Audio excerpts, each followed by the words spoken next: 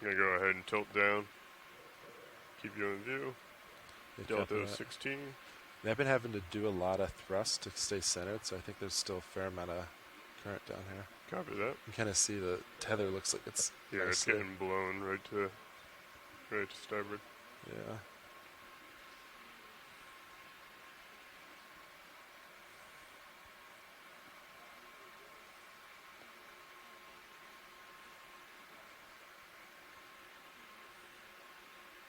I'm gonna go off stick real quick and see if I copy that.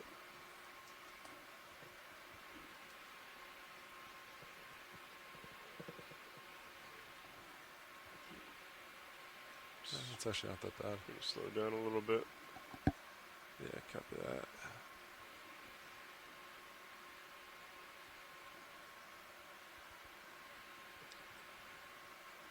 Okay. Should start seeing bottom here shortly. Yeah, I think I start to see a couple items. We had a ground fault in 3 again. Yeah. I think so, right? Yeah. So then I turned them all off and stepped through them, and it seemed like 3 was causing it. Copy. All right, that's definitely bottom. Almost there. Excellent. I'll come to 15, and then we can set up. And once I'm at 15, we can probably go ahead and call bridge, and the winch will not be running. Science, we see the bottom in sight.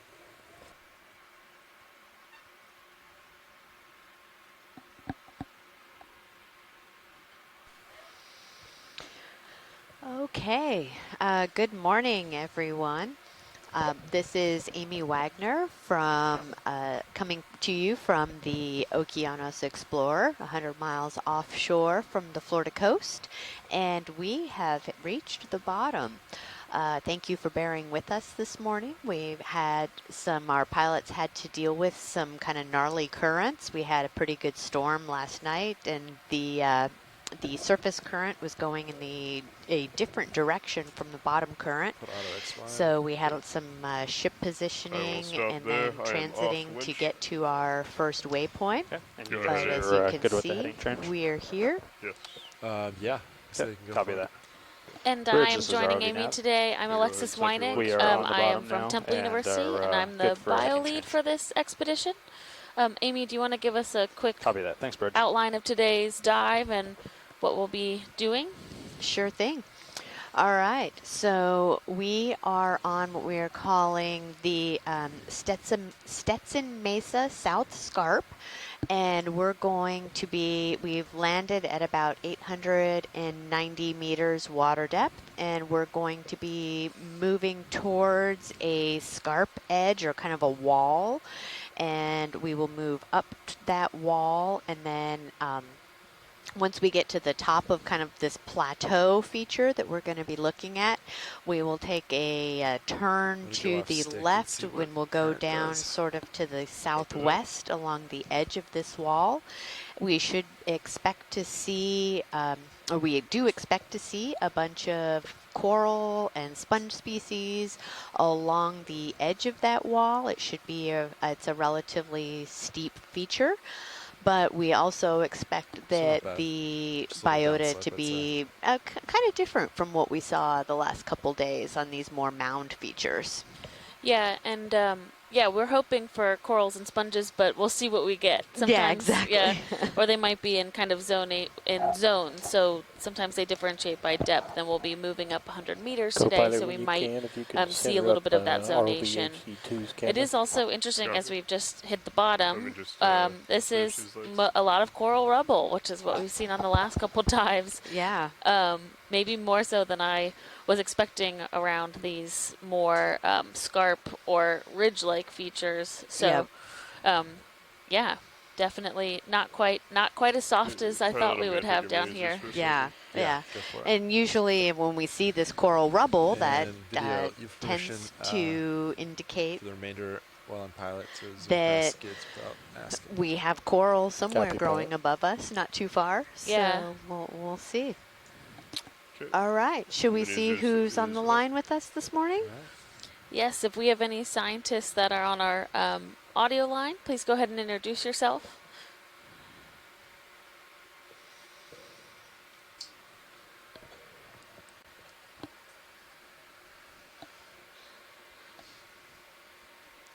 want to have cricket sound right Watch now. this is Pilot. Okay, so it sounds like we've got a couple people on our chat, so not on audio. We have Tina Malatisova joining us, and So Tony, is 225 still a good direction of travel? Yep. So I have it selected now as our marker. So go ahead, 225 pilot. looks good. Copy that. Hey, Washley, just want to let you know we're all set up, and we're going to start our moves, and we're just going to keep doing our tracks, and if you see anything you want zooms on, just let us know, and we'll do our best effort to get that. Great, thanks so Go much. ahead, Bridge. Let me check with pilots. Okay. You guys are good? 5 more? Yeah, we're stopped, and yeah. I think Okay, it's we're okay. good. And if dive soup is We good, have go for it. we also have Mashkour Malik from NOAA Bridge. joining us, and Adrian Copeland, who is our web coordinator for this expedition, joining us at the NOAA office in Silver Spring. So we're gonna, as you heard the pilot say, we're going to start on our track, which essentially just means going along the seafloor until we reach the base of this Scarp feature, and then we'll start that vertical ascent up the wall. But it does look like even if it isn't recent coral, there was coral at some point that was live in this area that has populated all of this sediment with coral rubble. Hey, Watch 2, how's it going?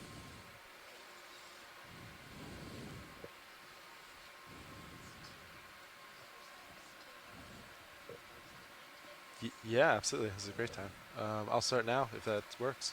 That'd be great. Great. Hi, everyone. This is the front row. We're from the Global Foundation for Ocean Exploration.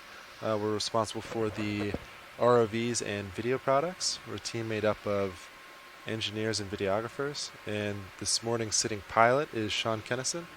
And to my right in co-pilot? Sitting as co-pilot Lars Murphy. To my left, couple down. On nav is Tony Arnold.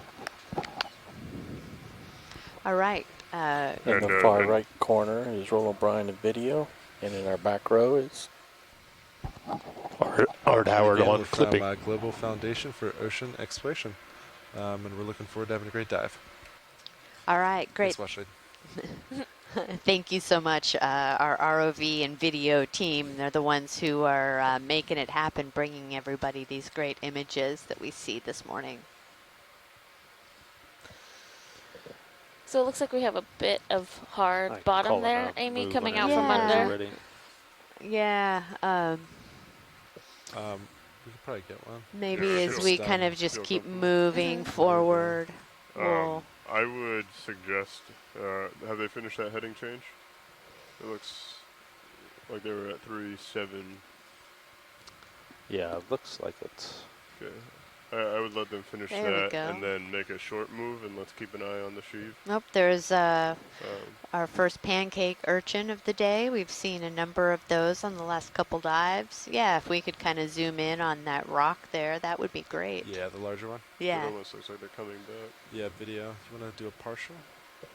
No, get closer. Excellent. Thank you. Wow. Lots of encrusting. Yeah, that's for sure. lasers clear. So, this is really hard to tell, obviously, from just taking a look at it. My guess would be this would be some type of manganese-encrusted carbonate that we're seeing down here. This whole kind of Blake Plateau area is mostly a carbonate, so calcium carbonate type rock formation, which is really just a buildup of lots Yeah, of maybe these not. corals Thought that it have been finished, but growing over so it's still time. changing. So it's likely that's what this is. You guys can see looks like some sponges that are attached to this rock. Yeah, so the both kind of opaque white and yellow flat ones are encrusting sponges, and then the ones that are kind of growing out of the rock are just a different type of sponge. And I think if we can pan up a little bit and to the left, there is a small octocoral that was also growing on this rock. right in the left side. It's got its little polyps out. Oh, ahead, yep, Bridge. there you go. Yeah, so a small, not quite sure what type of octocoral, but Copy that. Thanks for the update, Bridge. a cute little guy. Some brittle Okay. stars Looks like they finished. growing along Still there. bouncing around over here, but probably just settling out. Copy. So, yeah, ready whenever you guys are. Yeah, All right. I'd suggest a short move just so we can see how everything reacts before we just hop into a long one. Is that a... All right, 20 Let's go meters. full screen on the rock. Sounds good to me. 225 and decimal 2 knots, same speed. Yes, that sounds good. Yeah. Yeah. All right. Thank you so much, video and ROV. Yes, Claire. Oh, there's our first crinoid, Yeah, also right Oh, there at yeah. the left of the... Do you want to zoom on crinoid science, or are you happy with that? No, I think we're I good. think we're good, yeah. Moving Thank on. you.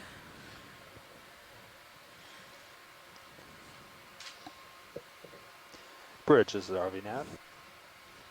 I'm going to work on, so Like we've to seen a go couple of ahead these and pancake request a ship urchins, move. and they have been Range 20 meters. they have been identified for us by 225, a couple of speed our decimal scientists, 2 but knots. Chris Ma is kind of our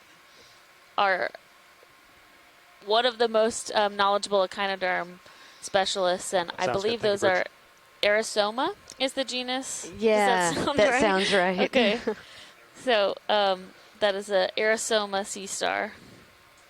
I'm sorry, a urchin.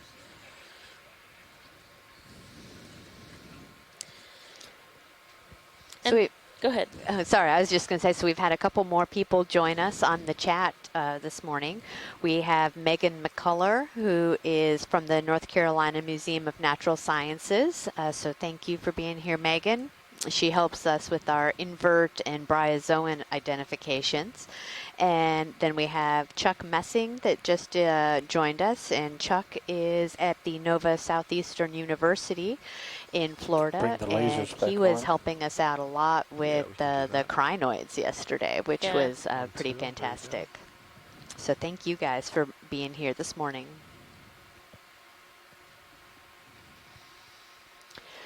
So if you guys, those of you that are watching at home, if you see these two little red dots in the center, these are lasers to give us an idea of the size of the features that we're looking at. Fish center. So there's a little fish down there that you can see.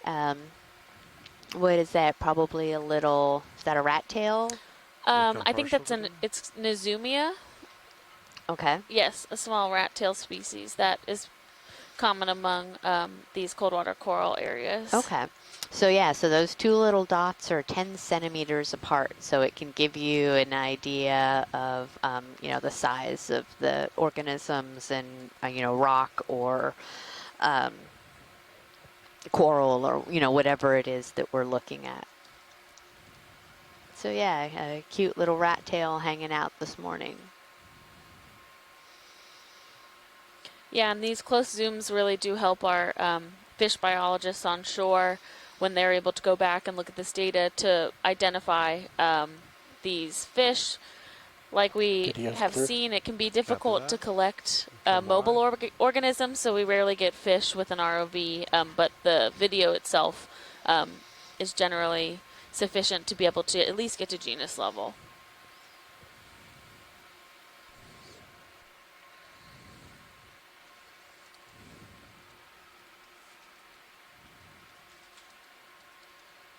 Coily white thing in the distance above the laser.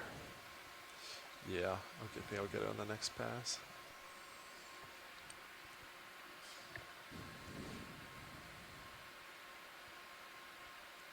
And so we are currently on the second leg of what we are calling the Windows to the Deep 2019 expedition. So our first leg, we started on May 30th, and that was a mapping cruise. So we had our mapping team out here going with the ship to do a lot of to create the maps that we use to decide where we are going to dive. Most of the seafloor is actually unmapped, and so before we can actually put the ROV in the water, we need that bathymetric data to inform us where would maybe be best to go.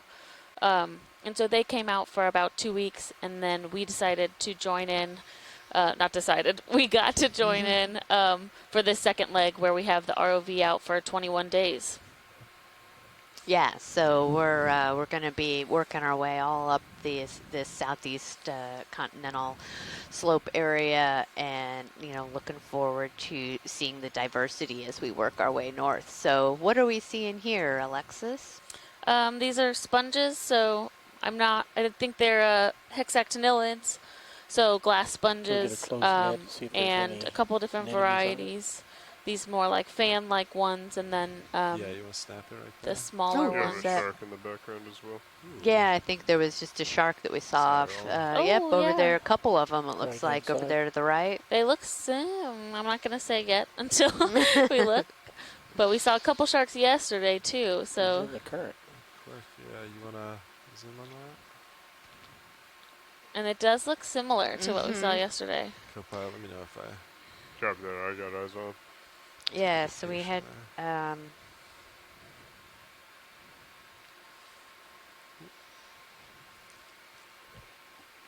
video, he's gone way back the way we came. Let me go.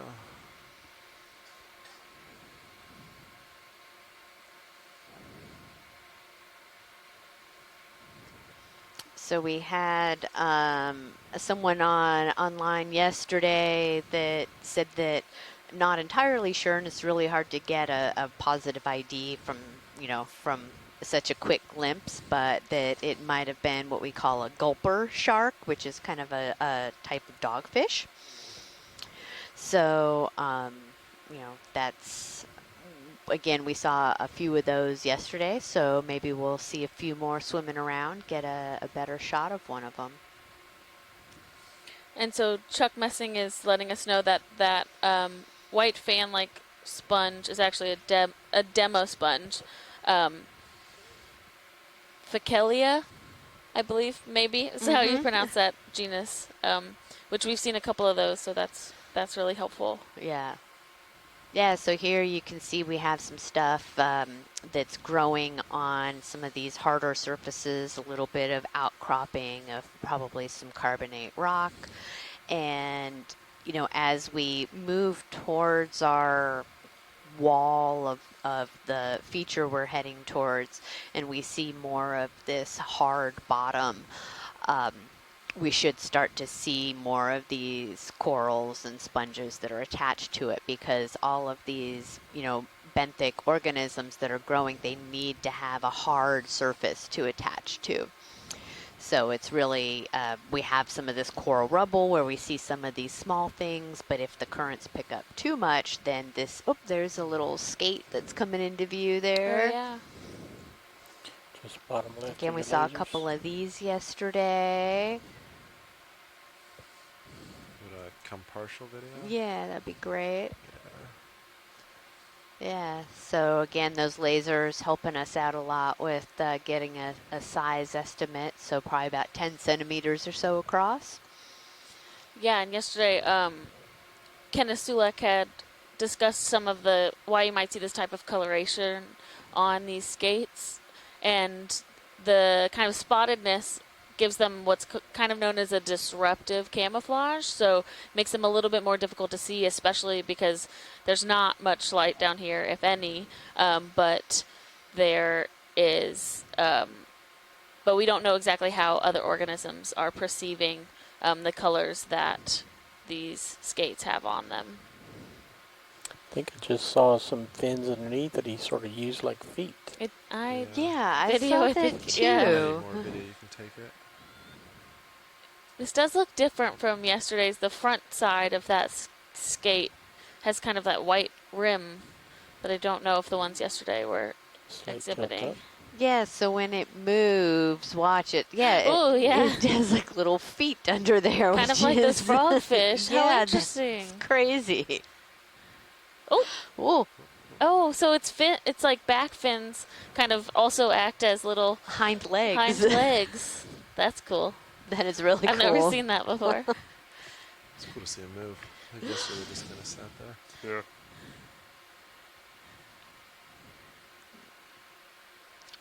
So one of the interesting things that we were learning yesterday about the difference between video, anything skates else you and guys see? rays is that we can tell that this is at least a skate because it has more of that kind of fleshy tail, whereas a ray is going to have just sort of the long, skinny, Yeah. bony tail. Yeah, I think those fins I on the forgot what my end camera are was like indicative too Mhm. of the skate. So Yeah, that's Yeah. helpful for identifying for us. Yeah, it looks Yeah. like the strip move finished. Maybe better. Actually, I've got a question. Those little brown Minute dots on ago it, or the really so. small ones, are those actual? the, Do you know if those are shoe block was chromatophores that have the ability to change pretty its much color? unaffected by that move. That's a great question, video. I don't believe they're chromatophores, so I think that these are just pigmented. The pigment is just the way it is. I don't think that most any cartilaginous. there we go. Any cartilaginous fish have chromatophores, so that's mostly in cephalopods. All right, video, you happy with that? Video's clear. All right, great. Science, good to move on? Yes, thank yeah, you. thank Happy you. with that.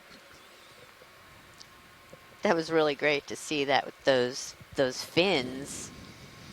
Yeah. Like you said, very similar to what we see with the frogfish or things like that are. I thought he was taking off again. But Yeah, it makes you He probably wonder will about soon, what so. the adaptive purpose yeah, of he's going now. that type of development is. So Yeah, they might be. I have seen frogfish She must before, notice we would just show essentially your like ankles. perching between a very steep Mhm. wall. So yeah, it might be that for them to be able to get up on different types of surfaces. yeah, and probably for a nectobenthos kind of organism that really is it can get up and swim around, Yeah, but calling you that over the camera. is usually sitting on the bottom. That type of kind of adaptation to be able to move along without a lot of flapping effort, Yeah, for lack yeah. of better So- There, words. 3-5. Yeah, move stopped, right? Do we Yep. need to- Yeah, could probably do another one. So yeah, Feeling So- 20 meters, or do we want to mega hop? the ship looked good. I think we could do 30. Let's do 30. Okay. 30 meters, same bearing. Yeah. Sounds good. Another one of those demo sponges there. Yes. Again, attached to what looks Okay, like thanks, a Bridge. little Thanks for the harder. update. And harder we're actually ready surface. for another. Do range 30 meters, bearing 225, speed 2 knots. And I'm not, so I do study mostly corals, but obviously there's always sponges in the area. Good copy. Thank you, Bridge. And we work with sponge experts that are studying. So we study kind of the productivity of the coral reef itself, but there have been some studies that show sponge reefs where you have high abundance of sponges are extremely productive as well, and really important for kind of the carbon cycle of really getting Yeah, it looks like processing a lot of that. Come in real quick. a little white. So it looked like right above that fish, there was a little hopping thing. So what is that? I think it's an isopod. Oh, yeah. So we can take a look at the fish, and then if we want to look at the isopod after that, that would be great. Yeah, copy that. Oh, he might get away though. Oh, and there's one of those carnivorous sponges that's Oh, right yes. below us. So that's another type of sponge, but it's more of a predatory. Yeah. This is another Nizumia, that rat tail fish. Yeah, so all kinds of. I know. Sometimes you forget how much biology Not sure is what hidden that other object was they were referring. or camouflaged well, I Yeah. guess. Copy Yeah, that. exactly. I'm going to move forward and look at the other one. Great. We have an urchin there too. There's an urchin. Actually, don't see it anymore. No. Oh, so Oh, right there on it the is, right. yeah, on the- Yeah. Sorry. Upper right from the urchin. You see that little patch of sand? Upper right of the patch of sand. There's a little white. Right, Right there. Yep, that would be right it. between the lasers. Yeah, video come partial, and then we get closer to it. Yeah. So it is an isopod. An isopod is an arthropod, so in the same family as crabs or things like that, but just a different type. And they kind of look like underwater roly-polies. Or that's how Yeah, a little I pill always, bug. Yeah, Come think of partial. them. So I center it. I don't know what seg- species this is, but they are.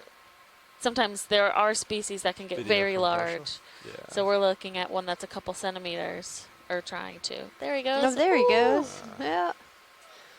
Science, do you want me to try to follow it or keep moving on? We can keep moving on. Yeah. Copy that. We He wanna might be get to pretty the- elusive. Yeah. Good close-up. We don't see these very often. Okay. Or We want to keep moving with the ship, though. It might put us behind if we keep chasing it.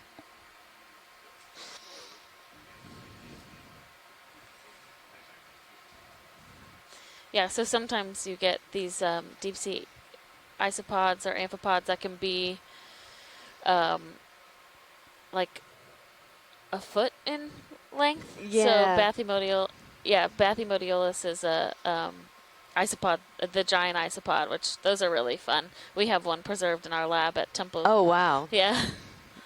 The largest one that I've seen in person was maybe, I don't know, 3 or so inches. So what is that? It's about 10 centimeters or so, a little less than 10 centimeters. And that was, you think of one of those roly-polies or Yeah. type critters that have the segment, and it was really pretty fascinating to see.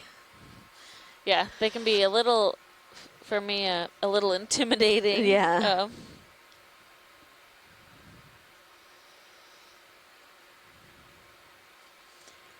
Oh, so Chuck is saying it might actually be a juvenile Bathynomus, so those giant isopods. So just a little baby one.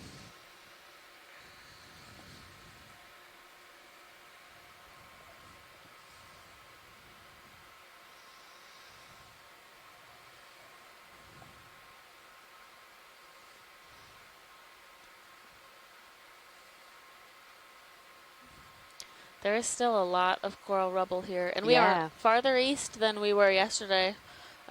So still continuing to see this in areas that we haven't been able to explore yet. So this type of information is really beneficial for our scientists that work on habitat modeling. So there are people that take the data and input it into models that help us to predict where we will find these types of habitats. And so knowing whether it's coral rubble or live coral or soft sediment Just a snap. is really beneficial for updating those models and Lasers, keeping them continuing good. to predict at a better rate. Here's a small fish with, it looks like very translucent fins, but black stripes along the top and bottom. Probably a couple centimeters. Yeah. So, yeah. He does have that little marble off his chin also. Yeah. Oh, look at that. Yeah. Give us a profile and a front view. That's great fish. Thank you.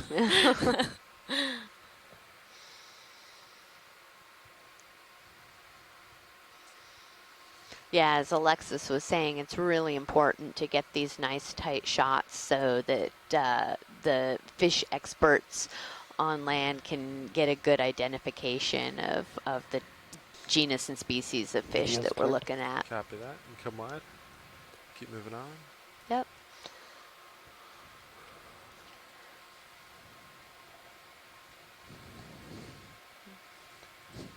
And as you guys can see that, within this coral rubble, there are these little sand patches and, those, is that a little octocoral down the lower right? Oh yeah, just on the. It's okay. If we Yeah, need we to can keep going. Good copy. going. Thank you, Bridge. Copy that. Moving on. But, these are areas where, It's the same fish before. maybe you get some type of fish or whatever that's sort of moved the coral rubble out of the way, because underneath all of this is going to be some coarse, coarse fine. Oh, there's a jelly that's just floating right in front of yeah. our camera.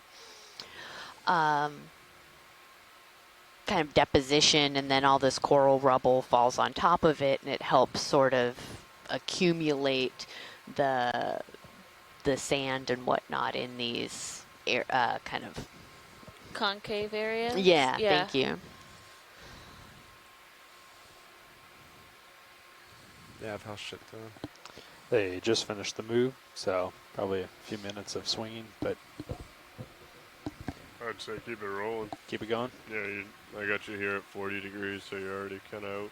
Yeah, I'm into that. Sounds good. Same as last. Yeah, I'd say another 30 if possible. We got quite a hike to the contours. Sounds good to me. Sounds good. So throughout Bridge, is this RV nav. windows of the deep expedition, we Like to are repeat the last. working to characterize the range different 30 habitats that are meters, along bearing the east coast of the 225, U.S. speed decimal 2 So knots. far we've been on 2 kind of cold water coral mounds. Today we're going to be taking our first Good look copy. at Thank you, Bridge. a scarp.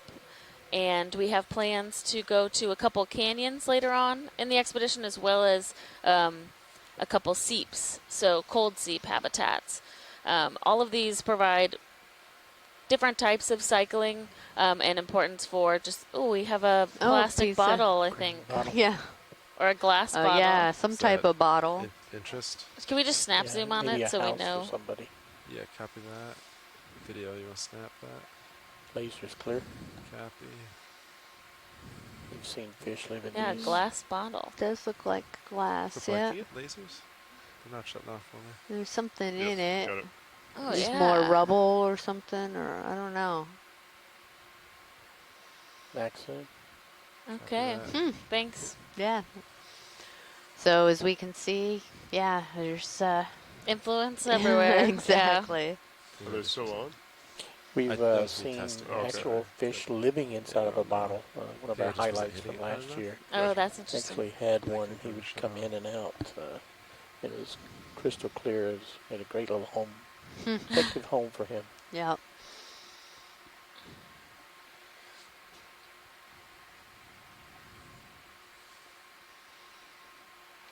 But yeah, so we'll be working, as we work our way up the coast, we'll be exploring a couple different types of habitats, hopefully with quite a nice variety Yeah, of that cable biology angle and really is not geology great along the once way. you start moving. And we have a couple Yeah. marine archaeology That's about targets what it as has well. been. So in a couple Yeah, it days, seems to we'll be drop a heading little to our bit, first, though, onto when our they're not first moving. archaeology And then dive. it, We're Or potential tell archaeology Yeah, sorry, dive. that's what- Yeah. beyond Bumper. Yeah. through When we the moved, it's bathymetry gone that was over a little bit collected further. on the last then it'll cruise. kind They of were able settle to map back, an area where they think more that towards the there middle of might the be a Bumper.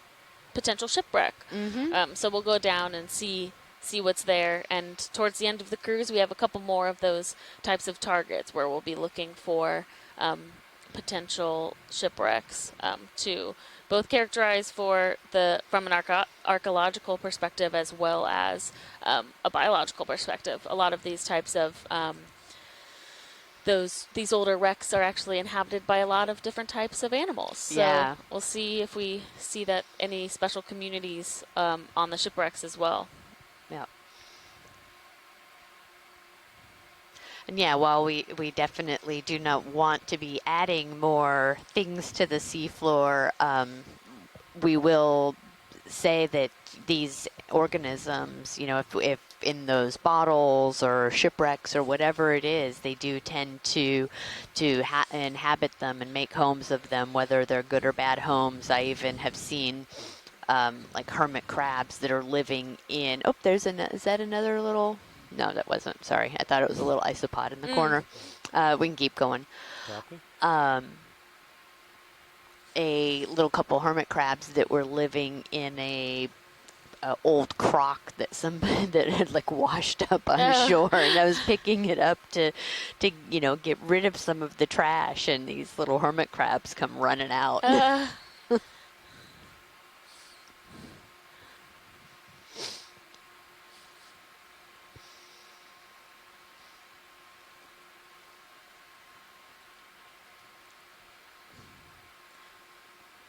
Yeah, a lot of rubble, not quite so many octocorals, Mm-mm. which will be interesting to see if we see them more on the more permanent scarp. Yep.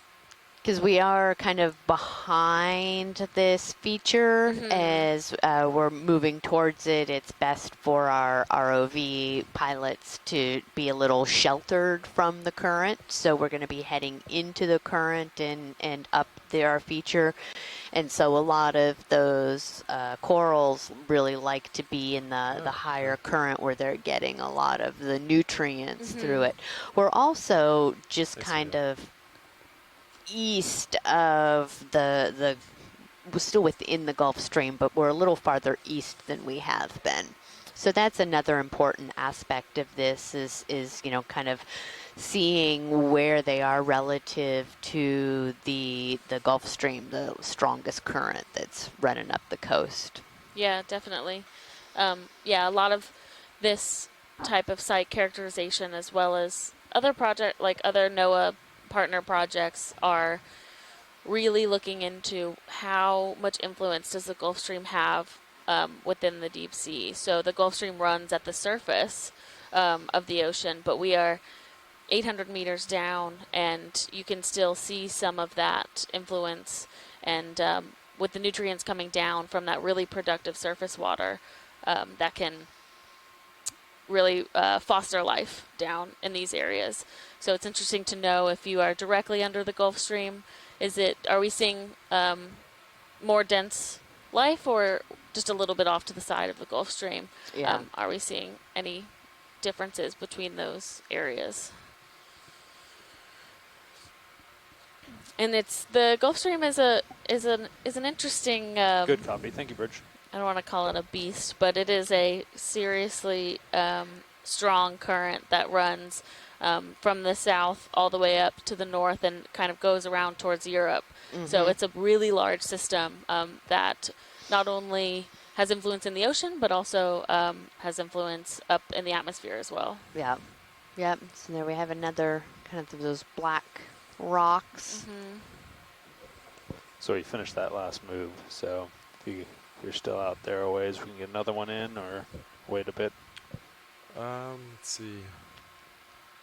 I'd say if we do another, we should have it at maybe only 20 meters. Yeah, so the Gulf Stream is what we call a western boundary current, and our western boundary currents are really important to bring that warm water from the equatorial tropical regions all the way up towards the north. And are you doing that because if you think about getting close to the slope? the seawater No, temperature and because even of the climate ship. along the east coast of the U.S., because that's next to that western boundary current compared to where I live in California, which has a current that's going from north to south. You know, you can definitely tell the difference in the influence of those currents in the seawater temperature. If you don't mind. Yeah, Okay. that's What is true. layback? Is it change at all? Yeah, it does. I found myself rising about. That was 3 one to of 4 the meters the whenever we started things moving. that I learned right as an now, undergraduate that We're just actually at blew my 190, mind, which is less than what it was after is thinking settled. about Settling these was about ocean currents and how 196. they're all connected in what we So, call the thermohaline circulation. I guess And these it's shorter just one of my moves doesn't- favorite things yeah, of doesn't push oceanography. it Yeah, back do you nearly want as to far as when we explain were transiting thermohaline constantly. circulation a little bit? So it was Just still those words. settling. Yeah, absolutely. So you can kind of when break we it started, apart, or right? when we Thermo finished is coming down, I temperature, guess. and halene is from Also, as we get halite, which more is behind salt. the cover of this So feature, it's the current may taking into change. consideration both the temperature and the saltiness of the seawater, and that affects the density. So, you know, in essence, the heaviness of it. And so that, you know, as the water moves towards the north, this water in the Gulf Stream is pretty salty compared to our average ocean salinity. So I'm trying to look up and see. Yeah, so we're looking at a salinity of 36 parts per thousand On here the surface. on yeah. the surface. Yeah, we don't know what it. I don't have the readout for the. So it's 30, Oh, roughly there we go. 35 down on at depth. Okay. Yeah, so it's a little bit less salty down at depth, Did it but even it's a lot snap? colder. So your colder temperatures Looks are more like a little dense. eel potentially. Oh yeah. Was that a snaffabranchid? Is that? It might be a Sinaphobranchid. It doesn't look like it has the side fins like the Sinaphobranchids. do, unless he, oh, it does. Yeah, I think it's a Synaphobranchid. Okay. Which again are pretty common eel species around these these cold water coral habitats, and they can often be their distribution can be influenced by oxygen, and our oxygen down here is at about 4.8 milligrams per liter, which is relatively normal, a little bit low. There's for, another one off to the right. For oxygen concentration, Get lasers on it but real quick. these Synaphobranchids seem to be never mind, he's underneath. pretty happy around this habitat. Yeah, Next time. I've seen a good number of them the last couple days. Yeah, so anyways, if you kind of think about, it has to do with convection. So if you have a convection oven, say, right, your cooler good for air is another going to sink, and then your warmer air is Sounds going to good. rise, and so that 20 or rising 30? and sinking causes probably do 30. that air in 30? your oven Yeah. to I circulate, didn't and that's see why much it's of a supposed to change be better for block. cooking, because it keeps it all the same temperature and et cetera, et cetera. So Yeah. in the ocean, Okay, we sounds also good. have this same process where you have this, Bridge, this is the ROV nav. salty water. It cools as it goes north. It sinks, the and request then another move, it same eventually as comes last, back up to the range surface. 30 And that process meters, can take bearing over 225 1,000 degrees, years. Oh my gosh, speed yeah, that's decimal crazy. 2 knots. And said it was just one of those learning about this. It was like, that is just the coolest thing ever. So the Gulf Stream plays Good a copy. Thank you, Bridge. huge part in the global thermohaline circulation of the ocean. Another one of those more like fan-like sponges. Mm-hmm.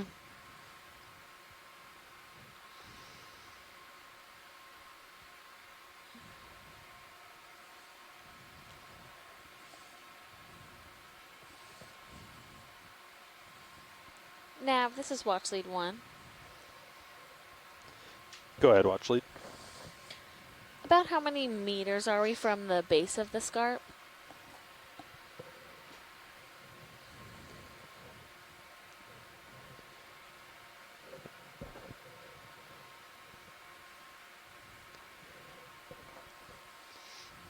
Looks like it really starts to pick up in elevation in maybe 185 meters or so. Great, thank you. Sure thing.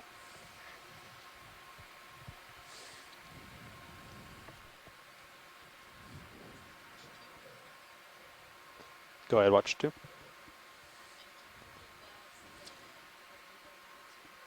Looks like we have a bigger chunk of dead Copy that, will skeleton do. right below Sorry, forgot us. We about don't that. need to zoom on it if it's out Yep. of range. I can look at it real quick if you want. Yeah, let's Just do a passing quick, by. quick snap zoom. It's a little bit of live coral on the left.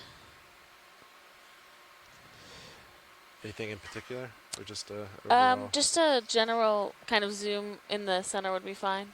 Copy that. And watch lead to snap. Lasers off. Go ahead, Nav. Just to give you a little bit better update. So from the flat portion we're at now, it will start to rise at about 20 meters, but it does pick up in elevation quite a bit more in about 185. Great, thanks. Sure thing. So this looks like a dead Madrepora Sorry, but I couldn't hear skeleton. you. So, yeah. yeah, it's just much thicker than, and Oh, much no, thicker than we've seen I'll let you know if you don't do live anywhere so You're doing a good far. job. So this likely is very old and had toppled down, maybe from on the top of the Scarp. What's also interesting is we're using bathymetric maps that are at a resolution of 25 meters. So we do have a Scarp, but there might be more scleractinians on the Scarp or hard corals than we were expecting today. Yeah. Yeah, so what do we have? Some, are these Those kind out of there, some like let's answer something mollusk type specific. shells, or I I don't know. Could we go to the top right corner of the screen? Yeah, I can do that. Thank you. Keep going. Or Yeah, those are, I guess, no, not a, like Maybe a, barnacles? maybe, yeah.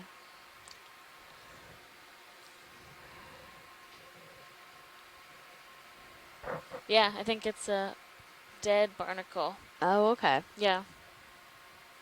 Thanks, video and Yeah. Nat and ROV. Yep. Is that all you want from this area?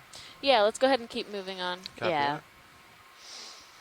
But yeah, you look at this, Drop video. you know, dead coral specimen, and then you zoom in and you just see how much of a habitat it has become for all kinds of other organisms. You know, you're seeing some brittle stars and seeing some little stylastrid corals sitting on it and whatnot. So even though the main bit of coral has died, it's still really important for the entire overall Lars, you have habitat last of 30 the minutes? region. I'd like it, but I mean, you've had a pretty short flying time. I'm on later too. Are you? Yeah. Yeah, if you don't mind. Yeah. Let me set you up in some autos and we'll switch. So Ken Sulek has joined us, and he has corrected me earlier from a question that our video team had asked us about if these fish can have chromatophores, and I said no, which was wrong. So he says that there are a lot of fish that have what people call melanophores. Oh, somebody's audio, yeah. Melanophores or chromatophores, which can be expanded or contracted to change color and pattern. So I guess fish do have those types of like dermal cells that can change their color. Yeah. Where I'm really only used to it in squid since I study invertebrates. Yeah, no, that's super interesting, and you know, being a geologist, you know, I didn't know that. So that's one of the fun things about being a part of this expedition is I feel like I'm learning as much as I'm, or more than what I'm actually talking about. So it's great. It's kind of a crash course for us, I feel like, in some of these areas where we don't actually spend a lot of our time. Yeah. To help us become a little bit more well-rounded scientists overall. Yeah, exactly. Which, again, that is one of the things that I love about oceanography is that because it's just everything is so interconnected, you really have to be interdisciplinary, but you cannot know everything. Yeah, yeah, I agree. It's one of my favorite things about this field is just how many different types of scientists you get to work with and all of the different processes how everything influences each other. Exactly. That's crazy.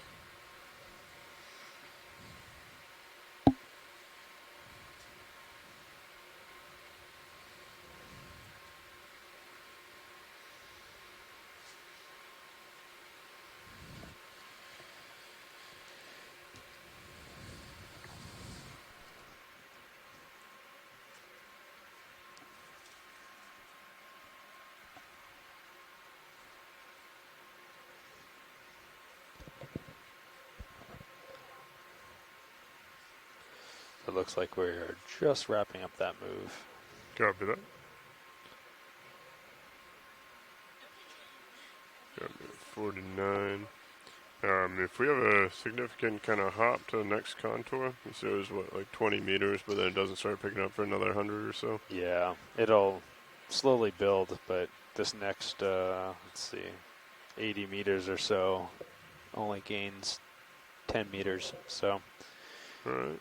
but then it starts to pick up a bit more after that. What do we think about making a large hop, co-pilot? Like 50 meters? I'm fine with that.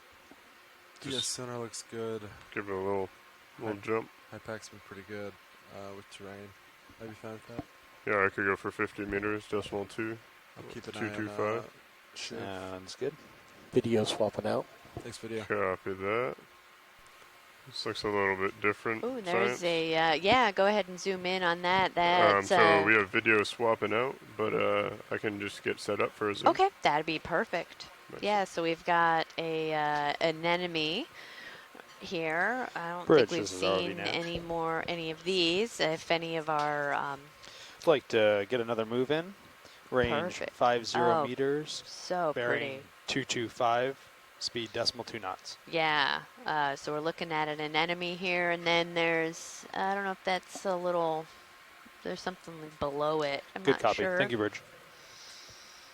If we have any of our invert specialists on the line that can help us with this, our Alexis just stepped out to go grab lunch.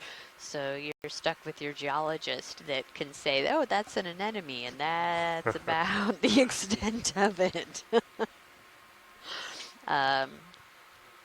But I do know anemones are a cnidarian, which are related up the line to some of the corals and whatnot. They are an animal.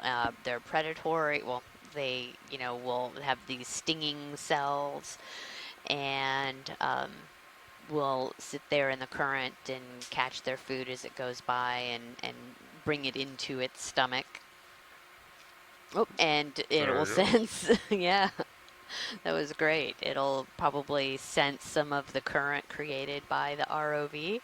And as you saw, it folded in, sucked in on itself. And yeah, there's something, I have no idea what it is, but like a little teeny tiny thing right at the base of that rock that the anemone is sitting on. Copy. Let me stable out here video. And we can zoom in on that little white thing. Yeah. Copy. Oh, sorry, not that one. The thing that's right below the anemone. Zoom out, please, video. Go. Sorry, just dealing with the... Yeah, so it looks like a little upside down fuzzy thing. Copy. A little baby urchin, maybe? Upside down fuzzy thing? Go for it. Upside down fuzzy thing. See, I told you guys, not dealing with a biologist right now. Yeah, so we have maybe some type of baby urchin or a bryozoa. Copy. If you want to come out, this current's... yeah, that's fine. We're good. We can go ahead and keep moving. But yeah, that's a great anemone. We haven't seen one of those previously. 7-0. Copy. Still have time. Yep, Watch 2. We just covered our first 100 meters. Sure thing.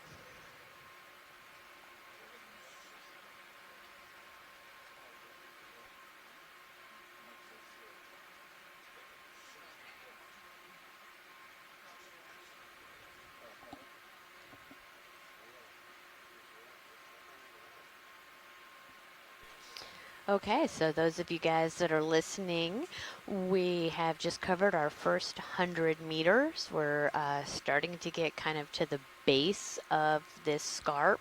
So we probably have another 100 meters or so before we'll really start to climb. But we should start to see some change in the scenery here.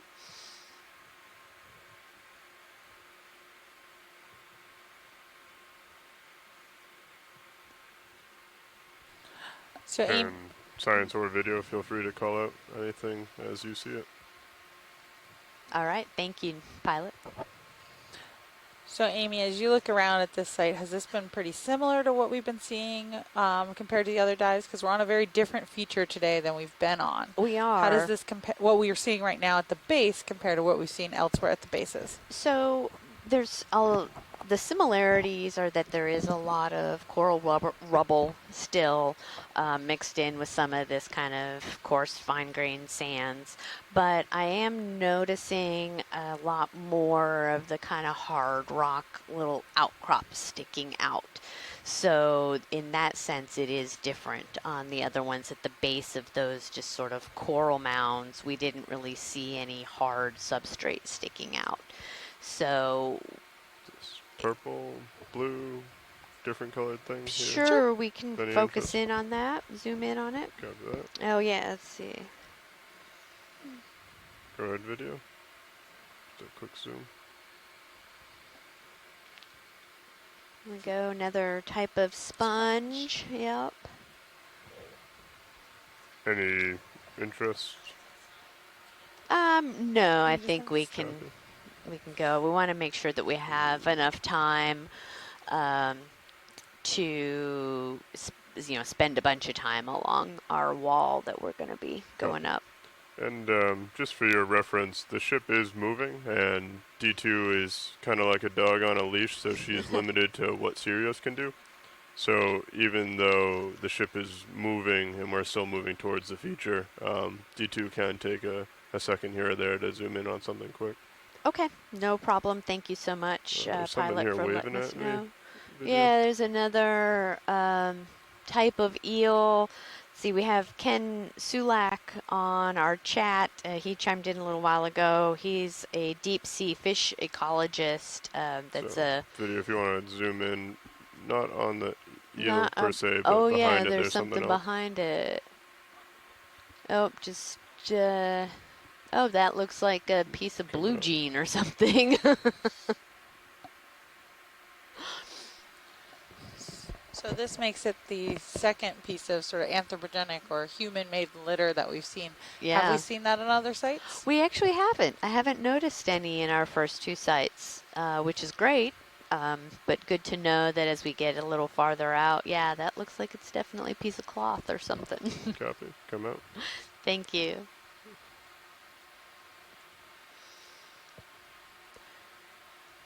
But yeah, Pretty high off the bottom. was saying that we have Ken, who's a emeritus U.S. Geological Survey fish ecologist, and he's helping us with some of our fish ID. So he was talking about previously when Alexis and I were saying that maybe that eel was a Snaphobranchus. He said that that was probably a conger eel, and it has a kind of unpigmented tail and a shorter snout. So that's good to know as we move in. Yeah, so this is looking a lot different now than what we've seen before. Another one of those anemones. We can keep moving, but Copy. just to note.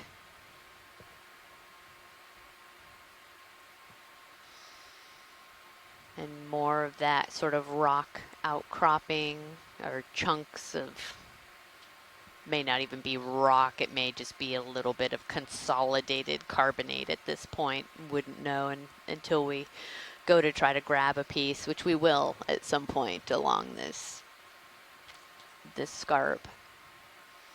What can you learn from when you pick up a rock sample? We've had a lot of biosamples so far, but when you pick up a rock sample, what can you learn from a rock sample? Well, it's a good way. I mean, we are assuming that this is going to all be carbonate, but like a lot of other things, you know, we don't really know for 100% sure until we get it, we bring it back up. If it's carbonate, we can put a little bit of acid or vinegar that we use and see if it fizzes. And that just helps us, again, with our ground truthing, right? We have the bathymetry, we have a general knowledge of the geology of the area, but it's, yeah, if you want to go ahead and zoom in on that coral over there, that white coral. Yep. Copy. That'd be great.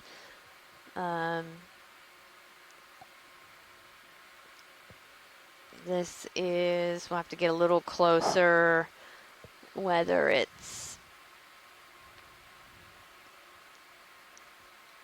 Sorry, I didn't mean to interrupt your... Oh, no, that's fine. That's good. Your rock. But yeah, it's just really important for ground truthing, you know, knowing for sure what we have here. And so this, I'm going to go out on a limb as we get in closer and say that this is probably a live Madrepora. Just based on what we've seen previously, it looks like there's also some really great kind of honeycomb type pattern, whether that's a sponge or a bryozoan. Let's see. Maybe Megan can weigh in on that. Megan McCullough. Yeah.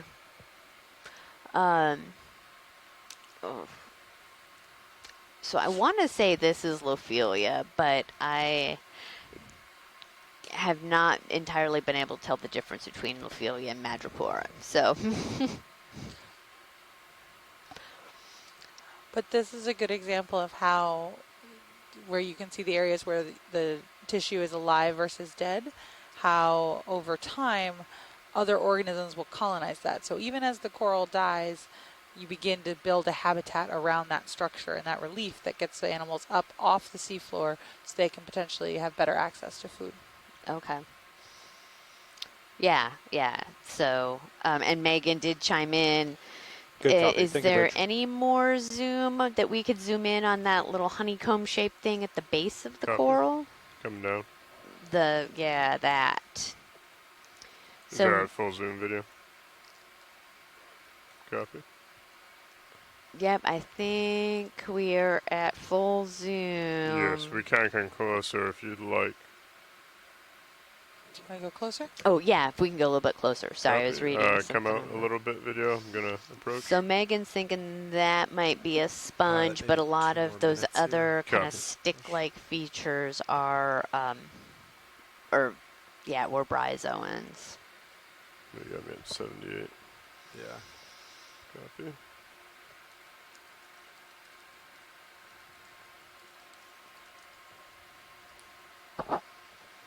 Go ahead and come back in video. I may be limited on my... Nope, where should be fine. That's fine. Should move finished, but I Coming think there's going over. to be a But fair you bit can of also swing, see so. a bunch of brittle stars.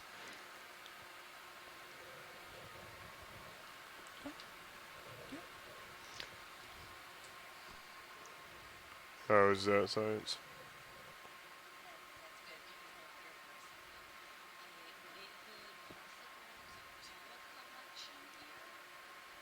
Of which one?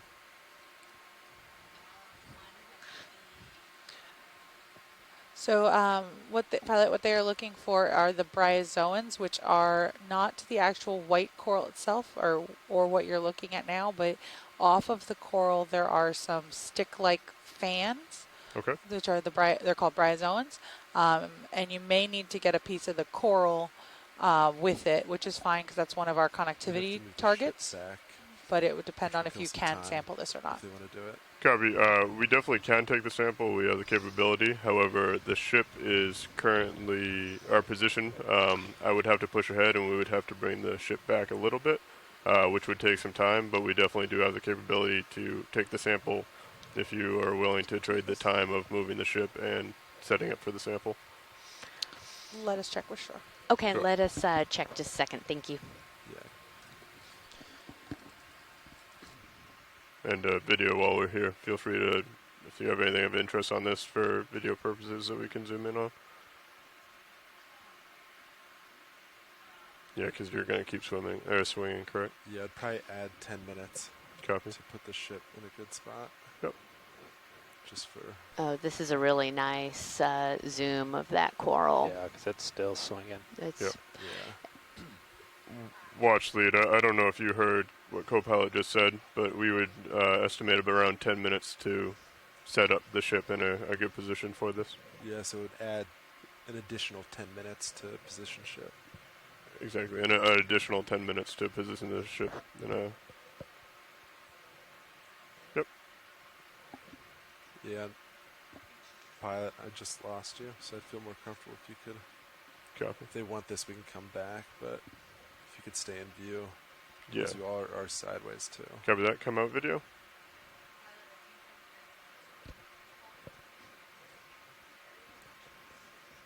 Yes, definitely. So we are going to take a mental note of where this is, and Navigator's going to drop a target on the HiPAC map, and then I'm just going to pull into Sirius's view, and then we can backtrack if it's deemed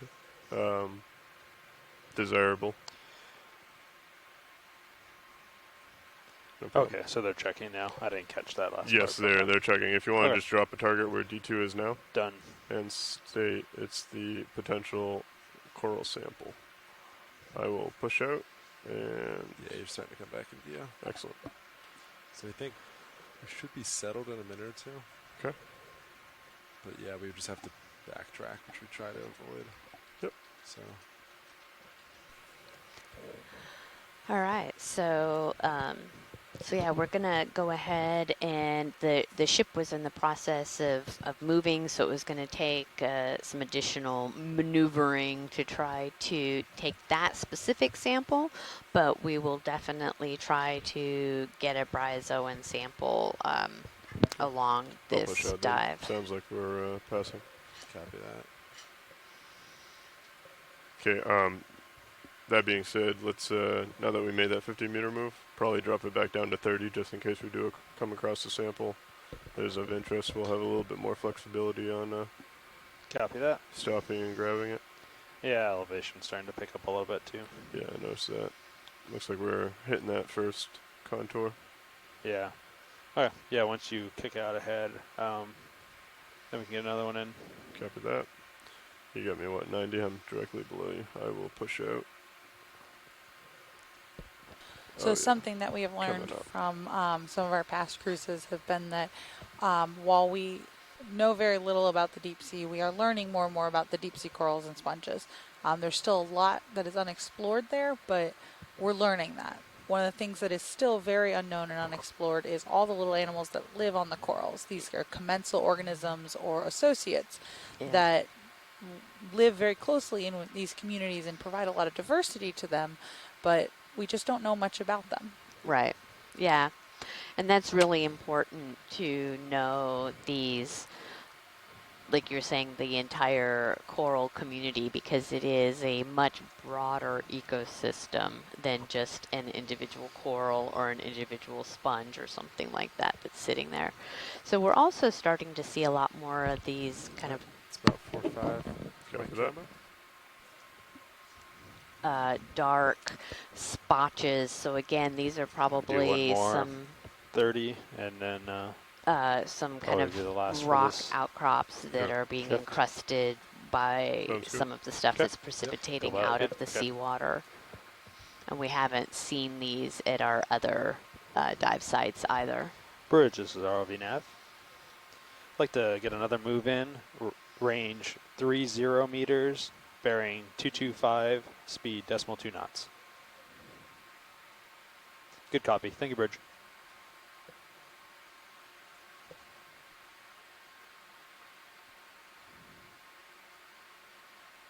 So before we were talking about rock samples.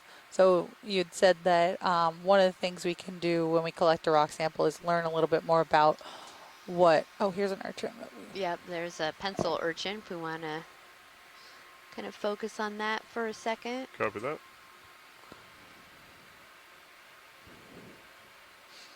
All the bio getting in the way of your rocks, I'm sorry. Oh no, that's the rocks don't go anywhere. Which I guess a lot of the bio here Go ahead, doesn't video move coming. either, but On the pencil urchin. Coming down with the camera. yes, we've And seen a bye few down. of these. They're Oh. not nearly as abundant on our dives as we've seen with some of the other types of urchins. You can see why we call it a pencil urchin. Urchins are echinoderms. So the echinoderms have kind of the 5 segmented main body parts, and we have all of these spines that are coming out of it here. And then it also looks like there's in the kind of up on one of those spines attached to it is a little barnacle there that has its feeding tentacles out, and you typically will see a lot of these barnacles that are attached to these other organisms that allows them to really get into the current and feed, as opposed to, you know, if they're just attached to a rock or something like that. It looks like he's trying to move a little bit. So, yeah, that's great, pilots. Thank you so much. Copy. Feel free to come out, video. I'm going to come off the bottom.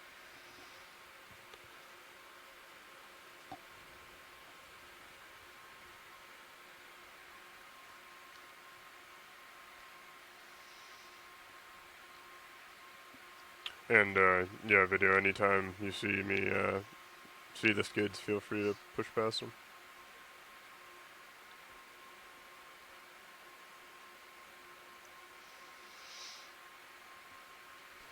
All right, we're going to try it again. So you can learn about what the rock is made out of. What else can you learn when you grab a rock? Not just one of these rocks, but maybe any rock sample. Hey, co-pilot. So a lot of times you can So really on the jar learn, camera, you can look at the you kinda chemistry, see, you can like, take how the thin lighting's sections changing. of the rocks and understand what type I of don't know if you can mineral see it from over composition there. is in it. Yeah, a little bit. That gives you indication. You know, Makes it me wonder if helps there's something with swinging around, or kind of Might just be the understanding light some of the bars. broader plate They just kinda- tectonics of they a bend, right? region. just with that. And Maybe that then it makes also, some as some reflection. of these Okay. rocks, as they Or it could be dissolve off the reflecting off in, the ocean you know, floor. in the Okay. seafloor, Maybe that's something reflects light better providing than- some of the Yeah, it just seemed things like kind that of a low period. So then I was sort of wondering if it percolate was back like out something into the swinging back and water. forth, but We maybe it look is at just the, the light. you know, So I are was they trying to watch them. It sedimentary? didn't seem Are like they they moved very more, much, but which, Is the have ship come currently down moving? through erosion, Yes. or are they igneous And we rocks that probably have been have- volcanics We're getting pretty far out you there, know, right? and things like that. Yeah. So, So it's been Very moving cool, for thank you. about mm-hmm. 3 minutes or so. So we probably got another 3 minutes of movement with the ship, and then several minutes after that for you swinging. So, or for serious swinging. So it'll be catching up to you shortly. Sounds good.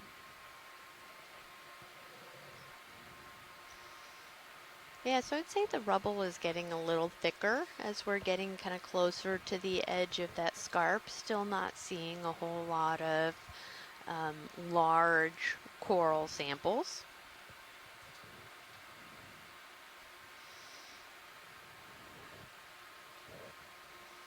But a lot of these little white stick things that we see sticking up, we can keep moving, but those would be another type of deep sea coral. Those are called stylastrids. They don't tend to grow nearly as large as, but they are another type of kind of, they make a hard skeletal structure.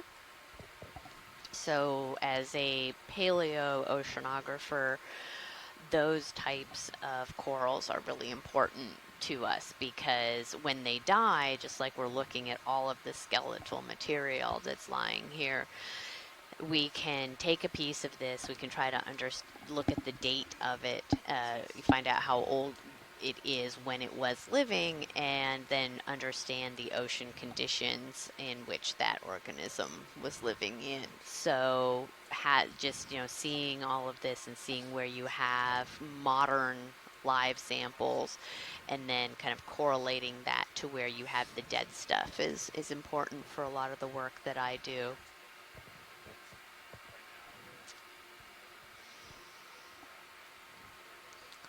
So for people who may not be familiar with the term, what is paleooceanography? So paleooceanography is just like if you think of paleontology or people talk about paleo, it's past, right? So, paleontologists typically look at, we think of dinosaurs and stuff. So past biological organisms, living things. Paleooceanography is what the ocean was like in the past. What were the ocean conditions? And that can be things like the ocean chemistry. That can be things like the circulation of the ocean. We were talking about the thermohaline circulation. So through geologic time, that circulation changes. It can change with climate. It can change with the longer scale as the continents are moving because of plate tectonics. That changes the ocean circulation. And a lot of paleooceanographers are also, you kind of do paleo-ocean, paleoclimate, because the ocean and the atmosphere are so closely tied together.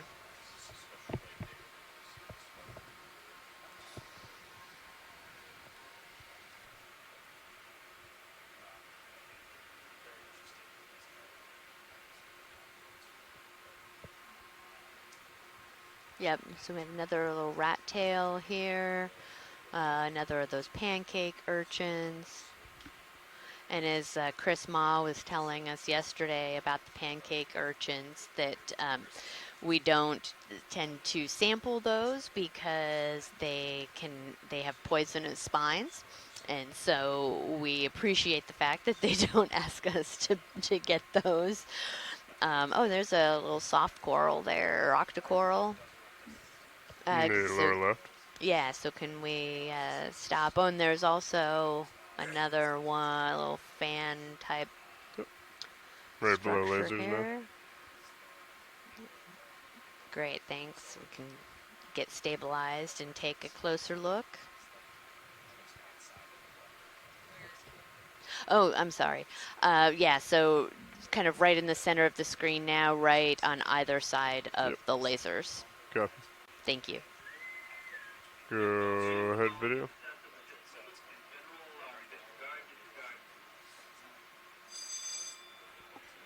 Go ahead, video. Come in.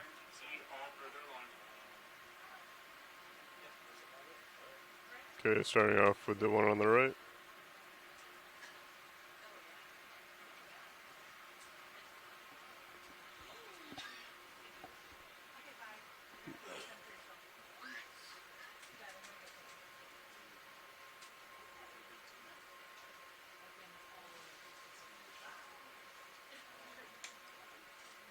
Sorry, video.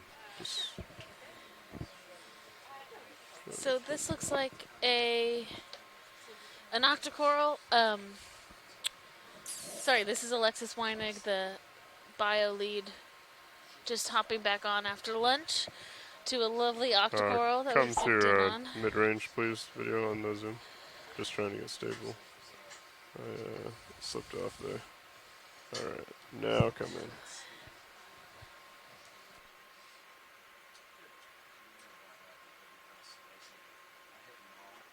Come down.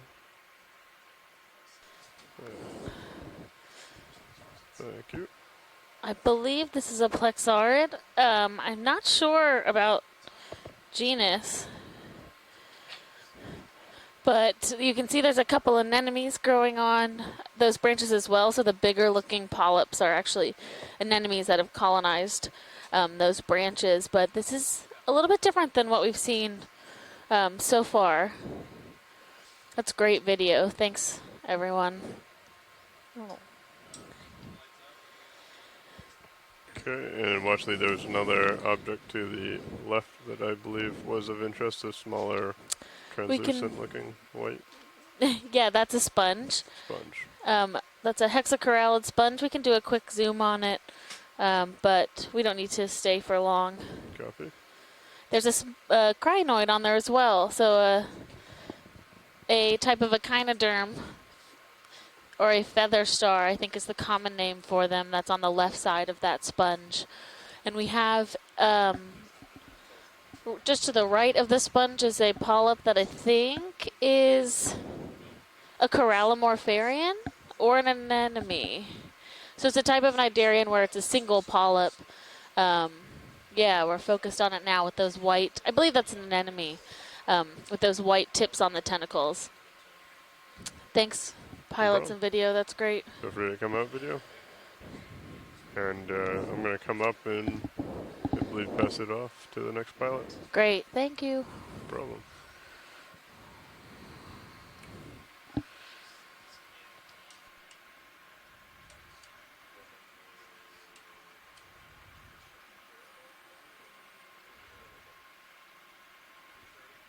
Just floating off my screen, Lars.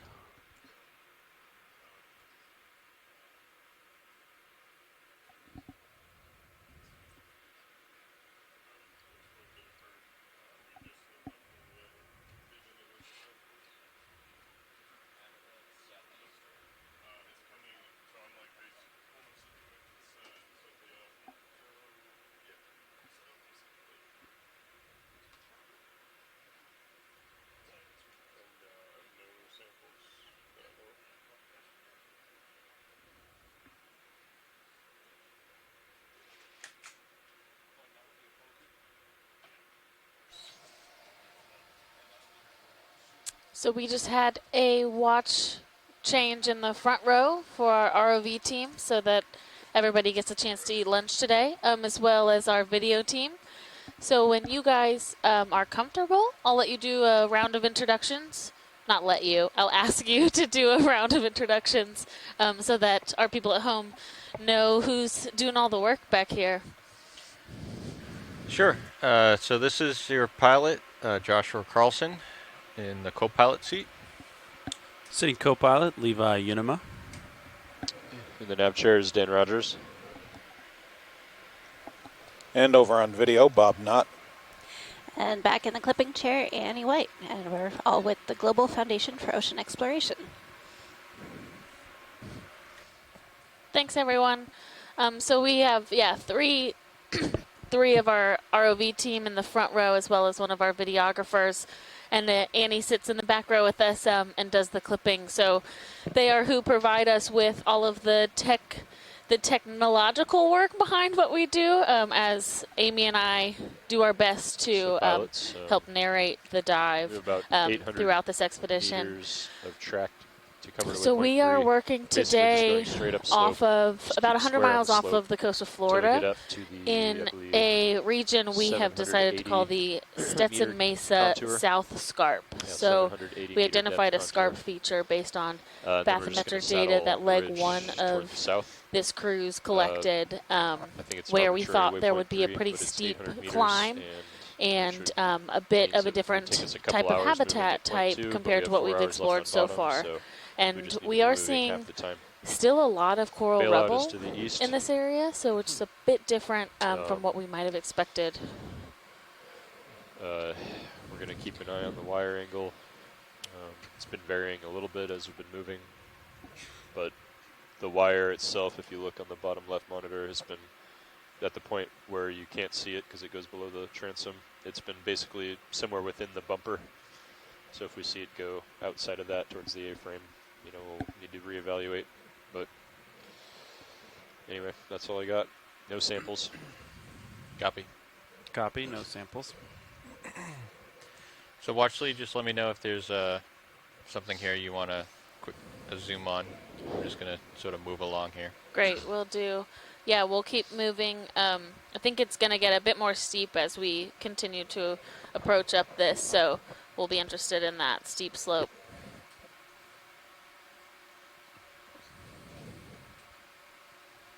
Looks like current's going go ahead. That way. Yeah. So that way. Yeah. From the. Go ahead, dive super.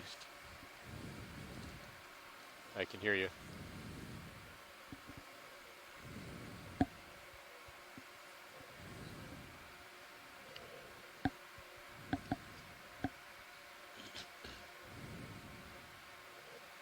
Copy that. Everything looks fine for now.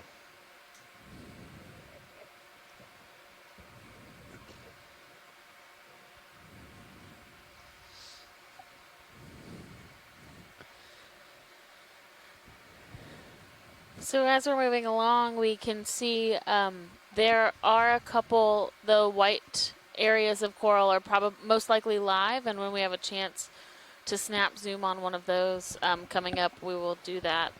It doesn't need, we can keep going for now. I'll let you know when there's one that I'd like to zoom on. So looks like the ship is stopped. Oh, are we stopped? But I'm thinking about putting in just a 50-meter move. Yeah, sure. What looks square upslope to you? They have been moving at 225.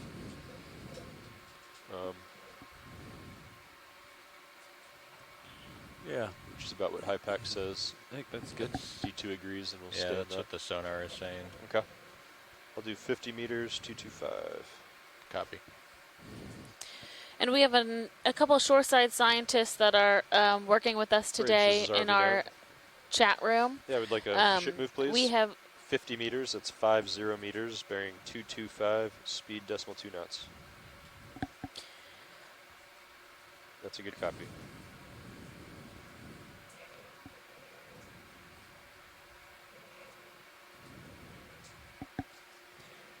Does the D2 rotator go faster or slower than the Sirius rotator, or I did the same? They should be about the same. Okay. That's not something I've checked, but I think the scale on both of those is about the same. Copy. Can we speed them up or not? So in our chat, we have Tina Malitsova from the Shirshov Institute of Oceanology. Tina is a black coral expert as far as my knowledge, and she's been really helpful so far in identifying a lot of the invertebrates. We have Megan McCuller from the North Carolina Museum of Natural Sciences, and she's also helped with a lot of these invertebrate IDs, as well as specializes in bryozoans, which we see sometimes when we're down here in the deep sea. That's 10% command. Adrian Copeland is with the NOAA Office of Ocean Exploration and Research, and she is our web coordinator for this expedition. So all of your questions that are going on our Facebook page or Twitter or Instagram, she's compiling those to help relay them to us on the ship so that we can do our best to answer those for you guys on air. If we can take a zoom on that white coral that's coming into the center, that would be great. Copy that. And we have Chuck Messing with us, who is at Nova Southeastern University, also very helpful with invertebrate IDs, and is a crinoid expert. So he is helping us to identify most of those crinoids and give us some of the background on them. Are the back pole lights not on? Looks like those are off. Oh, they're on.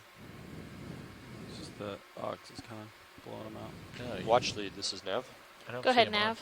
Just want to let you know that we have traveled another 100 meters. Okay, thank you, Nav. Yeah, the F light bar also has those fog lights. Yeah. All right, come on in, video.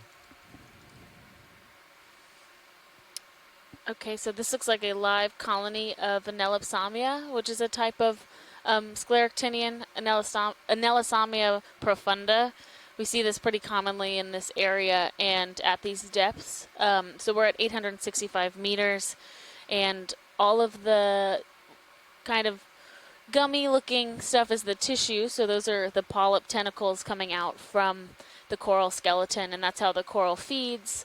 And each polyp has its own mouth, so it's actually its own animal, and this is what makes up the colony of coral. So lots of little animals making up a larger colony, just like how you think of an ant colony. That's a great shot. Thank you.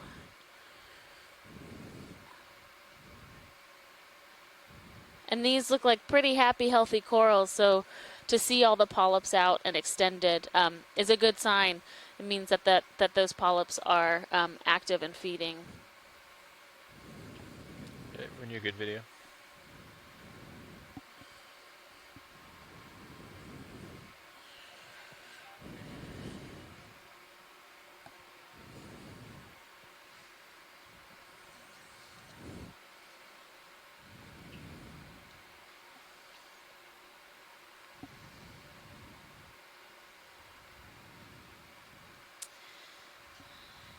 It looks like there's a blue object to the left. Could we take a snap zoom on that? Okay, come on in, video. Hold that. So it looks like another, possibly, I think that's an anemone, so the one before was most likely a Corallimorpharian. And we have a blue encrusting sponge, so these sponges actually grow over the surface of these dead corals. Oh, we have a stalked crinoid. Oh, that is pretty rare to see.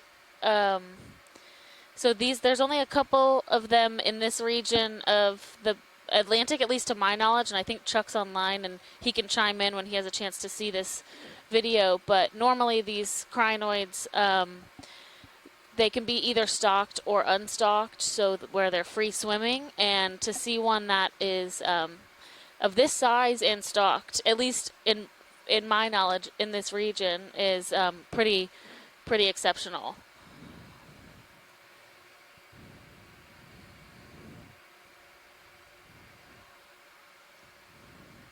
So if we can get some nice video of this, that would be really great. Come on in tight.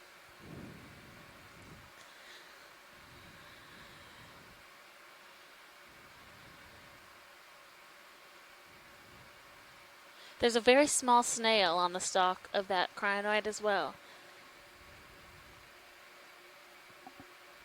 So, yeah, Chuck Messing has chimed in. It is a Democrinus rosini,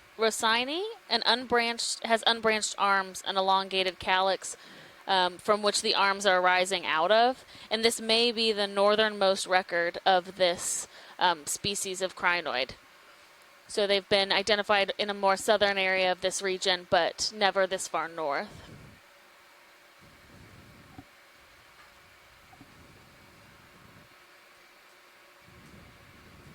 And the snails are eulimid parasitic snails. So parasitic to me means that they are likely feeding off of or parasitizing this crinoid. Yeah, let's get a full body shot. Full specimen shot.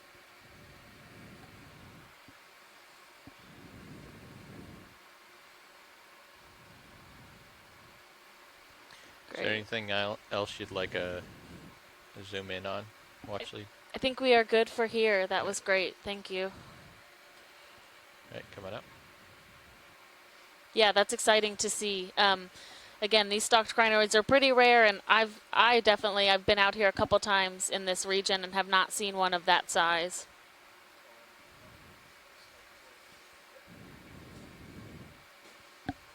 And it shows you how elusive some of these organisms can be. We really went in to go look at that blue encrusting sponge, and what we found was a relatively rare stalked crinoid. So that's cool. Can we get sorry to stop you again, can we get a snap zoom on this coral too? Sure, come on in video.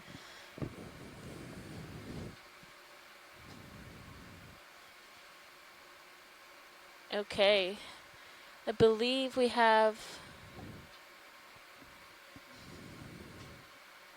oh, there's a little amphipod a couple amphipods living on this coral. So small little crustaceans that kind of cling on and get up into the water column and are likely feeding on the same types of organisms or detritus that the coral itself is feeding on. Getting blown around here. There's two corals here. So the yellow coral on the bottom is a different species from the white coral. Maybe 20, 30? And the more feathery-like ones are Come actually on in. hydroids. So those are not corals, but in the same phylum. And yeah, Tina, I Right, agree come on with in, you Bob. that I do think that the white one is a primnoid, which is not one that I've seen before in this area. So that's really interesting. I wonder which direction the polyps close, because that can be indicative of the type of genus. Oh, wow. Oh, actually, that might be Is that a shrimp? I guess that was just a stray vector. There's two. Oh, yeah. I'll just So let there's the two of ship them and they're facing stay each other. stationary once it stops for What a are minute or they, two. Casey? Do you know? Copy. Oh, there's three. There's one on the hydroid as well. They're, I think, Are they oh my god, I can't remember what their name is. They're super interesting looking. Yeah, if we can get even a closer zoom on one of those. Is that Max? Okay, that's great. Yeah, that's Max. Is it a type of isopod or amphipod? Okay, we think that it is a type of amphipod, but the structure, the antennas are really. Yeah, so you can see it's almost like don't think I've it's ever seen that segmented, before. and then you can see half of it is sort of standing up. Yeah. Thanks, Birch. That's so Move is cool. complete. Yeah, Pilots. so Chuck Messing says they are a type of isopod. Isopod, okay. Co-pilot copies. Move complete. But really, yeah, Megan McCuller says, what the heck in the chat? Yeah, Megan, I'm right there with you. I've never seen these before, and they are really cool. For our short team, is this something to consider sampling? Yeah, so short team, if you want to weigh in, if you think that this is something interesting, or if we took a clip of the coral, so we had the coral Yeah, and the ready to rock. Okay, copy. and the isopod, Switching to canister 2. or it is definitely a candidate for the suction sampler. You know, I think that this would be an interesting collection. We'll let Are they the short talking team about the have a silicone? minute, but This is something that I don't think we get to see a lot. It really shows you how powerful the cameras are here. Absolutely. Come And out. how Yeah. really incredible Let's it come is. out, Bob. Thank you. I mean, look at how tiny they were compared to the lasers. The lasers. Yeah, which are 10 centimeters. You want to help me keep an eye, Dan? Sure. Sirius. Yeah, Okay. I'll put it up on monitor 9.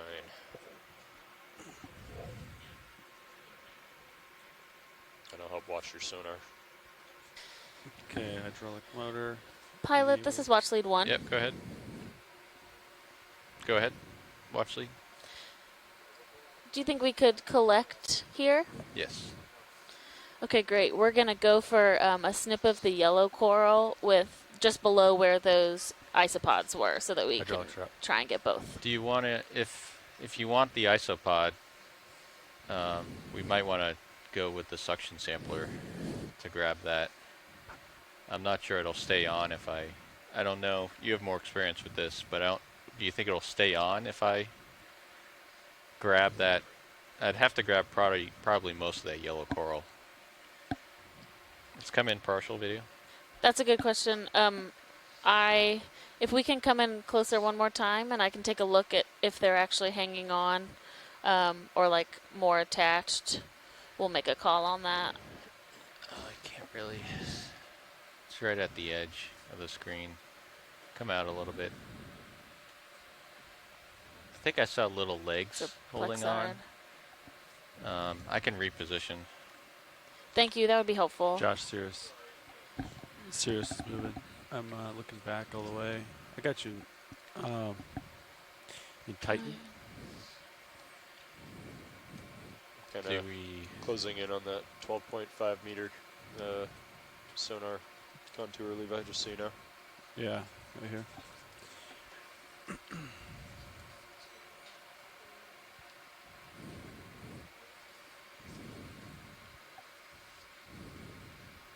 Maybe bring the ship back a little bit, I think. Maybe, yeah. Yeah.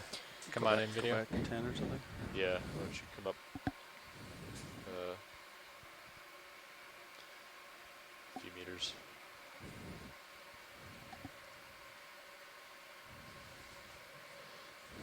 Yeah, that should be fine there. I'll let you know if it sneaks any closer. Copy. Yeah, there you go, watch lead. Are those legs holding it on? They are legs holding it on. You know, let's go for suction. Let's go for suction first with that kind of larger one. We'll see if he detaches from the coral. All right, copy that. Going to the canister 2, the coarse filter. Coarse filter, copy.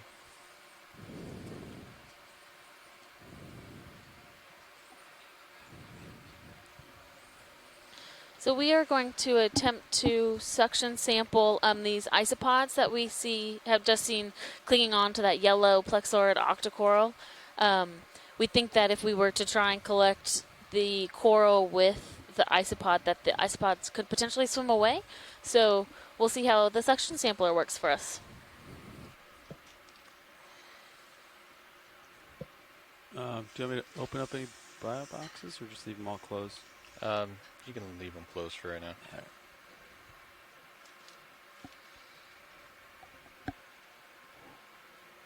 And if I draw it, I won't hit the Zeus, will I?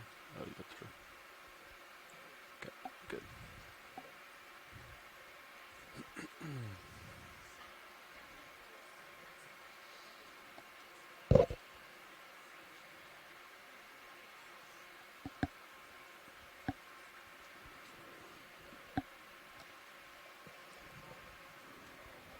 You're just off my Zeus, but I do have you in Titan. What's the grip force we've been using on the 4?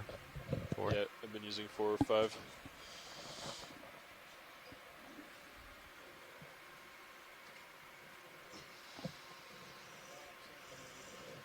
I think it's starting to settle out, Levi.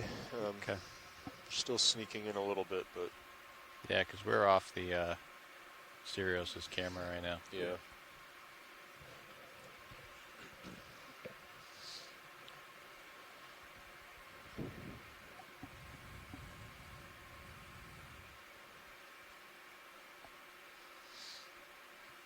Can you draw her in? Sure. Oh. Zeus.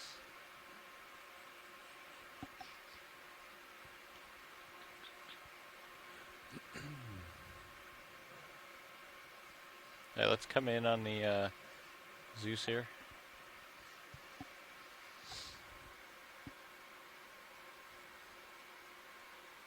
All right, come back out a little bit. All right, if you want to give me a little suction here.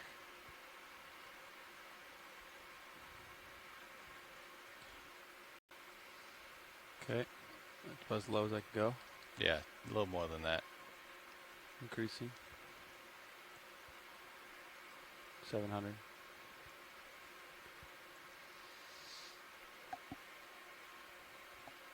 Increasing a little bit. 900. Holding. Increasing.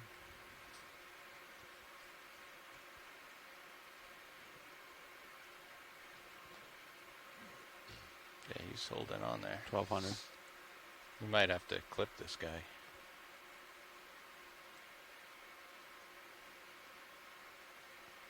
Well, at least we know he won't jump off. I could increase flow. Or would you rather not? What are we at? That's 1300. Just a little bit more. See if he's probably not going to let go. 1600.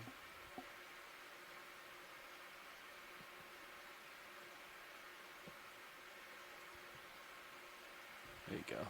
Give it a vortex. Well, he's not letting go. Come on, yeah.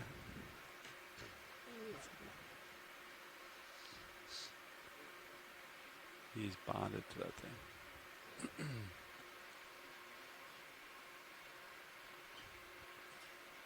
Yeah, I think we're good. I think we might have to clip it. All right, let's come out. Let's kill suction. Can we draw her out?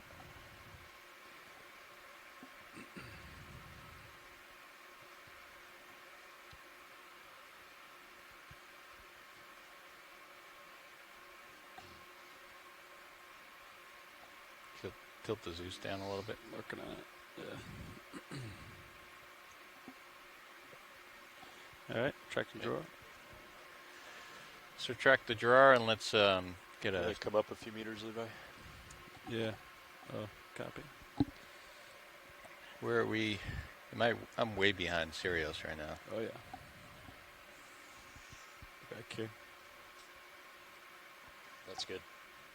Right Can there. you prep a bio for me? Track. Go port side. Let's come in on the Zeus, please. All right, hold that. I might just have to grab this whole thing here, watch lead. Okay, so just at the base of all of those corals? Yeah, I don't know if I can get. It's a very small coral here. Yeah, I understand. So yeah, that's fine. We'll take all those samples.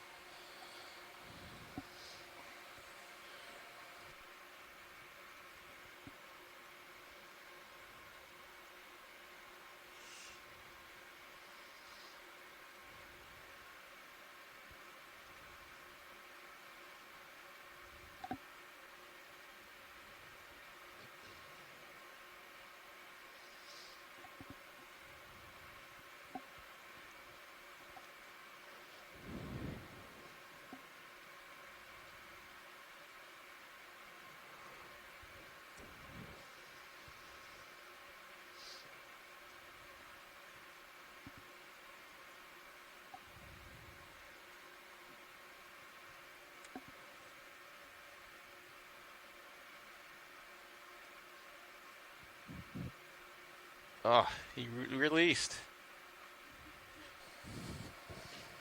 I think there's a couple of them on there, so I think we should be able to come up with at least one.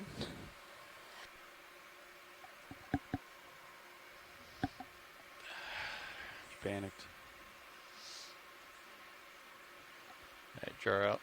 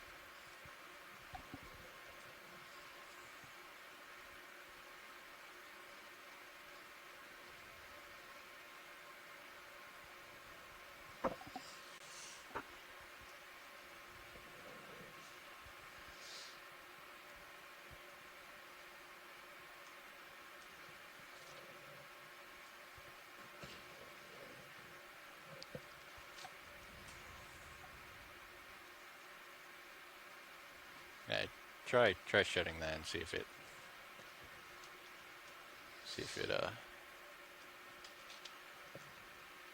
goes in. Yeah, it's going down. All right, that's good. Well, he survived the vortex and then jumped ship on the clip. Well, great work, pilots. That was not only the shrimp that we just the isopod that we just collected, but also at least 2 coral species. So that was great. All right, let's. I got a boogie. Yeah, I mean everything's settled out now, so you can still see your light pool there.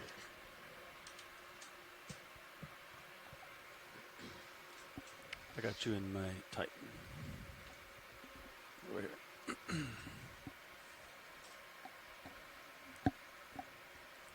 We got the waypoint there? Yep.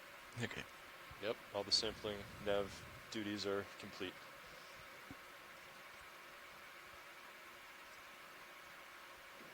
Yeah, you can really see the Sirius Spot. light pool. Little spot up there.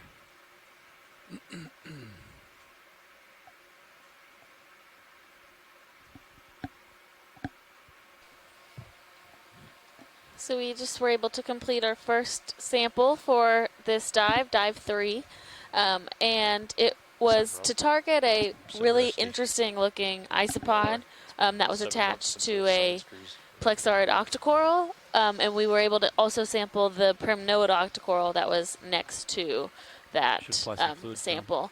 And as Amy and I are both very aware, those samples likely have many more associates on them, which we discover when we bring them up into the lab at the end of the day. Yes, absolutely. And it was, I know several of the brittle stars kind of dropped off as we were picking it up, but there will probably be a couple of those at least. And yeah. Yeah, generally with these coral rubble habitats, when we take a sample that includes some of that rubble, we think that we're sampling one thing, and it turns into 10 different types of animals. So it's a really great, one sample can be a lot more than just that one sample. Yeah, well, absolutely. I can tell you that when things are settled out, we have 156 meters of layback. Copy. 2 knots of surface current, man.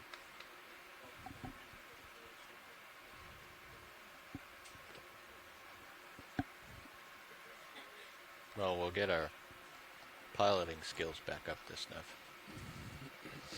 Yeah. There's a ship out there. Look in the wire cam. Oh. Contact. Dead astern.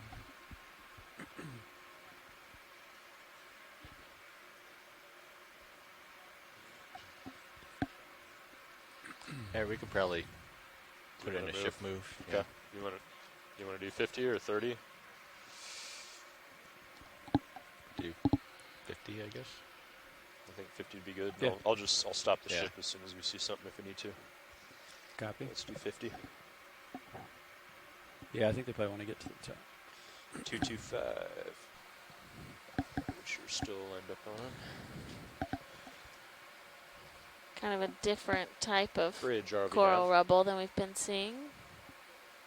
Like a ship move, please. Yeah, it is. 50 It meters, looks a and it's little 50 more meters, white. 225, speed decimal 2 knots. We don't need to spend too much time video in ROV. We'll just keep moving along. That's a good copy. That's a good copy, watch lead. We're just waiting for the ship to start moving again. Roger, sorry. Are these burrows? Oh, they might be. Let's do a partial here video. Okay. Or just kind of carbonate outcrops that have the sediment and rubble. Yeah, that's what it looks like. I mean, yeah, something probably was digging in there at some point, but You have hydraulics off. Can I disable the HPU? yeah. Oh, turn up. Yeah, yeah.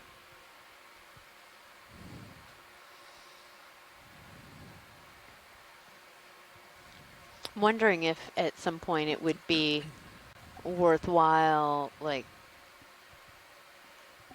kind of trying to grab, you know, a rock sample, but also kind of dig in and just to be able to see how either loose or consolidated all of this is.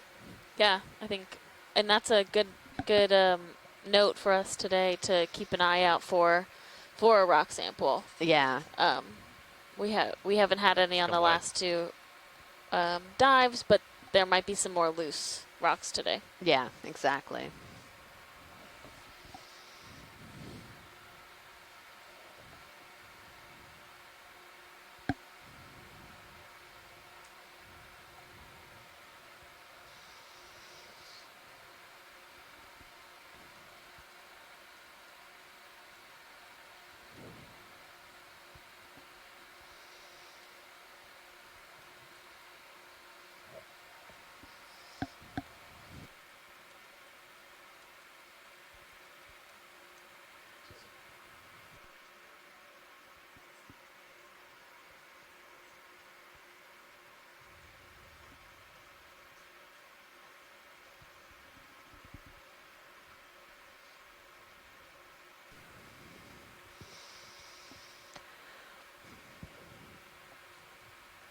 Yeah, so this is some really, interesting terrain here as we're getting closer to the mound or the plateau.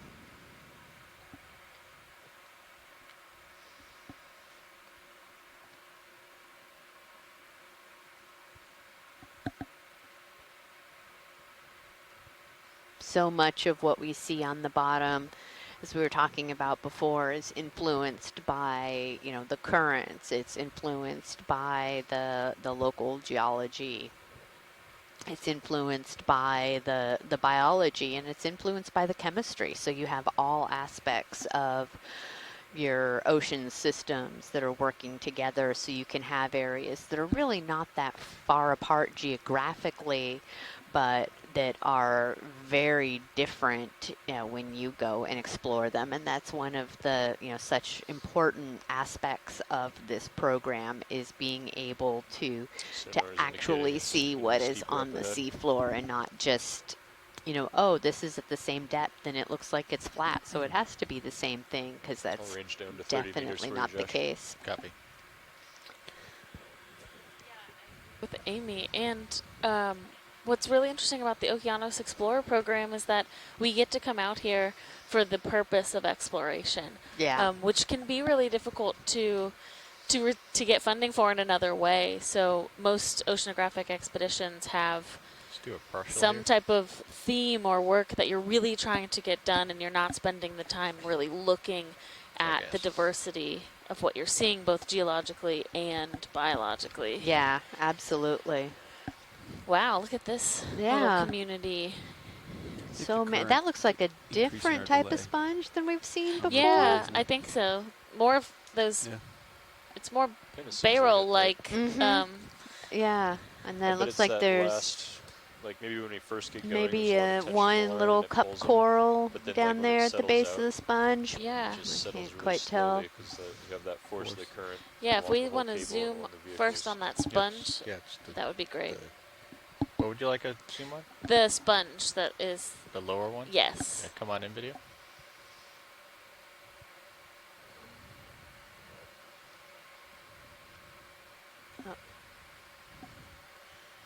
Oh yeah, look at that. They're so intricate. They really are. Wow. Looks like there's a crinoid on the side of one of those barrels as Yeah, well. Juvenile. Yeah, there's a couple of them. It looks like even up at the kind of the top of the screen there, and that's, you zoom in and you find all of the juveniles of these things that are. Come on in.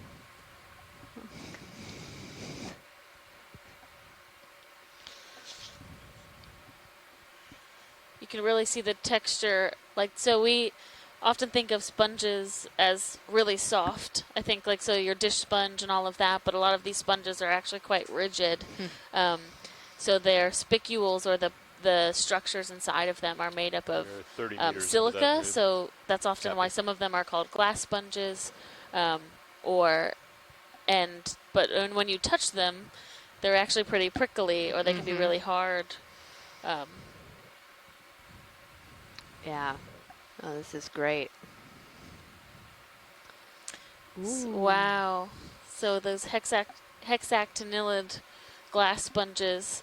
And these are really brittle, so it's hard. We don't generally collect them, but they have that amazing structure.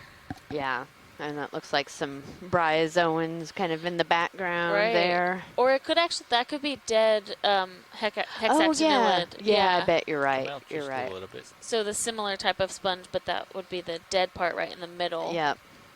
Yeah, hold that right there. I know sometimes I wish that we had like a pointer system for on the screen so that you guys could see us as we're pointing at our screens on here. So doing our best to describe location as we can.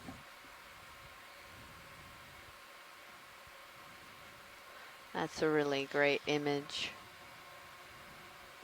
Just the detail. I mean, the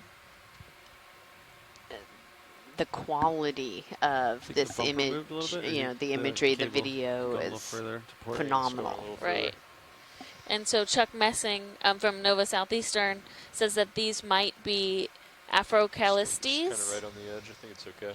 If that is close to the correct pronunciation, hopefully. Tony said it had been varying within the width of looks, the buoy. So. that's how I would say it. Great. Okay. Let's come on out, video.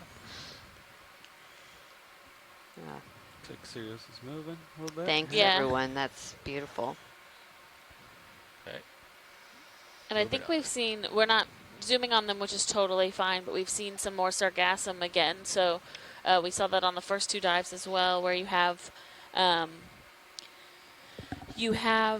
the, sorry, reading something.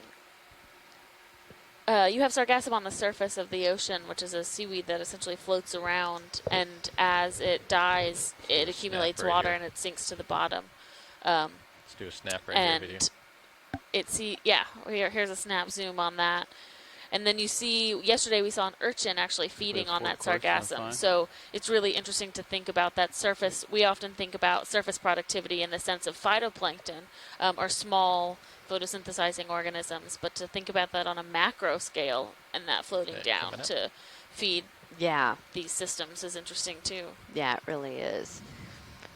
But it's just a reminder that, you know, even though this is really deep and there isn't a lot of primary productivity here, you still have these systems that can be quite diverse and robust that are below that highly productive area. Yeah. So our Gulf Stream is highly productive. So you have all of that growth, and as it sinks down, ooh, it's a look stocked at that sponge. Oh, that's very cool. Yeah. So, oh wow, look at the intricate part of the stalk, just those long tendrils, yeah. And it must be able, we have to think about how strong those must be for that sponge to be able to sustain when there is high current in this area, even if we're not experiencing too much of it right now. Yeah. Wow, that's great. That is beautiful.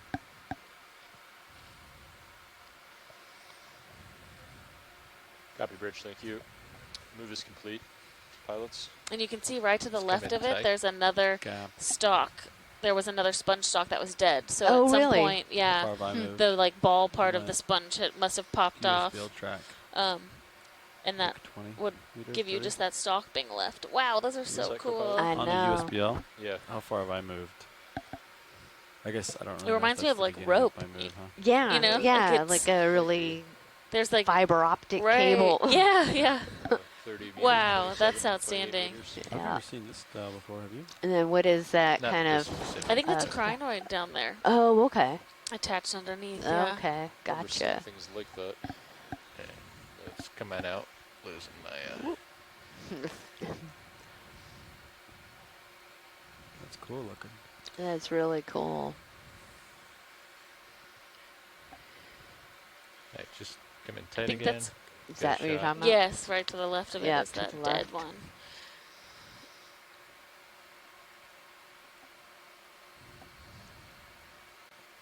Wow. Drifting away. It does And- make you think about like how we get a lot of our inspiration for engineering and things like that from biology. Yeah. I think that's a good example of that. No, it's great. that Alright, you know, it's coming out. I gotta push ahead. over evolutionary time, it just that is what developed for for it to be its strongest ability to handle those currents. Yeah, exactly.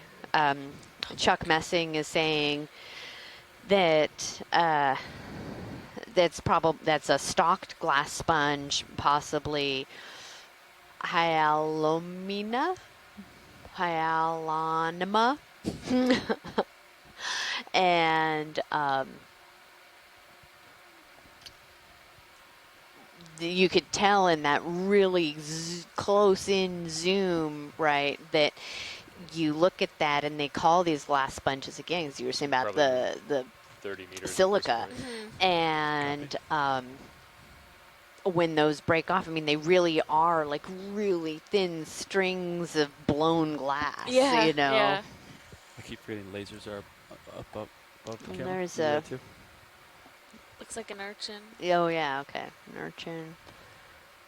Because when we zoomed out, they look like, oh, they could be below. Gets me. So we're kind of panning up. You can see, can we take a zoom on that coral on the right that's fallen over?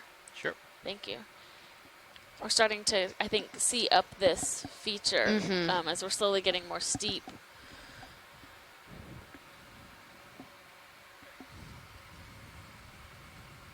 Okay, come on in.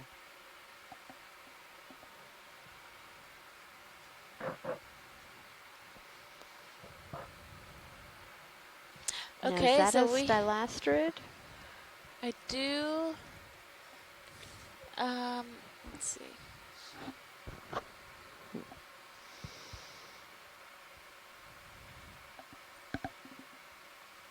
I don't think so, actually. So I think this looks like a coral from the family Corallidae, or a corallium coral. So they have a calcium, like a solid calcium carbonate skeleton as well. But this is an octocoral. If we can get a close zoom on those polyps when we have a chance, that would be great. We haven't seen any corallids while we have been out so far on this expedition, and it looks like it actually isn't fallen over. It's just in a very strange orientation. Copy. And a cup coral right there. Oh, yeah. All right, come on in, Bob. As I settle out.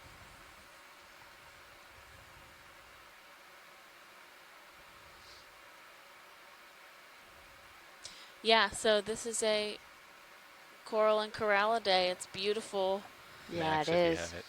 I'm assuming this And is again, Max. kind of in a strange orientation. Normally they're very straight up and down, but it looks like most of the Yeah, I mean, it's polyps definitely are open and it's attached alive. to one of those, rubble pieces there.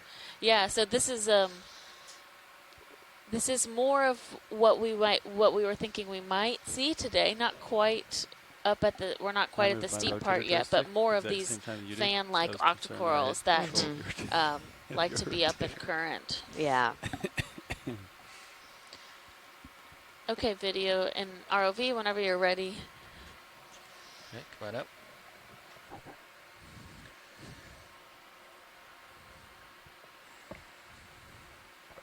Oh yeah, down on the right of the screen there's like a ledge and it looks like something kind of net-like. Yes, right where your lasers are. Can we zoom on that? Come on in, video. Oh, I believe we have a bryozoan. Yeah, look at that. Wow. It's beautiful, intricate structure. Yeah, I don't know much about bryozoans or their growth form, but it looks so delicate. Yeah, they really do.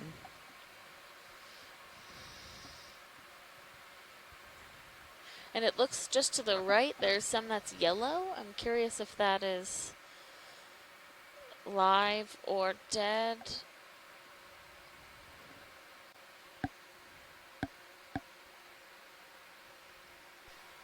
Oh, there's some of it right there. Yeah. I think that's the live. You think that? Yeah, I think so too. Yeah. Oh, and there's a little pteropod shell, I think, right behind it. So it has a little bit of live tissue. Oh yeah, you can see on the Go bridge. right side, like underneath where you can see like the very delicate tissue on the yellow part. Yep. Yeah, I think Oh, we're yeah. pretty Oh, comfortable yeah. down here. Look at but that. Yeah, Yeah. thanks for checking in. So, I know Great, that's good to hear. Yeah, when you had hopped off to lunch, I think we're we had talked about set trying up, to get fine for the a dive. sample. I'm wondering Thank if you. we should try. It's probably way too I mean, the delicate to sample this one. Shiv is Yeah. Yeah, I would be. not great, Yeah. but it's not I think we awful. should But it's been like that. Yeah. I mean, that's keep how we're moving diving up a today. bit more. Yeah. But That for the last hopefully 3 this hours, video is helpful for they can't come to identification. starboard anymore. It's like 30 degrees. Yeah, and Chuck is saying that, you I know, mean, that's there's nothing hasn't seen they this tried type adjusting of the really heading and delicate they mesh can't work, hold and any that other kind of heading with behind it 2D, at so one of those points, you it's saw a just- little we've accepted that for stalked today's dive. Crinoid. pentacrinoid, yeah. Cheek plates, I think it's okay. Yeah, Chris has been But going yeah, out there every like that's half an hour just to check, so- phenomenal. Right? If you're happy, watch lead. We have to move on pretty Yes. soon. Yep, I Right. think that sounds good. Thank Thank you, you. pilot. We You're right are. here, by the way.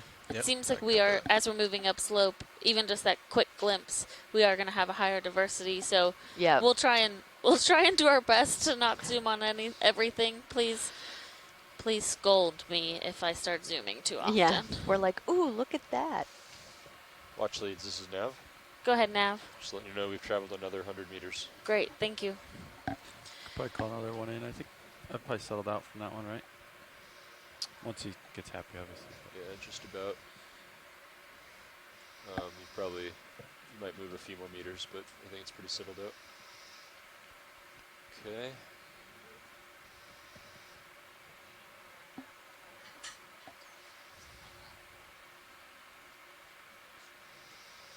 It's definitely getting steeper. Yeah, look at. Yep. Like right at my 12. Yeah, I wouldn't call it moving quite yet. Oh yeah, we're Copy. Suss Hold off. this it's out. a nice big A little bit of a- ledge right in front of us there, which is awesome.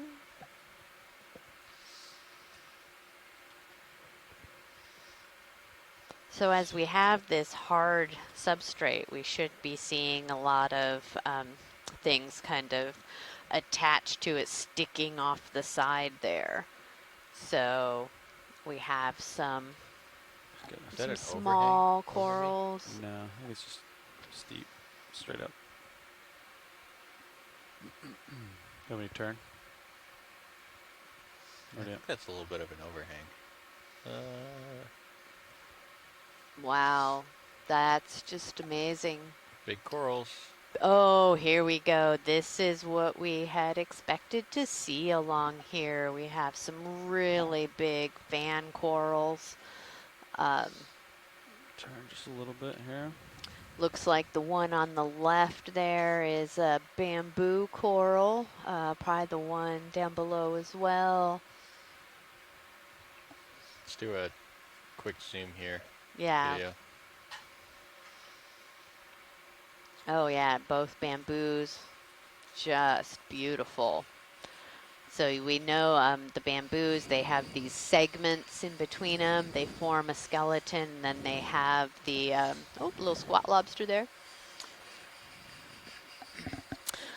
Yeah, this is really, really amazing. Look at how thick some of that skeleton is. Yeah. This is likely very old, and wow, those branches that are so thick, that's some of the thickest I have seen in on this Atlantic side. In the Pacific, you often see really large bamboos, but this is amazing. Yeah.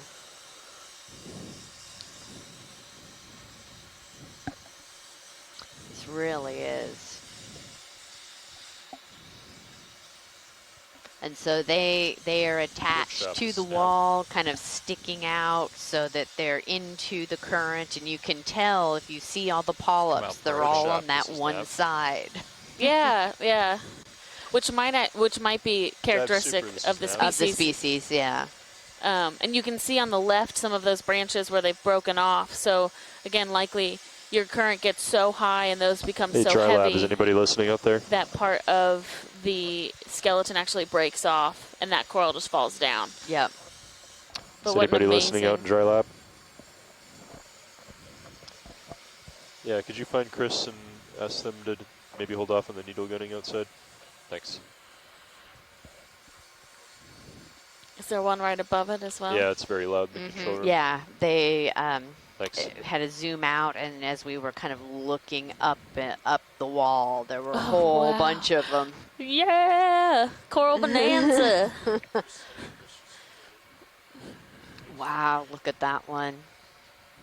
Yeah, and we, as much as I would love to zoom on all of them, once we identify them or get a couple good zooms, we can continue to move on so we can move up slope. This thing is huge. That thing is huge. It really is. So yeah. those that's 10 centimeters. So this is over, what, Oh a my meter, gosh. 2 meters?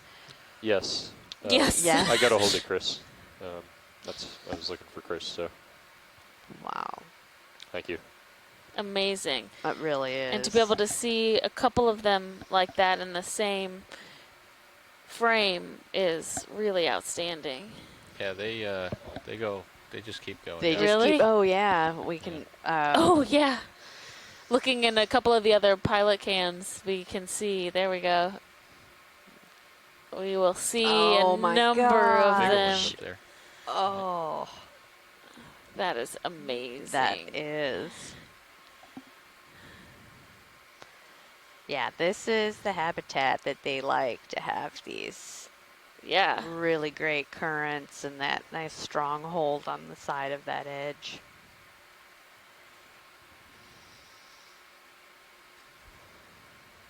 I'm turning my head a little bit here. Yeah, copy. Sirius should And be we're at settled about up now. 835 Yeah. meters right now, so still relatively deep for this dive as we move up to 780 Yeah, on copy this that. Scarp. So this is probably close to the steepest part of the slope that we're Okay. Thanks, Nav. on. Yeah, from Can you now bring for the next my- 50 meters is the steepest part of this terrain. Okay. Can you bring my lower ones up a bit? Can you stow them a little bit? Lower swing arms.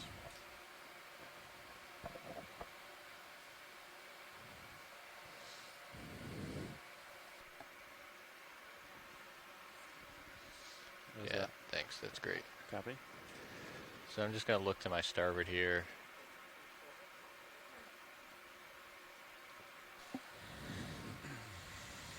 And we do have a couple other species, so obviously we are awed by the bamboos, but we'll do our best to look at some of these other organisms as well. Yeah. Could we get a zoom on that rod-shaped sponge that's right in front of us? Center. Yeah.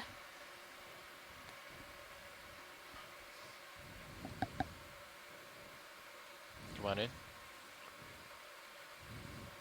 It's another one of those hexactinellid sponges where there's generally, large oh, we got a little fish crab on the swimming in- outside About to be Oh, in front yeah. of you two. and a couple See you crinoids in a too. minute, Cam.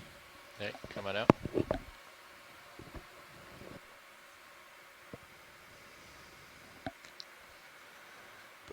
Curious little guy. Oh Oh, Come on yeah. in. believe this is a type of rat tail, but much bigger than what we've seen so far.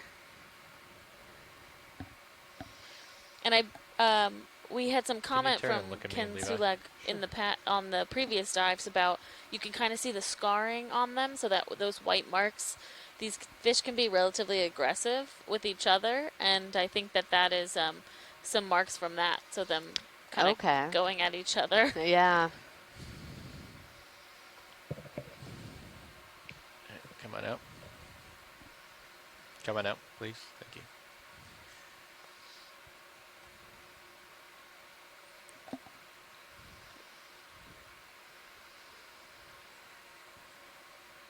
And we can continue moving up Okay. slope when you're ready. Copy that.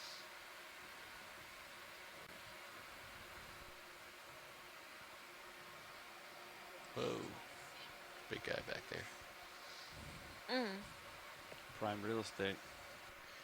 So watch lead, we had a request from the editors to get a little bit of highlight material on one of these big corals. Would that be okay? Absolutely. Yeah.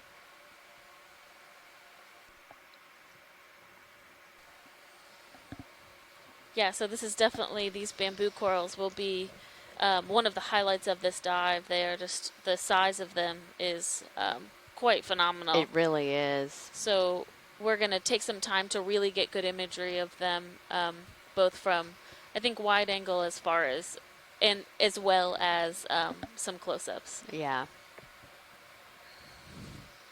And it looks like at the base of the one in the back, there is a bit of scleractinian coral growing as well. Pretty good. Yep. What do you think, Dan?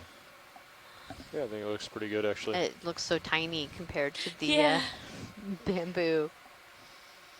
And it's nice, too, because these look very healthy. There's They do. tissue all around. You don't see bare skeleton, so these are happy, healthy colonies, it looks like.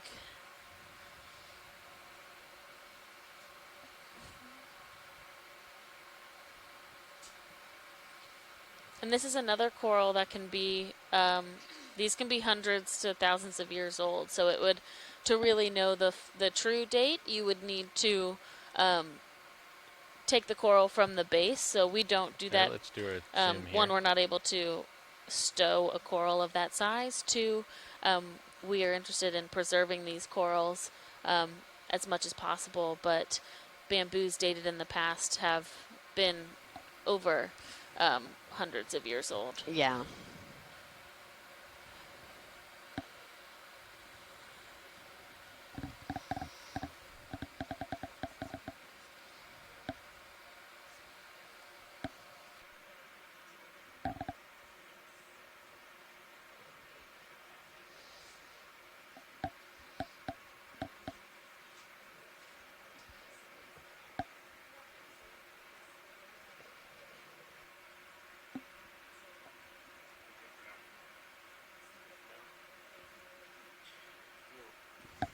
Videos, your co-pilot speaking. If you wanted to zoom in on Sirius, it's kind of a cool shot of D2. If you're busy, then don't worry about it. But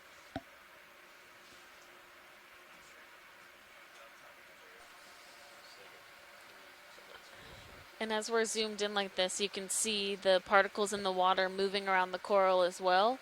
And likely that's part of the reason that these corals are here, is that there is that particle movement, which is likely food for these corals.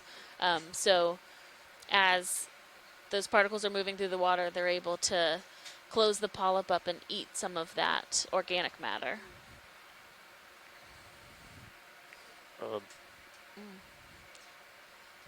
I see Amy looking up at screen 2 right now, which is the Sirius feed, and that's a great view if you guys can, if you're able to switch your feed over and look at the size of the corals next to the ROV D2 to get a sense of just how large these are.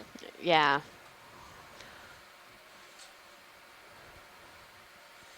I mean, they're close to half the height of it. Yeah. And when we stand next to D2, I am nowhere near as tall as D2. Hey, let's come out a little bit.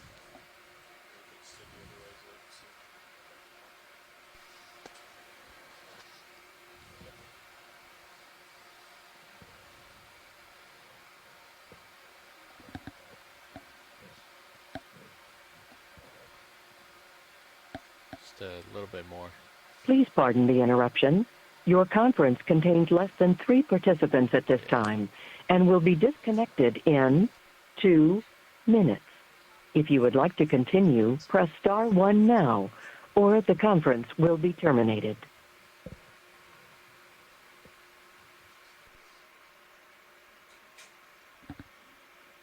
Okay, let's come out.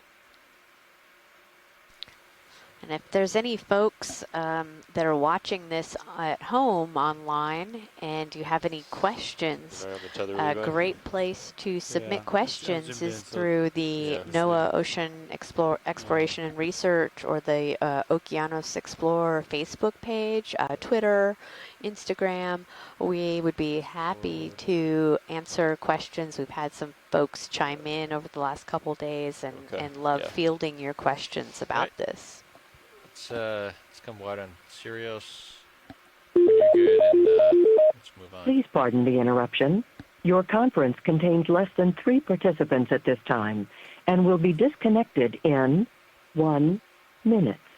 If you would like to continue, press star 1 now, or the conference will be terminated. I'm going to center up on you, Levi. All right. You want me to turn to port? Let's get back into upslope configuration. Yeah.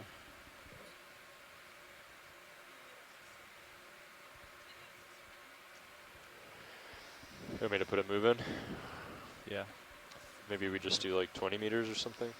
Maybe there's, in case there's more big coral. And this is the steepest part of the slope. Sure. Yeah. 20 meters. Okay. Yeah. So our pilot's just letting us know that this is the steepest part of the slope that we're going to be going up along this kind of wall. Does that look good, Josh? Yes, I do have to. This is not quite as wall-like as I was expecting. I know that it's coming from the we were thinking it would be a bit more Scarp. Yeah, exactly. But there is definitely this underlying rock bottom that we have not been seeing over the last couple dives. Yeah, absolutely. And this just has a lot of kind of yeah, thank you. Fuzzy growth.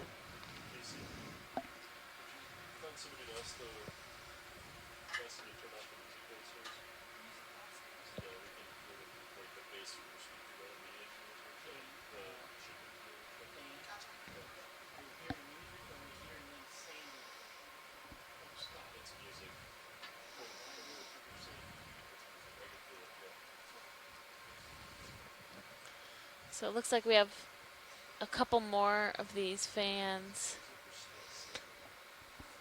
Yeah, the one on the right, is that a different one than we've been seeing possibly? Yeah, it looks a little more pinkish red. If we could get a zoom when you have a chance on the coral on the right. Absolutely, watch lead. We're just waiting for the ship to move a little bit. Great, thank you.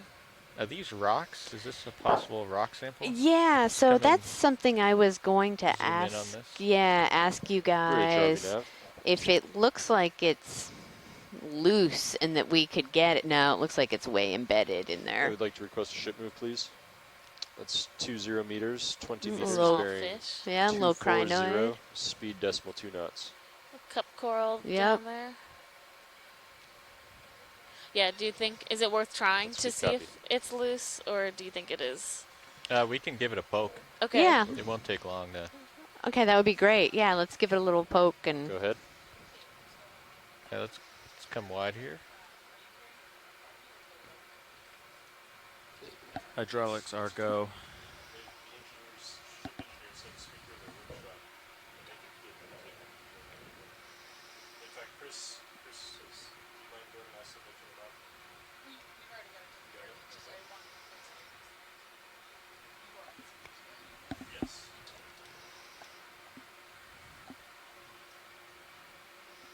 We're full wide on HD, correct?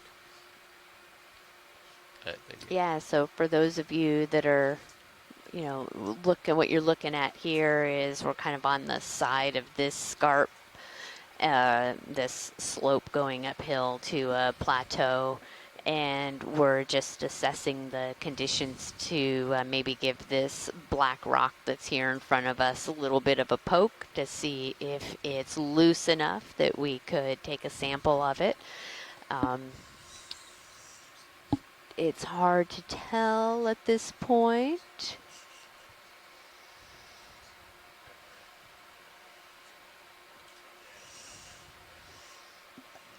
So we're going to move in and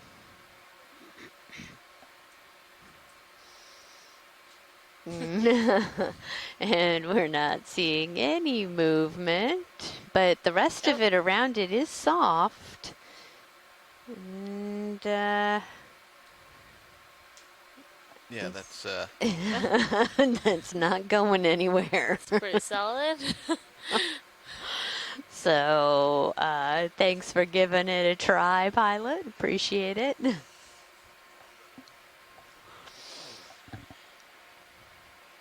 We do want to try to collect one at some point, but Yeah, maybe at the top of the plateau potentially there could be yeah, more. yeah. Because I think, do you, or Amy, these are manganese encrusted, is that correct? Yeah, I think they're manganese encrusted, just kind of carbonates, and the stuff around it is just more loosely consolidated. Yeah. It's, as you could see when you put the robotic arm in there, that it was all just sort of loose around it, and then the older kind of bedrock or base rock, it's not bedrock, the base rock that's outcropping out has that encrusting on it. Yeah, so I do think that this is a different bamboo. Like you said, it has Okay. that pinkish tissue. You can also see the white skeleton that's being exposed underneath. Yeah. So the tissue, there is tissue loss on this colony, but taking some zooms on this would be really helpful as well. Yeah, and a nice big crinoid there. Yeah. It's always fun to watch those crinoids move their arms around. I know. I love those. Okay.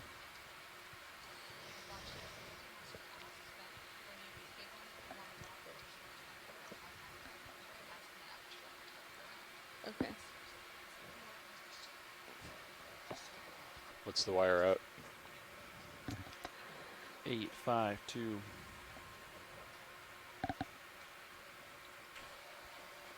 Yeah, and so you can see that we have most of the polyps are out, but there's a few of them that are actually pulled in. Yep, that's much better. Thank you.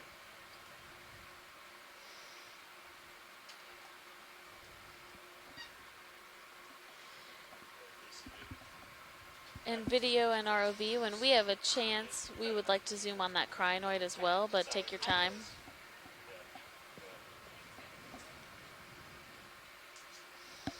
Yeah, come out just a little bit.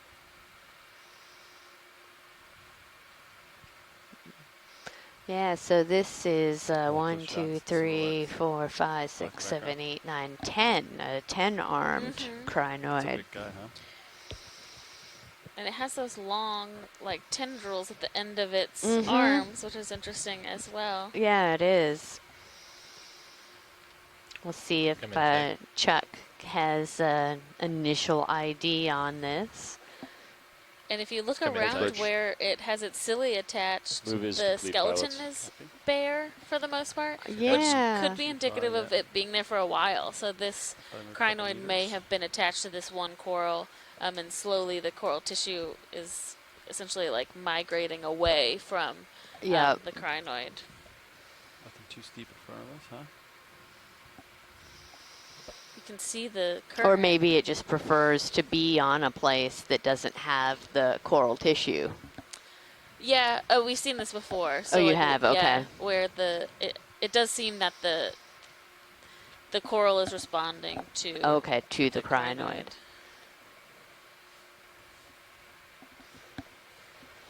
Oh, and we have. And then is that a what is brittle? that? What is that? Yeah. I don't know what that is. That's very. I wonder if that's a type of sea star? Yeah, I was going to say, I mean, it looks like underneath there, it looks like that's where the body is. Yeah. But the tentacle, or the arms are so fleshy. Yeah. That is, that's really interesting. I wish we could see it flat, but of course we only get this view, but that's really cool. Yeah, it is.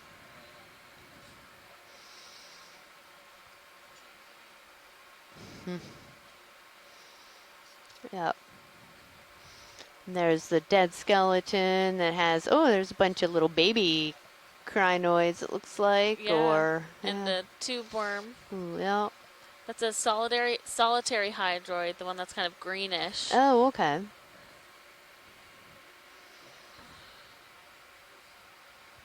Let's come out a little bit, get the lasers. And a tiny little bamboo or octocoral colony. If we could get lasers on the base, that would be great. Yeah, come out just a little bit more. That's the only problem with having them up top. Yeah, you've moved maybe 15 meters, Levi. Copy. From that 20-meter move. Not sure how much more you'll move, though. Yeah. Yeah, Chuck says that those are pentacrinoid post larvae, those little like kind of baby crinoids. 245. And he thinks that maybe the big one that we saw is a Xenometra columnaris. Let's come wide. Okay, 240, 235. Yeah. Oh, I believe there's a snail at a 235. just to the right of the lasers on that branch.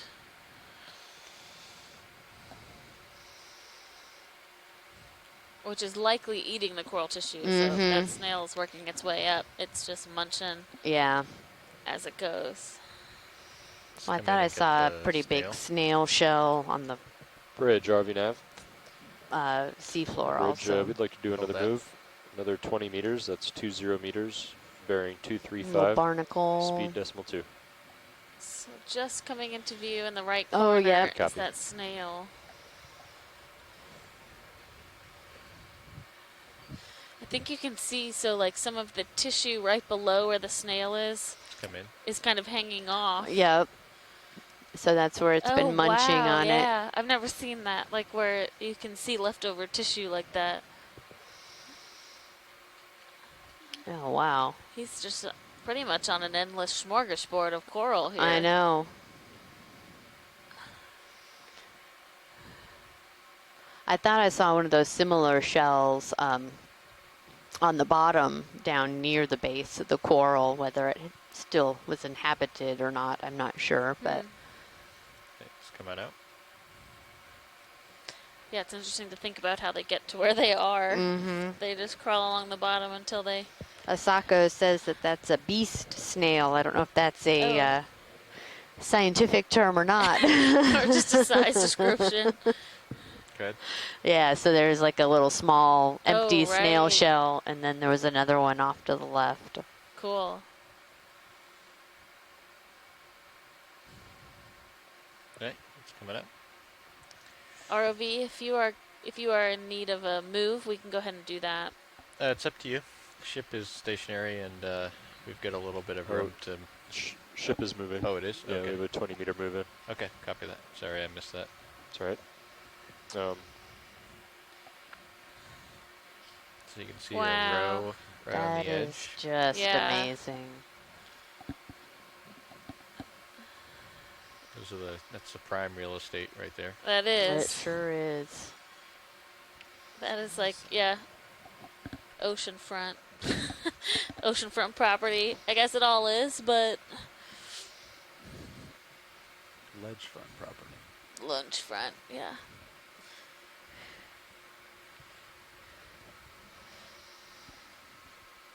Great. So we are working our way up this Scarp, and Snap our of the fish.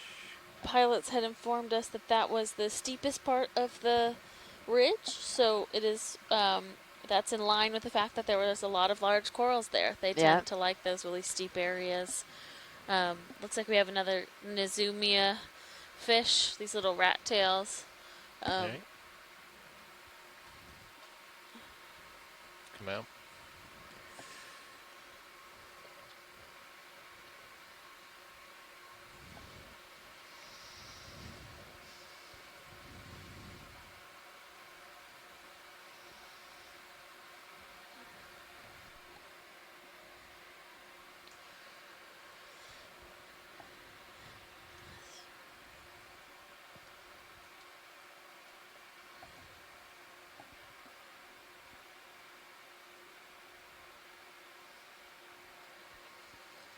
Yeah, so it does seem like we've kind of hit a bit of a plateau compared to where we just were. So.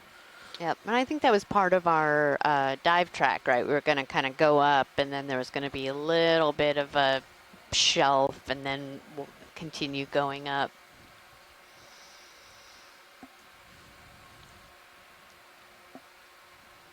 So D2's at 8:30. You're on the 8:40 contour. Guess that's about right.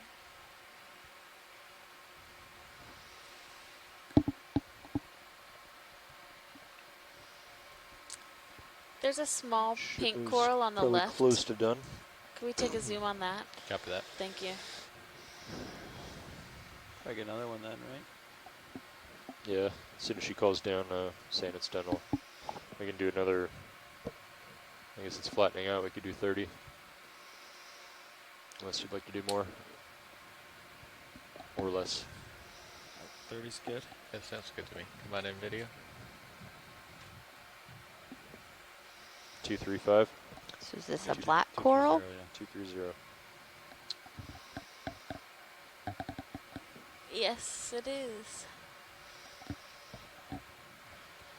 Yeah, so this is a black coral, a small black coral. I think there have been a couple today that we haven't taken zooms on, but this is the first close-up for the day. It's coming tight. That's max.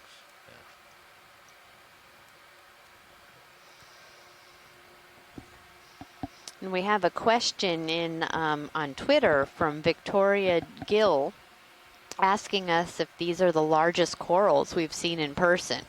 And when it comes to the bamboo corals, absolutely, it's the largest bamboos that I've seen, you know, up close.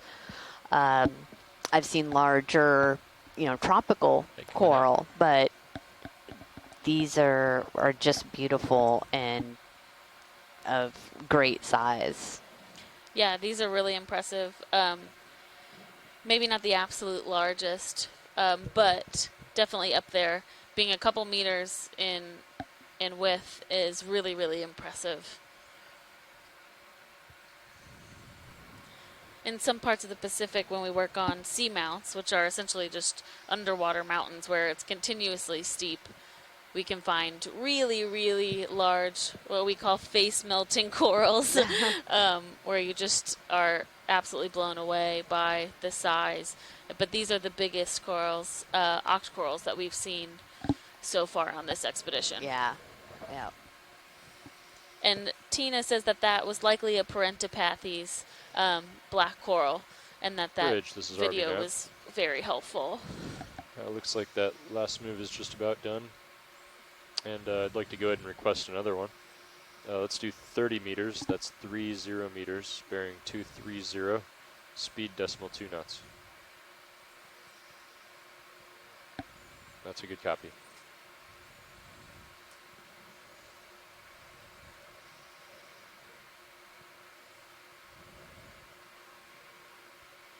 It's interesting to take a look at the camera out the back of the ship. It looks like there's some sargassum on the surface as well. Oh, right. Yeah, so we've been seeing some of that down below. And actually there's some that's just coming in into the left of the screen there, it looks like. And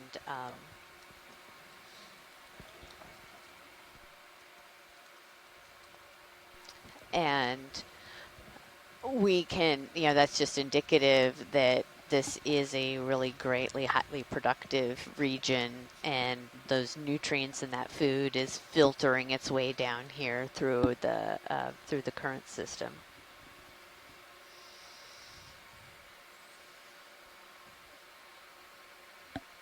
Another snaphobranchid eel over there. And then, well, two of them on opposite corners. Oh, yeah.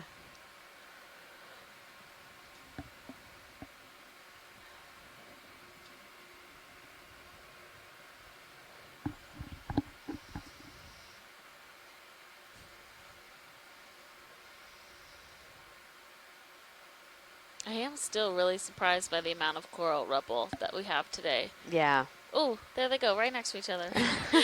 Little tail high five. It's just, again, I thought that we would be in an area where there was more just of the scarp type feature and not so much hard coral growth, but this could be, I guess, hundreds of years old and left over. Oh, yeah, all of this rubble. I mean, this rubble is probably well over hundreds of years old. Yeah, absolutely.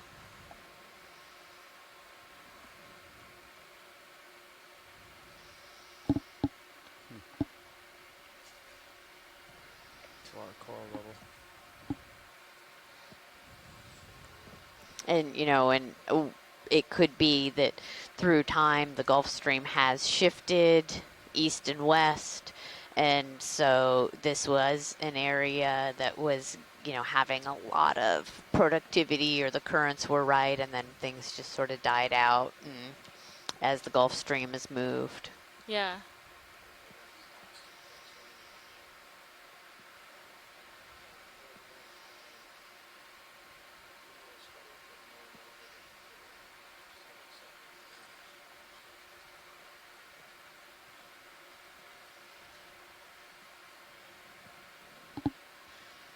I'd be curious. It's curious how some of these species we are seeing at all three sites. So the pancake urchins, the snaphobranchids, so they must have pretty extensive distributions along this coast. I don't know if anyone's ever done like population genetics or conductivity studies on the urchins or more of the mobile fauna, but it would be really interesting to know how connected these populations are. Yeah.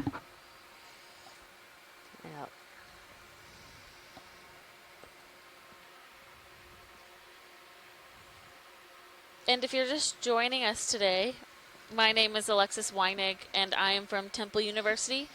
I am the biology science lead for this cruise, and I have somewhat of a specialty in deep sea corals, and I'm joined by Amy Wagner. I'm from California State University, Sacramento. I'm the geology science lead on this cruise, and I have a specialization in paleoceanography, trying to understand ocean conditions, what they were in the past.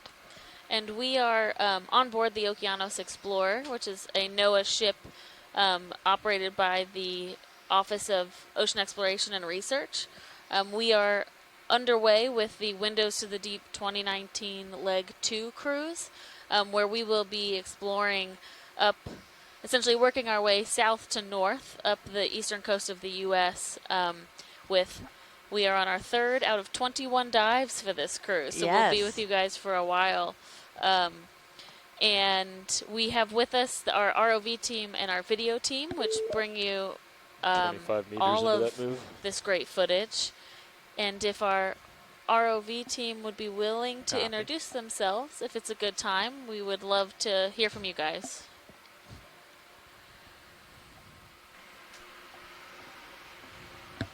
Sitting co-pilot, you have Levi Unima. Sitting pilot, we have a Josh Carlson. Chief navigator, Dan Rogers. We got Bob Knott over on video, and Annie White in the clipping chair. And we are all from the Global Foundation for Ocean Exploration, or GFOE. Thank you. Back to you.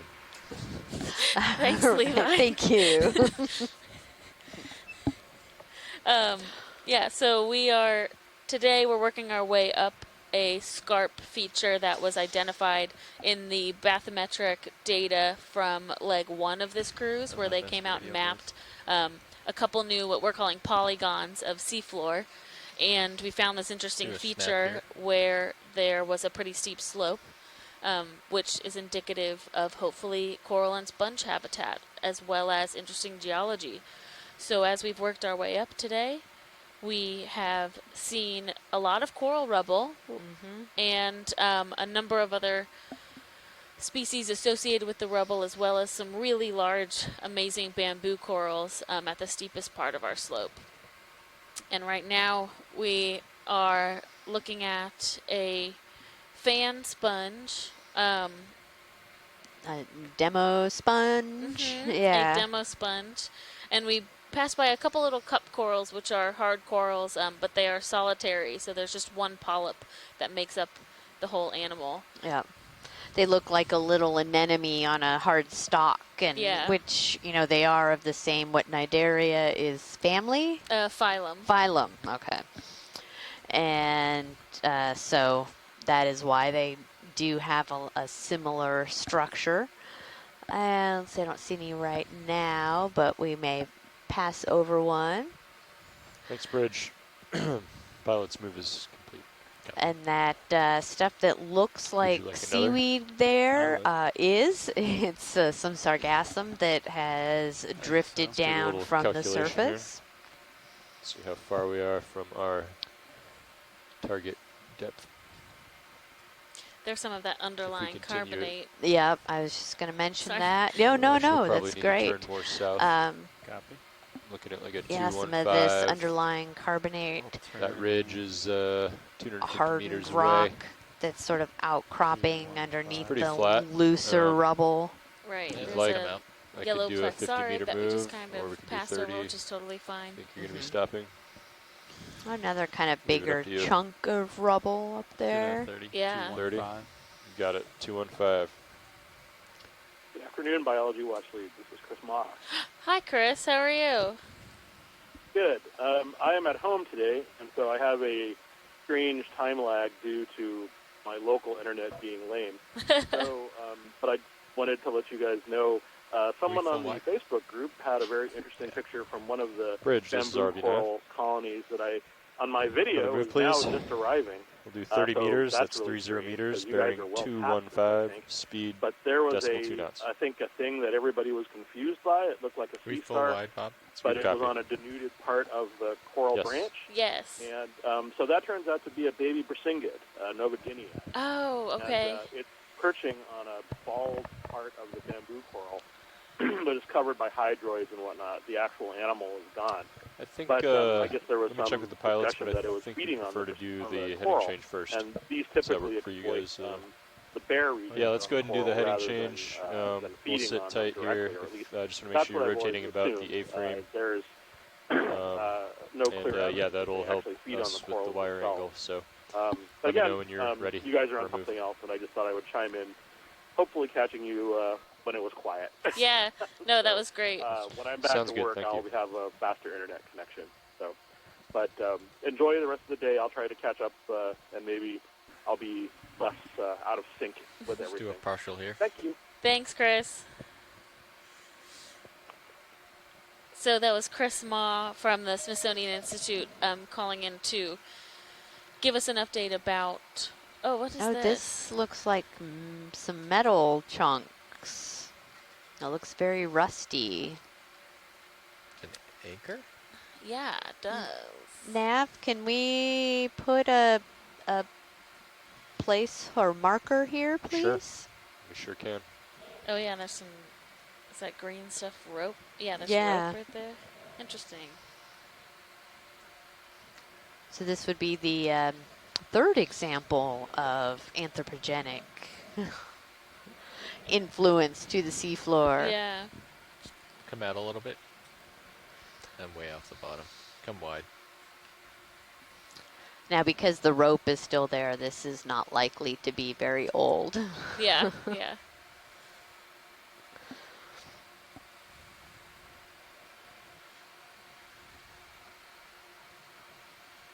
Hey, come back in.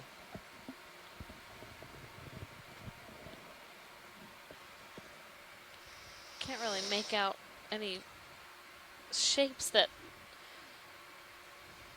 give clues as to about what it might have been, but it definitely looks like it was made out of metal. Mm-hmm.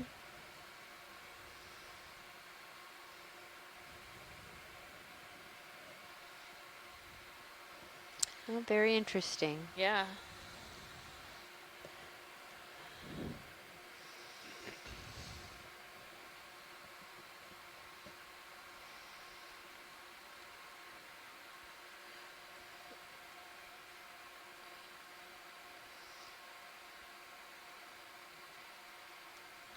When you're ready, video and ROV, we can move on.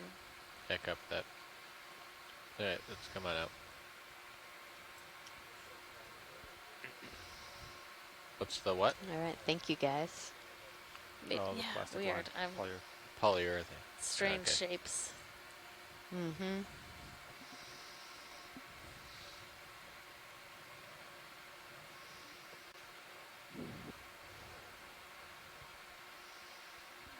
So as we look up this slope, we see Go these bridge. little particles falling down almost like snow, and we call this marine snow because this is the Sure. Yeah, and the debris confirm that that is that may have filtering its changed way it. down from the surface, Alleviate the all of angle on the the wire a bit. So you know, we'll keep an broken eye on it. down bits of other But yeah, we'd like to material move as it's 30 settling meters. down. That's, well, actually, hold off on that. Let me check with the pilots Oh, just to there's make sure another. we're ready for Yep. that. You guys Another want one to of move our or? big bamboos. I'm good. Yep. All right. I think Bridge, that's, nav. there's generally like Yeah, something we'll about go ahead each and continue dive, with the move. which is what I end up 30 remembering meters, and like 30 meters, deeming bearing that in my 215, head speed what decimal happened 2. on that dive, and I think these big bamboos will be that for today. Oh yeah, Copy. yeah. These are really spectacular.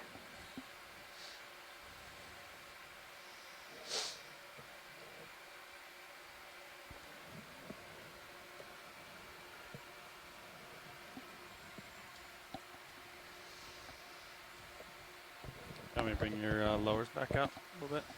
Sure.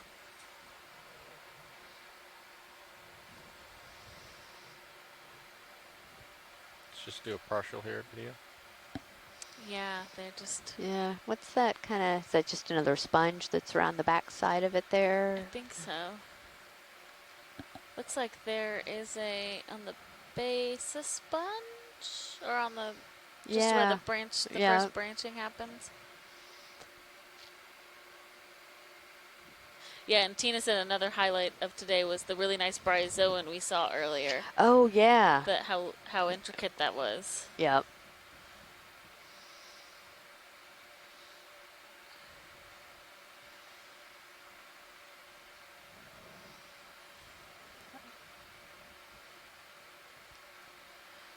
And this one even looks different from the white ones we saw earlier too. The polyp orientation is a little bit different. Oh yeah, it seems more symmetrical Right. as opposed to just being on the one side of the stalk.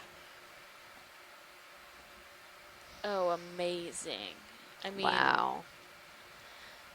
the quality of these cameras is mind-blowing. It to really me. is. It really is. It's like we're right there looking at it. And when we bring these up to the surface, those polyps are less than a centimeter. So Oh yeah. that is how much zoom and focus. I don't know camera terms, but that is how amazing that these cameras can really get in there and give us that detail. That honestly we wouldn't have in any other way, because when you bring these to the surface, the polyps are closed. Yeah. Yeah. And they're really hard to identify and, you know, get a good positive view, you know, and images of what these polyps look like. Right.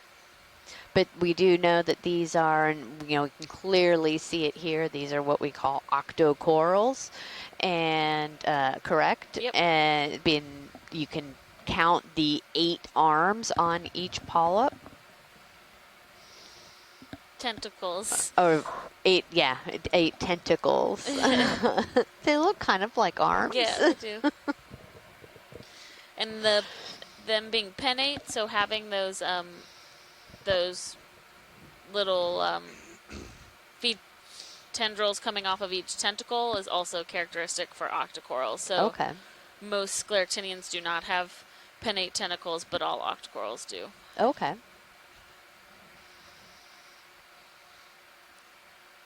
Or I should say most hexacorals, not necessarily scleractinians, but. So it's coming out. Look at that view up there. Yeah.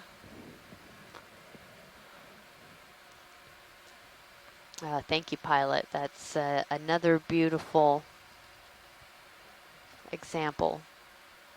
I had lasers on when I approached, but we can get another shot.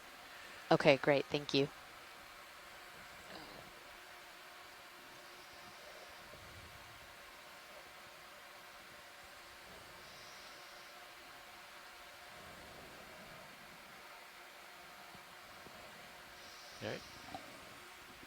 Come on out. There we Go go. wide. Yeah.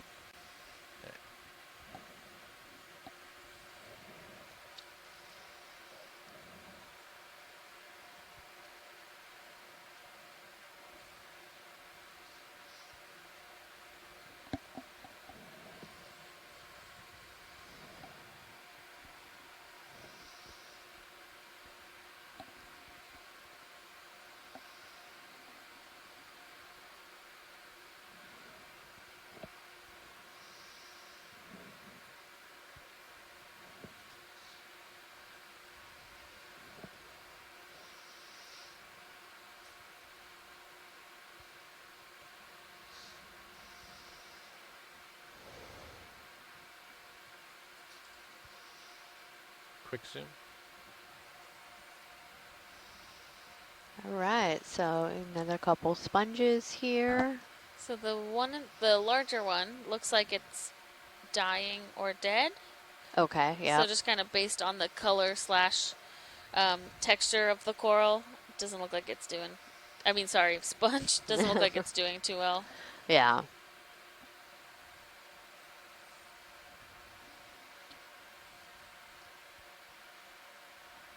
With lots of those little crinoids again. Mm-hmm. Brittle stars. Yeah. All right. Thank you, pilot.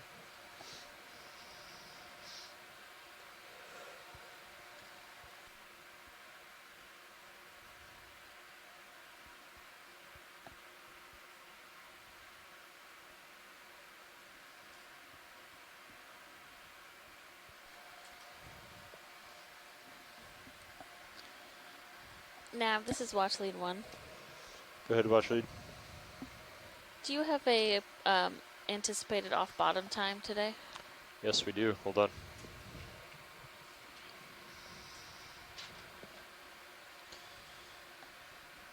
Off bottom time. Oh. Let's see. Sorry, let me check our other spreadsheet. No worries.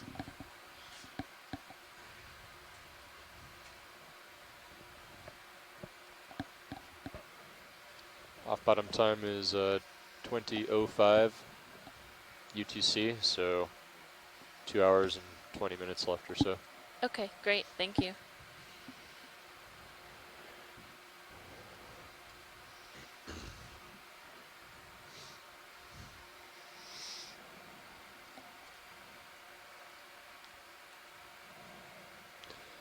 I think that ship move is done. Call up to the bridge and check. Bridge, RV nav. Hi, Bridge, just wondering how much is left in that move. Oh, okay, great. Stand by, I think we're going to put another one in. So we are currently at about 812 meters depth, and we are 215. working up to 780 meters today. So we have a bit of a ways to climb over the next Bridge, 2 RV nav. hours as we continue up this Yeah, scarp. we'll go ahead and put in a move of 50 meters. That's 50 meters, bearing 215, speed decimal 2. Good copy.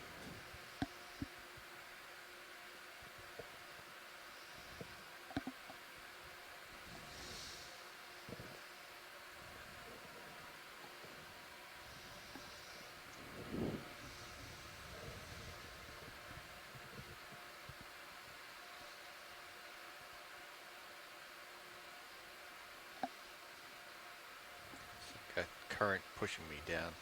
Yeah.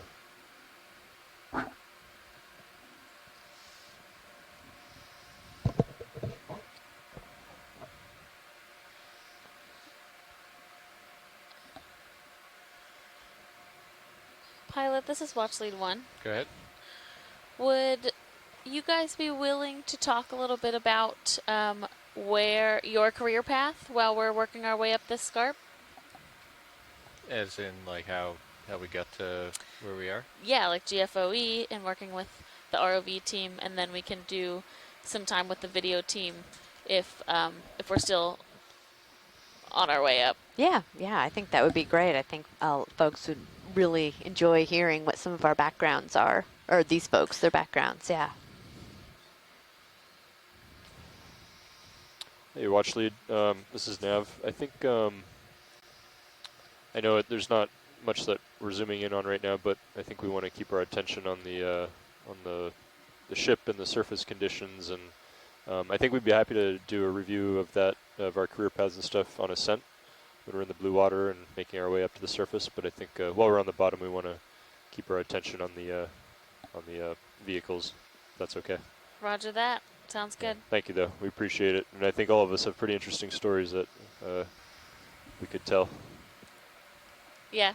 Well, so yeah, when we're on our way up, if that's doable, then we'll talk to you guys then. Let's come on in video.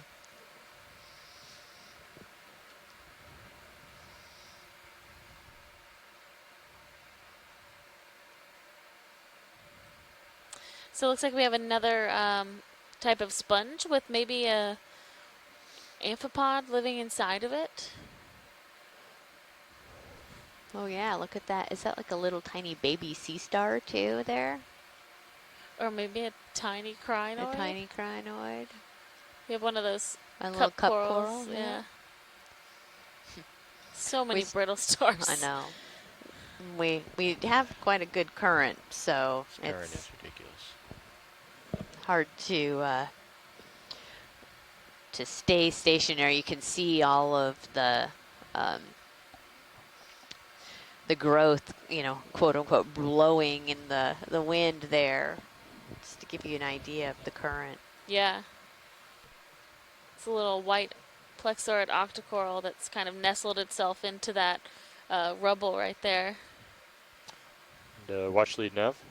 Go ahead, Watchley. Just to let you know, we've traveled another 100 meters. We have about 200 meters up to our target depth contour of 780 meters.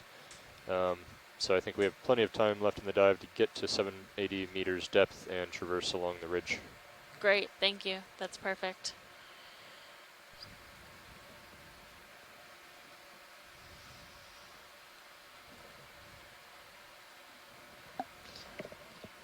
Well, while we're continuing to work our way up, we do have Annie, one of our videographers that's sitting here next to me, that said that she'd be willing to talk a little bit about what she does and how she got to be in this wonderful career of doing what she's doing. Well, let's get the crinoid up here.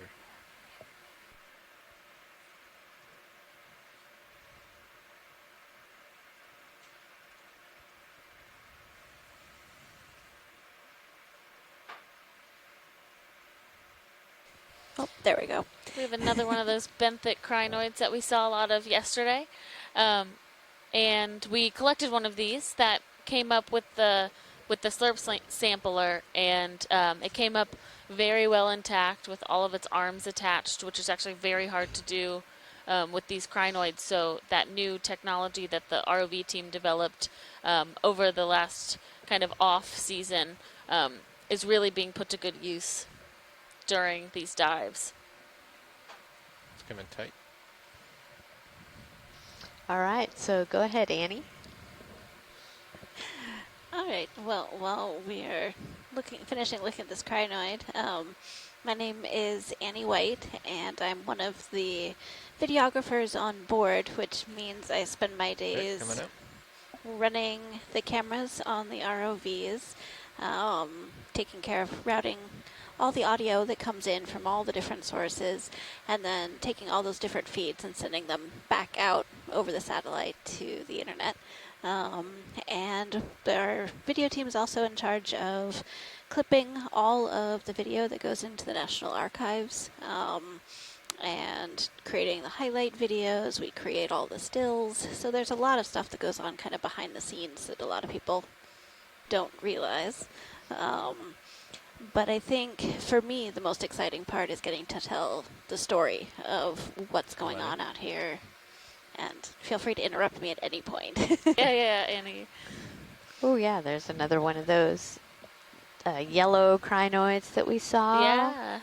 Looks like it's clinging on to a stylastrid there. Yep, for dear life. Yeah. And the cup coral, there's a good example of those cup corals that Amy was talking about earlier. Yeah.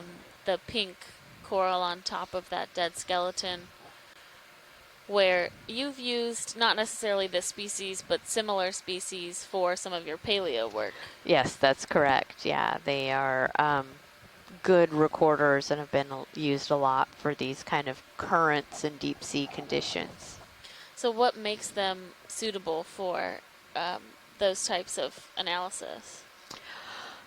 They're relatively slow growing, and they do form a hard skeleton so that we can go back and basically you take that skeletal material and you dissolve it and then measure the chemistry of it. Cool. That's great. Yeah. And I think this one could potentially be Thecopsamia, which is just a type of cup coral, a genus that we've seen. We see them both in a pink morphocolor and a yellow color as well. Isopods. Oh yeah, I believe those are amphipods. Oh, amphipods, sorry. But yeah. Oh yeah. On that hydroid, they are just all over it. Get down at you. Copy.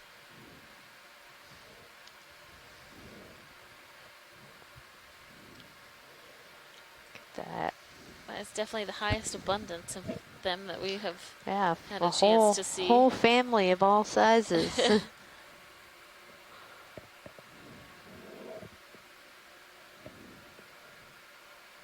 They are holding on for dear life too. Yes, they are.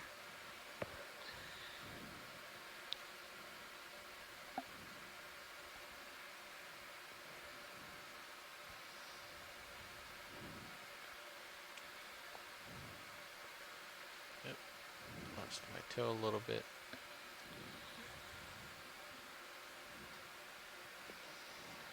Look it straight down. Copy. All right, let's come on out.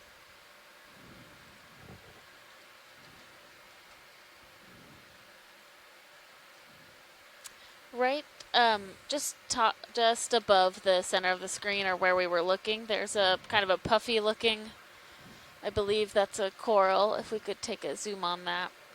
Yeah, we only have a moment. Come on in, video. Okay.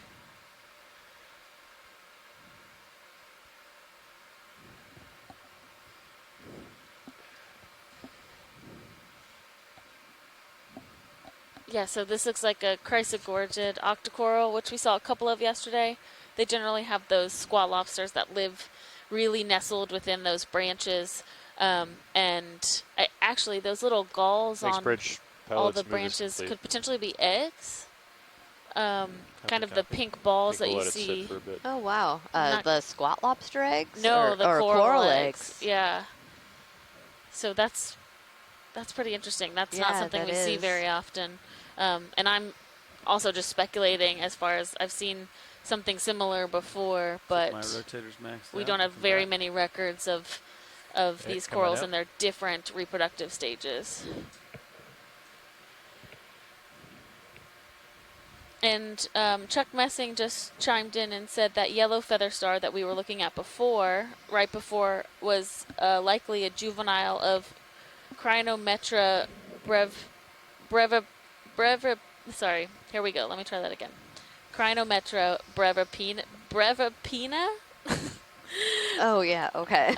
And likely the northernmost record of that species. So we are definitely seeing some things during this exploration that are range extensions, is what we call that. So when you see an organism in an area that it has not previously been seen before. Is that a pretty common thing to have when you're working in a new area? A lot of range extensions? Yes. What's interesting about the range extensions that we're seeing during this cruise is that there is actually a decent amount of previous data collected for this area. So to be seeing these things for the first time is still kind of, to me, it's kind of unexpected. There has been a good amount of work already over the last even 50 years in this area. Looks like a sea star, or a urchin, sorry. We've seen so many of them, and still sometimes just the angle. It's like, oh, what is that? Oh, okay.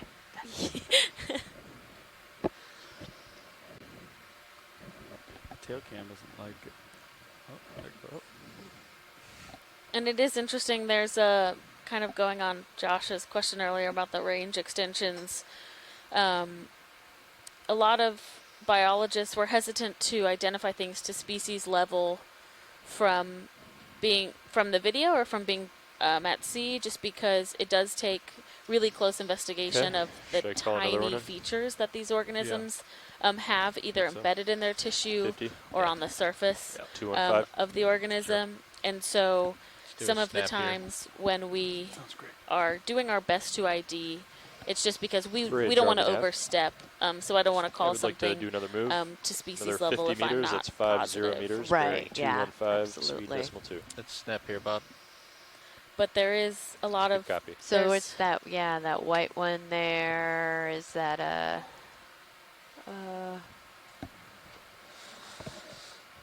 I believe that looks like a different type of Anelopsamia Okay. than we've been seeing, but Looks like that our looks dead. CCTV It does look camera dead. just locked Yeah. up. We lost the camera out there. Yeah, so the coral is still CCTV white, so cameras. likely not dead for a super long time, but there doesn't seem to be any live tissue on there. That was just the one camera. Yeah. Hey, coming out.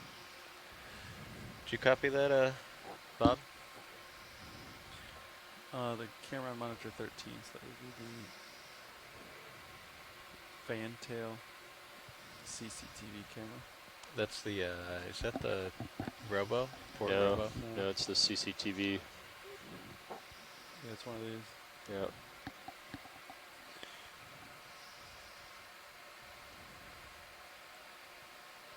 I think the current's getting a bit stronger up here. Yeah. My Z bias is down to like 15. Really? Yeah, it's getting pushed down.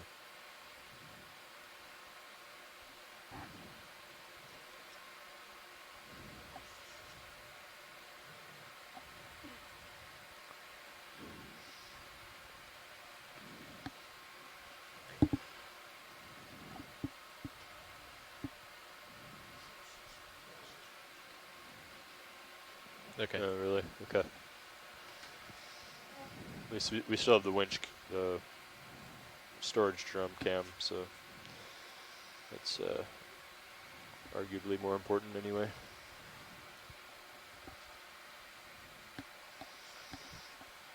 Yeah.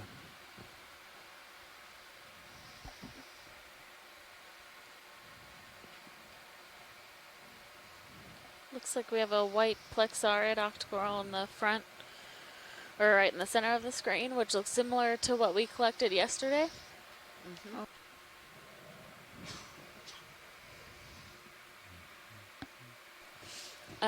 This could potentially be Swiftia, which is a species of interest to the Deep Sea Coral and Technology Lab Nick, come on in in. Charleston.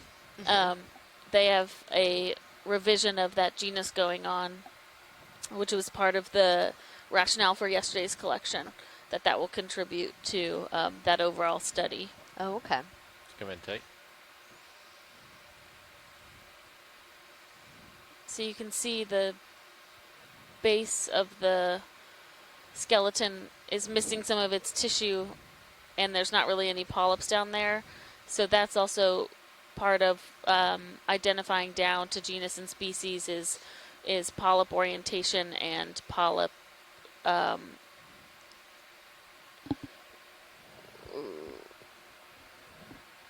frequency. So how frequent the polyps are occurring along the stalks. And there's many species where there's not polyps along the base, and then there are other species where you do have polyps along the base. So all of those things are characteristics that go into defining the taxonomy.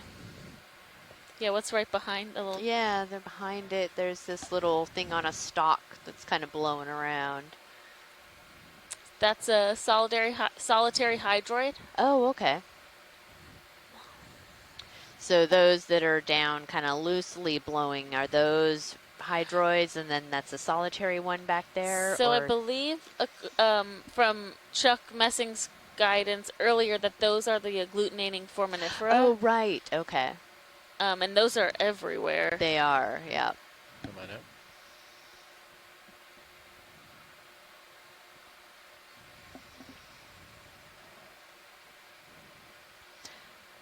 We know it's definitely softish still, which is good. Pushing ahead. Copy. Onward and upward.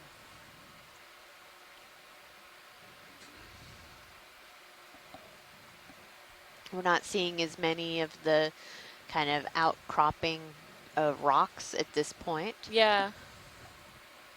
Still coral rubble on coral rubble on coral rubble. Yeah.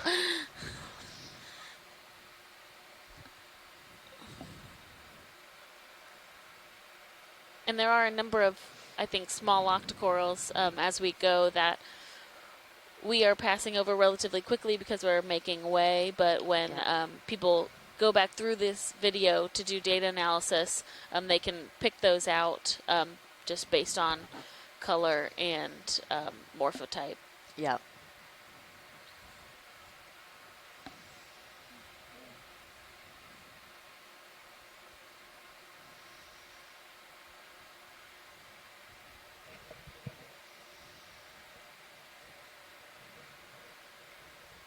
Wonder if all these little white things, do you think those are the stylasterids maybe? I think so. Yeah, I think they're Just do a kind of snap. all.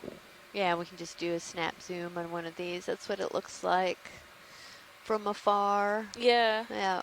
It's interesting that they don't get any bigger. I wonder if Yeah. that is indicative of the species, or if it's something about the condition of the area. Yeah.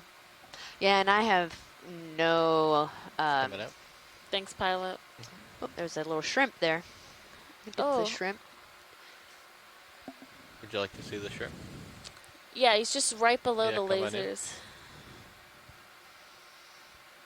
Just to the left. Oh, yeah. He's got some long legs. He sure does. Wow, that's awesome. You can see his little Yeah. swimmerettes down there, the modified feet Yeah. or legs. Trying to fight the current as well. Exactly. Will not get pushed. Thanks, guys. Okay, It's coming always up. fun to see those.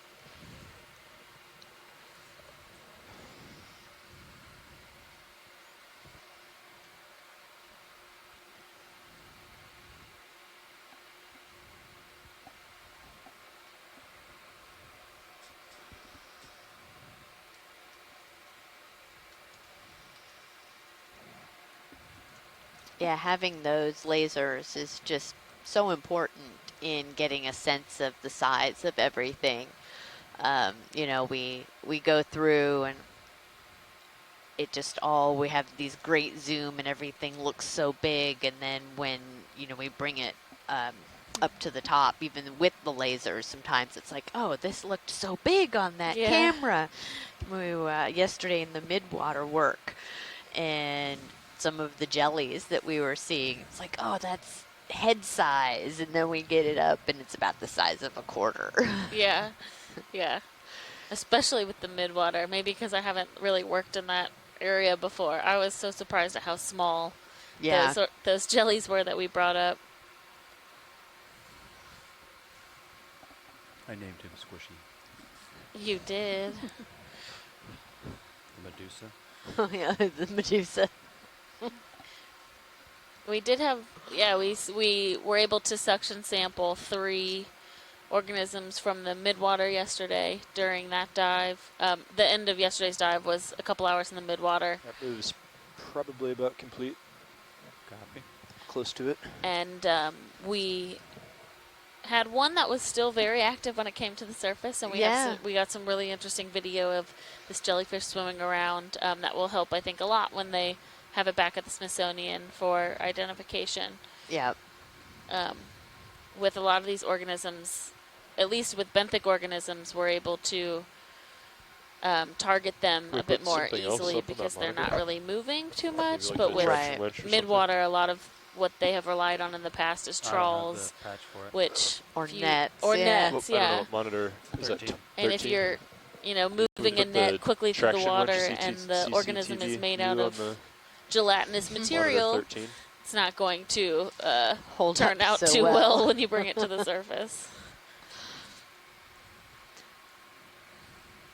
Yeah, so that was the first time with the D2, testing that system out, and, overall a really great success in the first run. We have a few more mid-water dives scheduled throughout this expedition.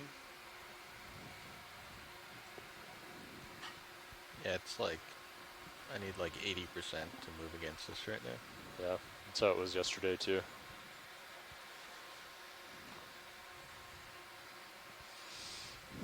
Yeah, so our pilots are letting us know that there's still a strong current down here. All right. That they are continuing to work against with the ROV. They're another one doing a in? great job, Sure. but Another 50? we are putting them under Yeah. some difficult Have conditions to to see do something to stop or exploration in the areas that we're really 215. trying to get to. Get to the ridge and then ride the ridge over. Do a quick zoom here. Bridge, RV nav. Let's do a quick zoom here, Bob. Ooh, we got fish over here. Never mind. Yeah, we'd like to request a ship move if that last one is complete. So what Great. do we have We'd like to here? do 50 meters. That's Looks like 50 meters, another bearing 215, speed Type decimal of 2 knots. this like frogfish or these angler fish that sit on the bottom. Wow, he's super fun. Or she. Sorry. That's good copy. They are super fun. All right, come out a little bit. I'm just gonna get closer to it and Yeah. set up. Its eyes I are know. moving. It's interesting. It seems like it can move them independently. It does. It doesn't look terribly impressed with us. Which I guess maybe that's just the way that they look, right? Yeah. That's super fun. Oh yeah, look, it's kind of Yeah. lifting up enough that you can see its little bottom Alright, come on in. fins that look like little feet. Mm-hmm. Oh yeah. It's like, why are you shining this bright take light Yeah. on me? Those white spots on it are interesting. Yeah, they are. Wow. Oh, there's another. Let's go Oh wait, Max that's right just there. the side. Never Is that mind. max? Oh my gosh. You can see his little teeth in there. Yeah, go all the way. Yeah, so right on the nose of the fish, there's that little angler. Oh, yep. yeah. The little. Black, yeah. Yep. Which I don't quite know how these ones use their lure, but I do know that they are within the anglerfish. Oh. Oh wow. Come out just a little bit. Love the kind of whiskery Yeah. stuff there. Looks like he has a beard. Looks like they has a beard. Yeah, look at those little. Oh, here we go. Oh, yep. It's like I'm not quite sure about this. Oh, so amazing. Start to look down at you. I think I'm on the move of a. I don't know if I've ever actually seen them, and maybe they don't actually swim. I've never really seen them We are actually on the up in move. the water column swimming. Copy. We're on the move. So Annie's motioning to me with a jumping kind of gesture, and that they kind of launch themselves with those fins underneath them to really kind of get going, and I think they just kind of hop. And then they use their tail to swim through the water. This one looks like it's thinking about it. Yeah, he does. I just love that fringy stuff around the edge. And does that help them, I guess, maybe catch food, or I wonder what the purpose of that is. Yeah, I'm not sure. I think it is for some sensory purpose. Yeah. Not a lot of time. Yeah. Let's come on out, Bob. All right. Let Well. this guy be. Yeah. Or girl. Individual. Yep. We'll Fish. let them We'll just, let you this know, fish be. Settle back down. settle back down. Go upon its day.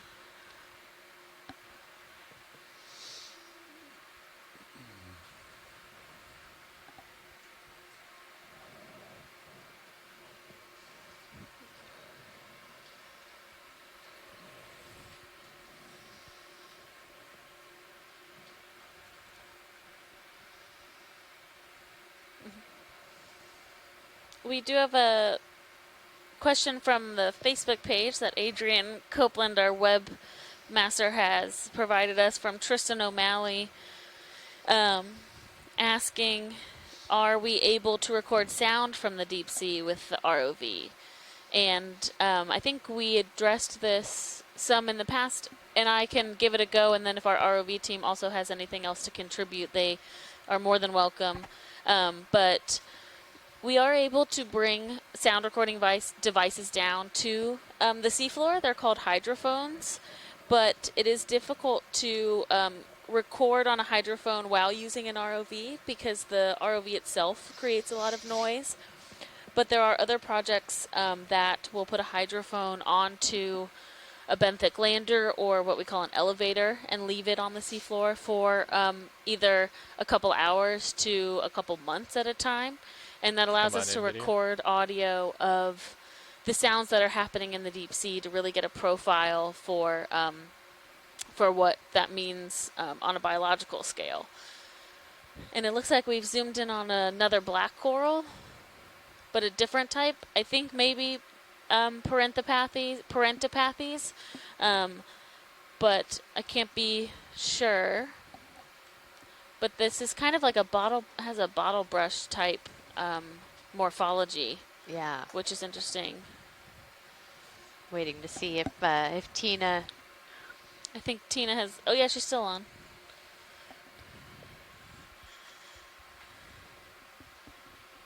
We still have like 20 meters left in the move. Hey, come on up. Thanks, guys. You're welcome. And if you have anything to add about the sound, recording sound with the vehicle, feel free. I think you did an excellent job covering it. Thanks. Like you said, the ROVs produce quite a bit of noise. It's interesting from a pilot standpoint because you get more feedback on how hard the thrusters are working and if like your acoustic nav is functioning correctly, and you can hear if your hydraulic motor is running. So having a hydrophone from a pilot standpoint is beneficial. Yeah, you should go ahead and push ahead, Josh. Yeah, pushing ahead. Oh, there's another big coral right up in front of us there. And Tina's chimed in to say she thinks that the last black coral we saw was a chrysopathes. So thank you for that. It's a large one. Oh, so it looks like two of them kind of sharing the same base. Well, there's two bases, that are on the same rock. Rock, yep.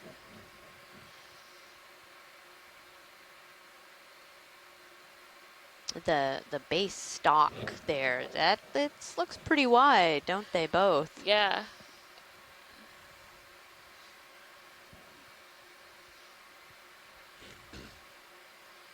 These are very dense polyps on these. And in fact, we would be interested in collecting a snip of this or one that's similar if this isn't a great spot, just for pilot awareness. Yeah, can we please bring the ship to an easy stop here?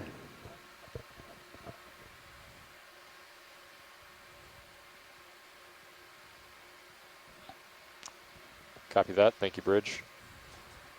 Ship is coming to a stop, pilots. Copy that. That would bring us back like 10 then? Sure. Yeah, so you can see it looks like, kind of out farther, all the polyps like are extended, and then kind of Bring it back below there in the middle, the 10 meters, polyps are 15 meters. retracted. Yeah, yeah.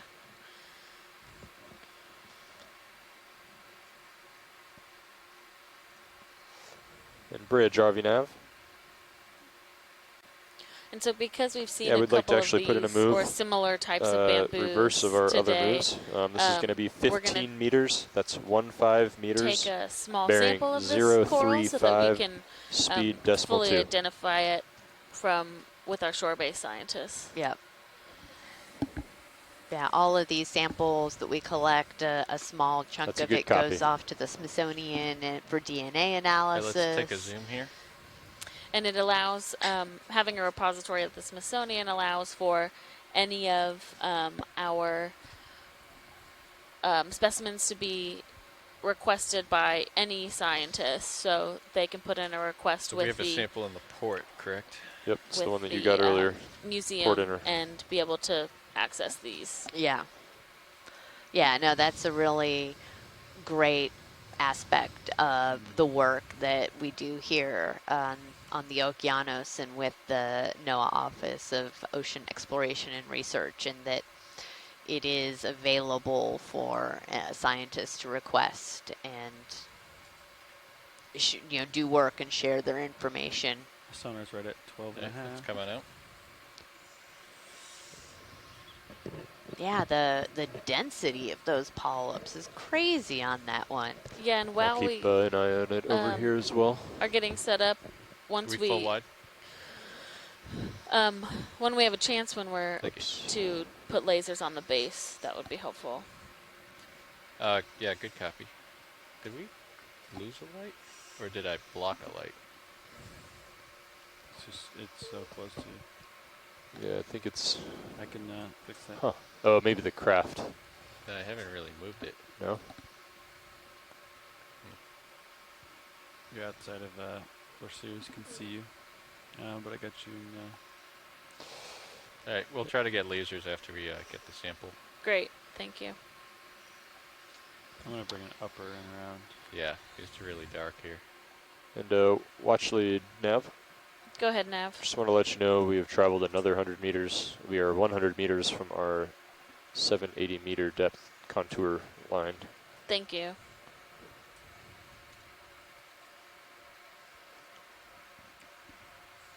Okay. How much of this would you like, watch lead? If we could get a couple branches. You want to pull up here, Levi? Sure. In altitude? Oh yeah, I'm hitting D2's phone pack probably. I'm looking at your sonar is zoomed way out. Well, it's at 50. Yeah.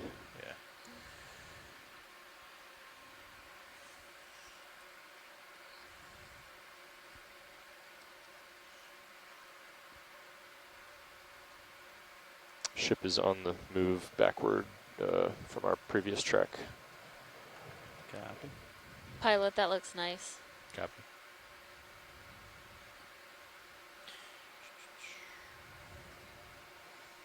That looks better there. Do you want port or starboard, Josh? Let's do starboard so that we don't let anything out.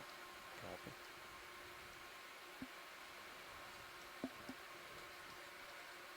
$17 Delta. I think as the ship goes back, you might have to haul in a little bit. How's that, watch lead? That looks great. Okay. Tilt. Yeah. Oh.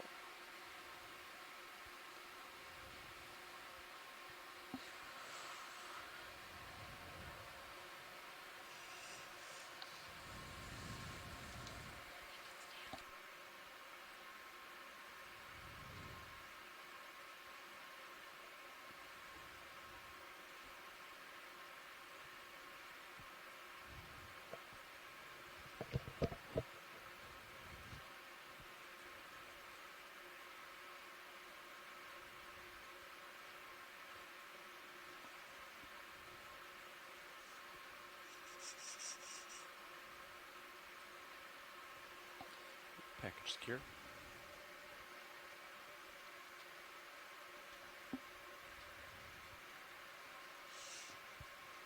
I think they wanted lasers on the base. Yes. You done with that camera? Yeah.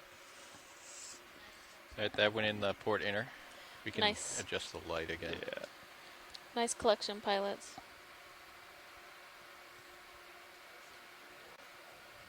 Starboard, yeah. So the ship has just about completed its 15-meter move in reverse of our previous track. Copy.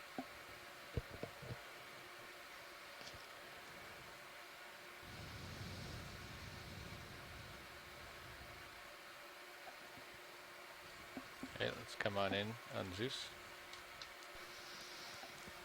All right, yeah, so that's really great to see that the two stalks are about 10 centimeters apart. There's a little stylasterid right there, smushed in the middle of them.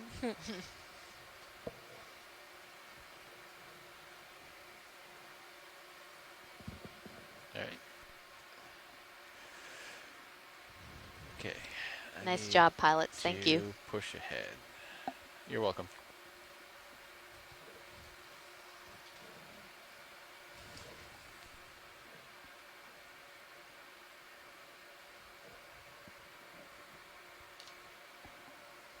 I'm way behind you. Yeah. A little more to your port.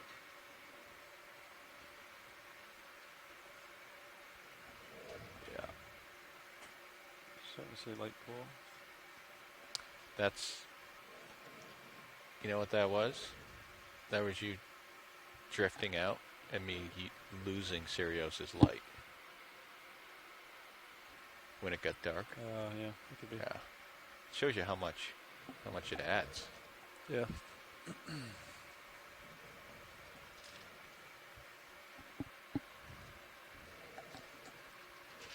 Gonna kill Valpak.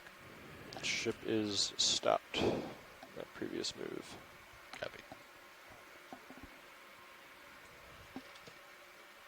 So here we have another bamboo coral. Copy. We can keep moving up slope, just doing a pointing it drive-by. out. Yeah, just doing a drive-by. If I could move in to the end, or maybe we can wait just a minute here, I guess. Oh, I got it. Yep, another couple of them there. Looks like maybe some branches broken off. The white down in front, is that what Yeah. you're That was in the starboard inner, correct? that is correct. It was in the starboard inner. Yeah, I think what's up front is actually another type of scleractinian coral. So Alexis just stepped out for a moment, but she'd be able to identify that, just like what we're seeing there on the upslope. Another little rat tail there in the front, it looked like, fish.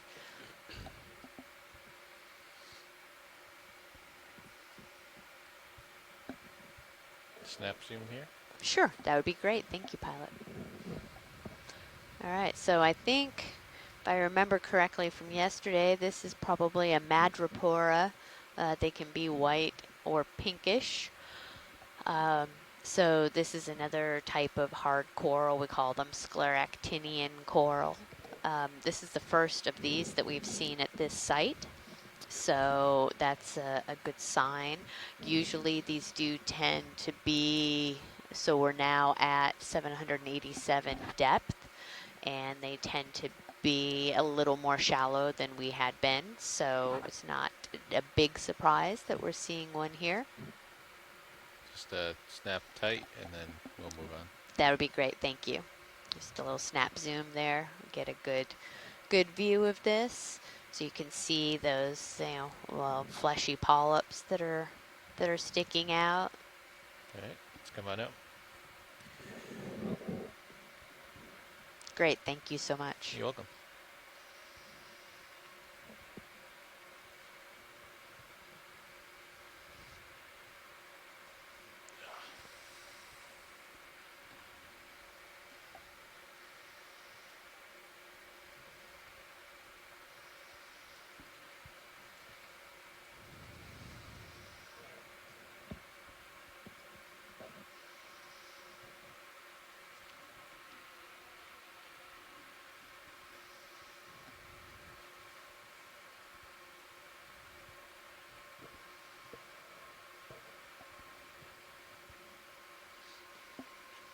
Probably gonna move in. You ready for it? Yeah. Sure. Yeah, and just surprised we're still seeing a lot of coral See. rubble, but not a whole lot of live coral yet. The occasional bamboo, which they really like to be on kind of the steeper parts and the really hard bottom. So we're about, Sirius is 70 meters, so yeah, if you guys are comfortable with a 50, that might put us right where we want to be. Sure. Yeah, let's do it. Bringing hydraulics down, Josh. Oh, yeah. Thank you. Bridge, RV nav.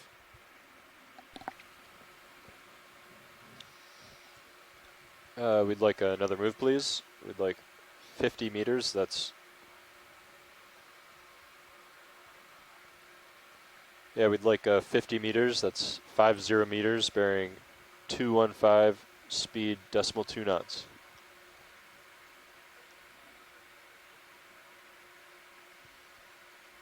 It's a good copy.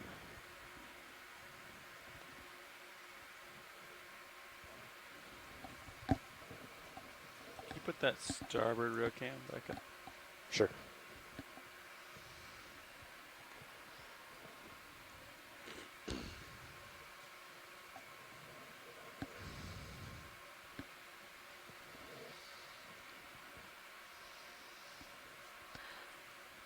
But yeah, if you think about the currents that we have down here, and we're seeing those big bamboo corals, they've only been on some of the larger rocks that are here.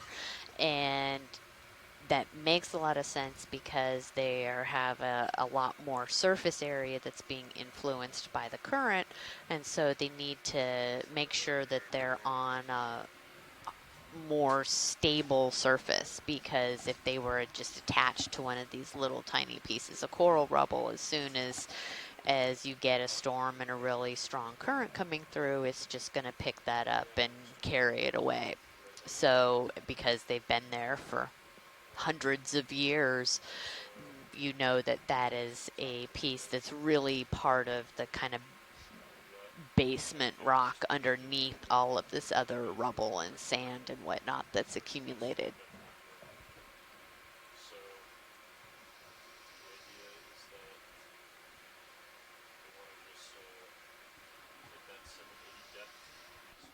No, a little to the left.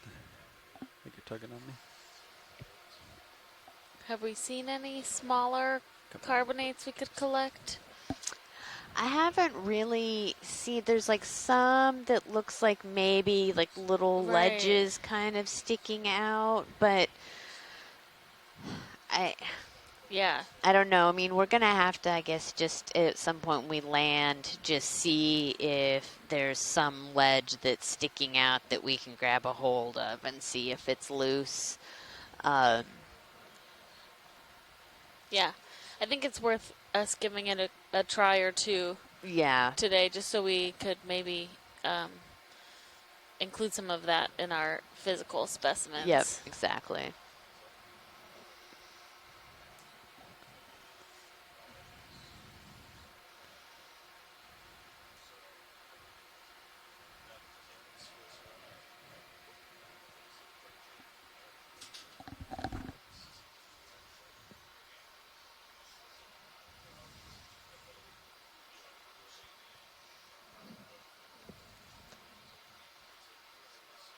I don't know, Pilot, if this is a place that you could set down and maybe poke at some of these, there is a little rock that looks like it's kind of sitting there right in the center front. Copy. Sure, I can sit down here. And then there's a little crinoid right there, it looks like. So you're talking about this right in the middle here? Yeah. Can you zoom in on this? Yeah, and I just can't tell if it's a solid chunk or, I mean, that just looks like coral rubble. Right, that's hard to tell. Yeah. If it's been around, or if it's rock. Ugh. Yeah, I'm looking at the holes in the matrix in it. That just looks like coral. Coral rubble. Okay. Yeah. Copy that. It is interesting. Right. The white coral right up at the top of that, I believe, is Lophilia, which is alive, and I don't think we've seen much actually Oh, okay. live Yeah. Lophilia yet. Yeah. So, and there's a yellow plexarid right there too. Yep. Yeah, while you stepped away there for a few minutes, we did see a madrepora. Oh, cool. And it had the kind of light pinkish, very fleshy. Yeah, we can go ahead and go. Thank you, pilot. Yeah, copy. Which I think was the first madrepora that we've seen. Yeah. So we're starting to get up into that 780 depth. Yeah. Kind of the deepest part of some of our previous dives. So seems like they really, I don't know a lot about them, but is that they really have a strong depth preference. Yeah, so a lot of, yes, lower, closer to 800 is, especially for Lophilia, you don't see it much deeper than that, but the other scleractinians, you can get them deeper, but just not really in large aggregates. And some of that is limited, I think, by the chemistry of the water. But and temperature as well, which I mean Yeah. also impacts the chemistry, right? Yeah. The solubility, but yeah, so temperature, really for them, as long as they are within a temperature range. Some of the madrepora can withstand a colder temperature than Lophilia for at least like so far in our records, but kind of between 5 and 11 degrees Celsius is really like the range for some of these cold water corals that we're mostly observing. okay.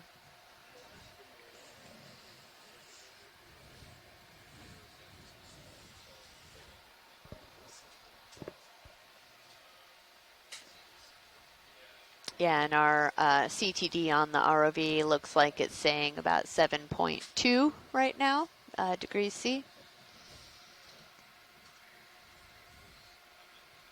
So sort of a happy temperature there for them. Yeah, the ones, so at our lab at Temple University, we keep a lot of Lophilia alive. So on other expeditions, we will collect the corals for the purpose of keeping them alive in an aquarium and running experiments with them.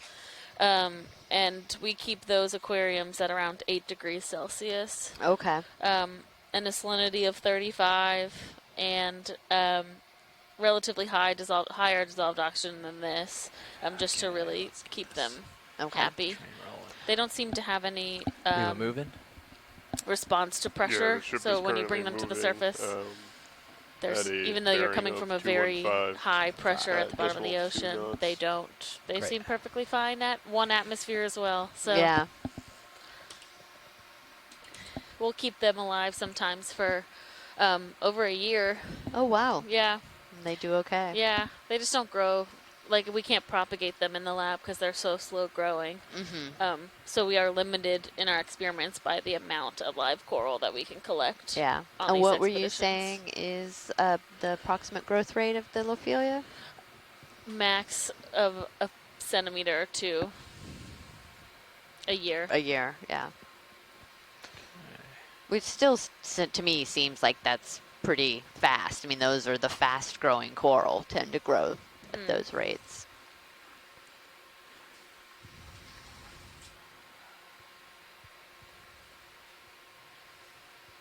But there's also, yeah, so I mean, part of the issue with us knowing their growth rate is there's not a lot of people that have done growth studies. So, like, you can't really do that in a lab.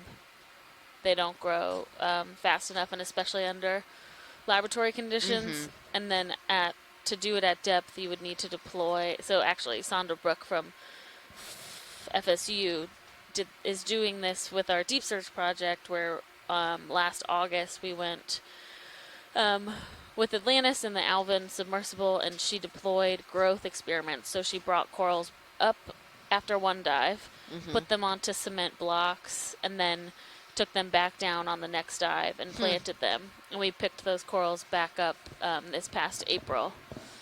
So she'll be able to look at their growth back in the lab. Okay.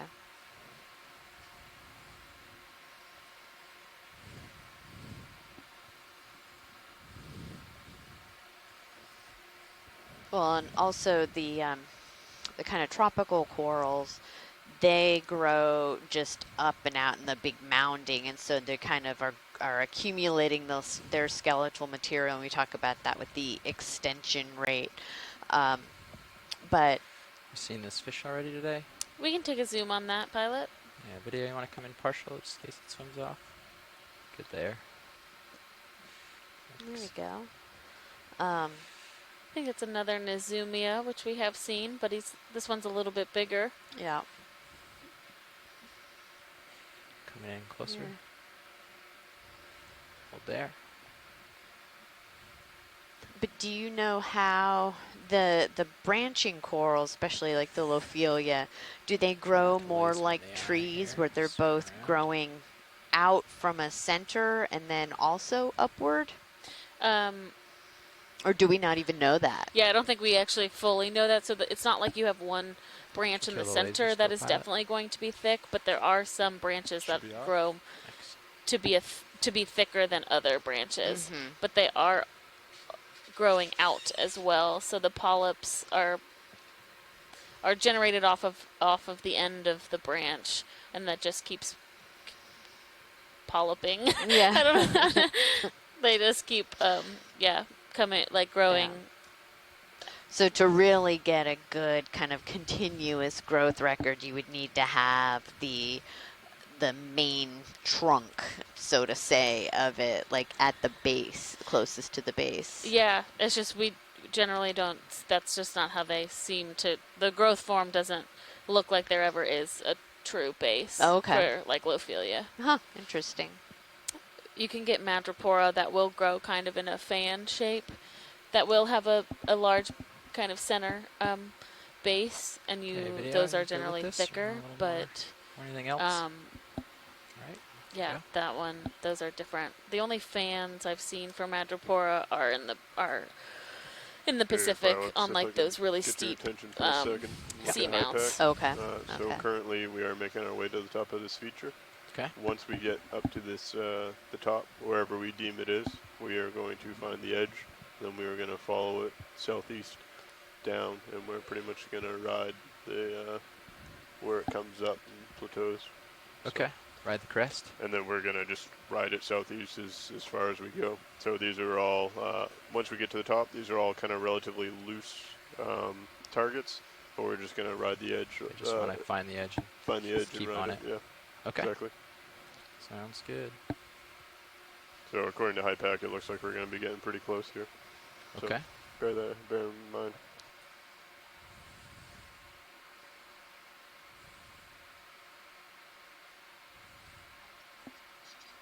Yeah, go ahead.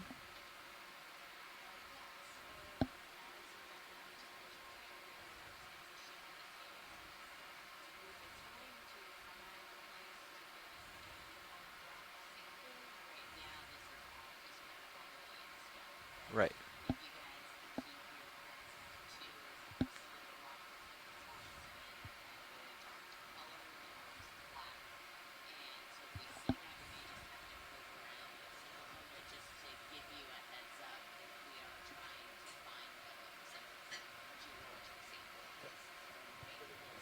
Okay.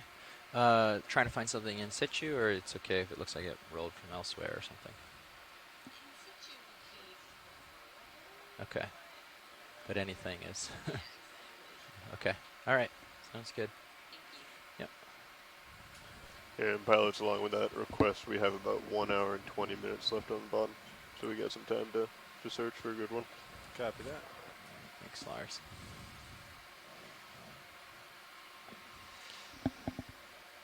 Yeah, so we are cruising along up, getting close to the top of this Scarp feature, where we'll then kind of dogleg across, as our pilots, our ROV team has mentioned. We are looking at corals and sponges and everything associated with them, as well as keeping our eye out for a rock that might be something we could sample to bring back for a physical geological specimen.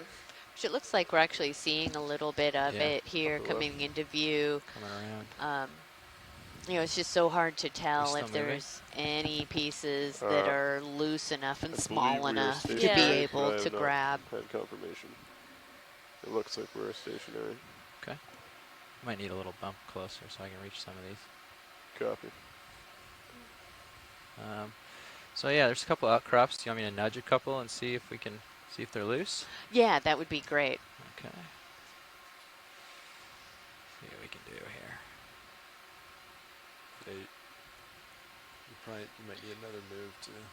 Maybe you can land on one. That's what I'm going for. That right toe, I'm gonna give it a little there bump. you go. No reason to get the arm out just to find out it's not loose. That one's solid. Yeah.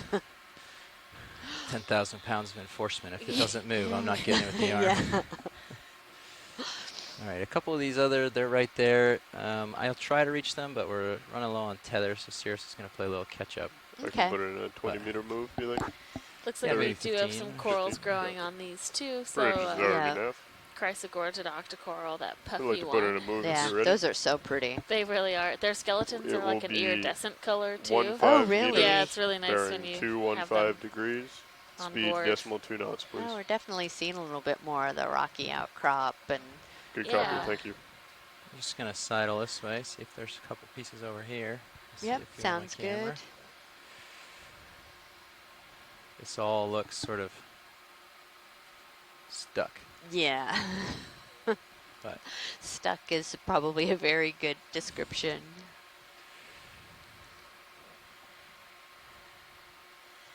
Yeah, there's a little more here though. Just interesting to look at, even if Yeah. we can't sample it. Exactly.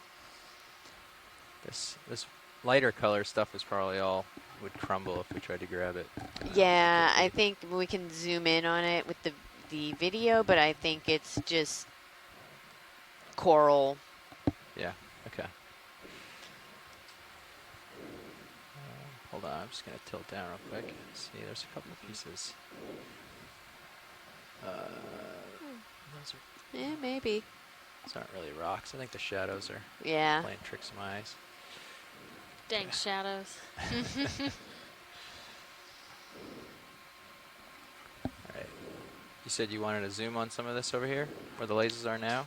No, you don't have to. That's fine. Oh, okay.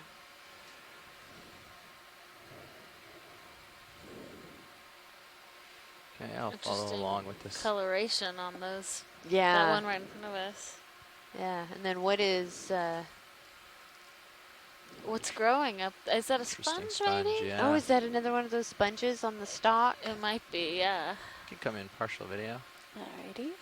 Just kind of frame this. There you go. Hang there for Yeah, a second. yeah, cool. Keep coming in on it. The top of it looks different, but the stalk looks very Yeah, you're similar. right.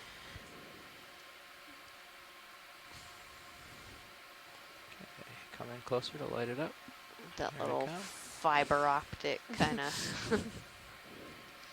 Yeah, the top of it looks like more squishy, if that's a technical term. It looks like a brain. Yeah. Should we clear the lasers? We'll call this the Okay. brain Can you put a laser sponge. spotter? Thank you. But it's still really cool how that's able to be. It That is. stalk is formed like that. Yeah.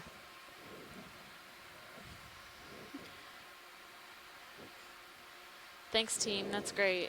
Yeah, of course. Do you see the thing moving just to the left? Oh, thing It's a moving. crab with a little sponge on its back, maybe. Or Where? something. I've got a bunch more zoom. Yeah, take it. It's just top left now. Oh my Oh my goodness. gosh. Like a little hermit crab or something. Is that a little decorator crab kind of yeah. thing, or no? What do Probably they not. call the? I think it's. Looks like ice. He definitely has a sponge on his back. Yeah. A hamalid crab? Is that? That is a great eye. Seriously, who spotted that? Because you win today. Yeah. You're number one. But yeah, so this is a crab that has put a sponge on its back, as essentially it could be for protection. It could be for camouflage. And we see this sometimes with anemones as well. So crabs will put an anemone or a piece of coral on their back, essentially as we don't really know why, but potentially defense or camouflage. But that's awesome. That is. Yeah.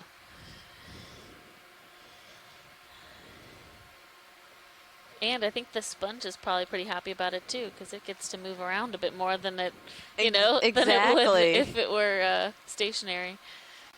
Okay, video. All right. Want to come out? Yep.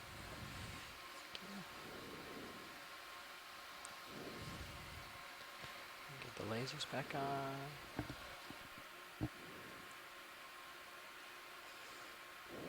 Perfect. Thanks, co-pilot. No problem.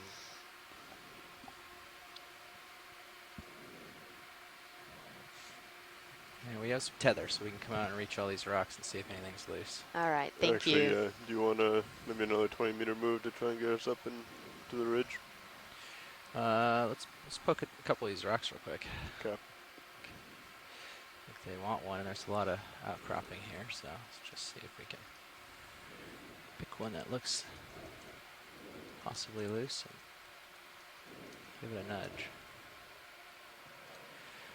Well, actually, let me know if anything jumps out at you. If I see one, I'll go for it. Yeah, will do. These all look pretty in place. Yeah. We don't need to zoom, but that white coral I think is an anelopsamia, which we saw some on the other dives as well. Okay. Okay.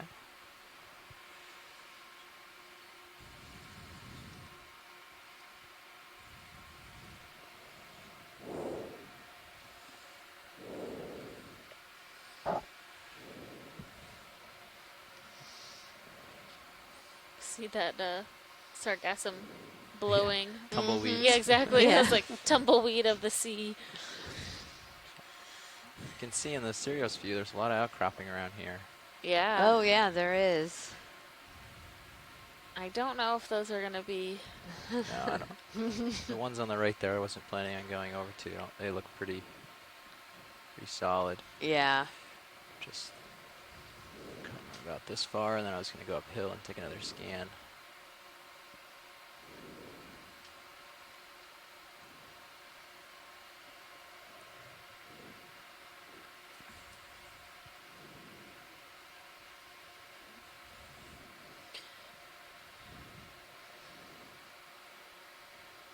And Nav, it looks like we're approaching the kind of top of this scarp where we'll start moving. Is that correct? Yes, well, actually, we are getting pretty close. And as you mentioned that, we are just passing the 600-meter mark of total distance. So that was another 100 meters. Great, thank you. Ooh, I see something that might be of interest. Let's see if it looks. Let's see if it's as loose as it looks. Although it might not be a rock. Oh, jeez. Oh, well, we'll see what we can. Lasers are on it now. I can't tell what it is. It's in a little sediment patch. Might be a rock. Yeah, we can. There's definitely an urchin hanging underneath that ledge. Yeah. All right, well, we can land and take a little glance. Great. I don't know that I can nudge around in there, so I'll have to poke. But that gives us a chance to land and take a look at this urchin while we're at it. You also have a large crab up. Yeah, I mean, upper maybe. left underneath one of the overhangs. Okay. That's of interest. Oh, there's a. It's an aphibranchid. Yeah. Video, come on in.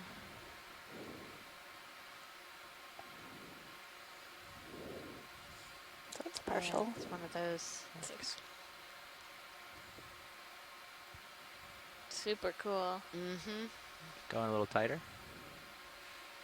Perfect. It's interesting, like, to know how strong their tube feet are. Yeah. To be able to hang upside down like that.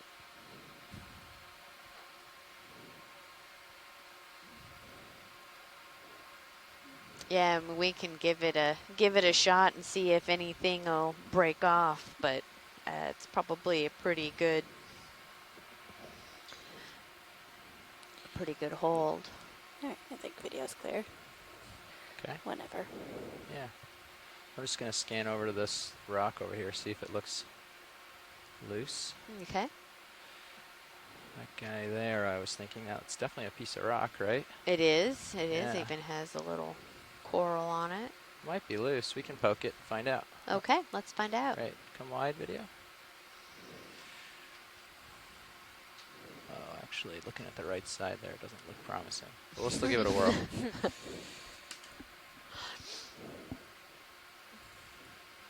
Just settling. Vehicle stable here.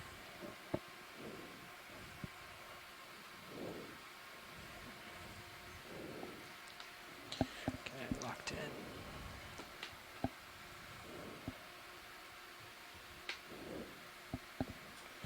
We spun up.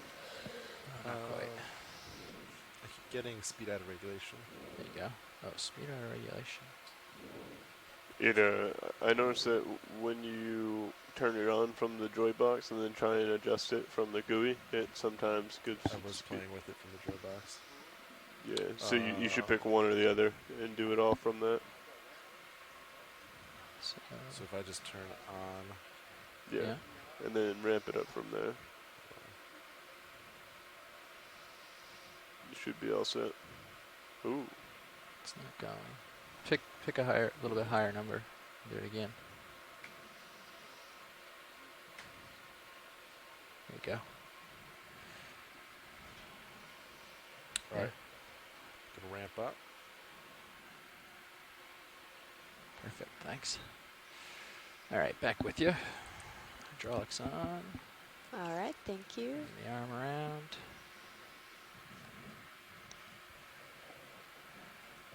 Close the jaws.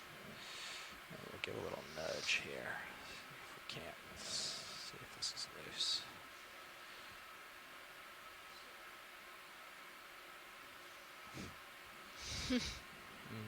Yes.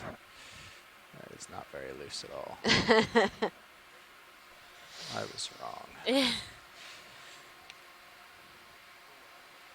Just you like punch it? I don't want to punch, but if one of these ledges is loose, I could have tried it. Yeah, or maybe that one. Yeah. It's kind of just over there to the right of it. I'm not seeing it, sorry. Oh, no, that's okay. With reference to my fingers, where are they? Where is the rock you see? Yeah, so it's kind of almost the rock that fish is looking at. It's right below it. Oh, I see. Okay. See if that's in reach here. Should be.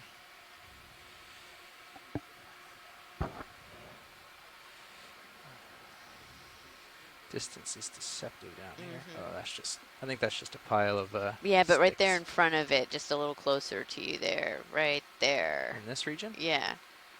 Ooh. Oh, wow, look at you have the eye. I'll give, if it's crumbly, do you want it? I'll give it a good squeeze. Yeah, yeah. Yes, you want it if it's crumbly, or yes, you want me to squeeze it to make sure it's not? Oh, yes, I want it if it's crumbly. Okay, then I'll be careful with it. And then, what do you want to do if it's crumbly biobox? Yeah, probably. Let's see if it's very crumbly, but be gentle here.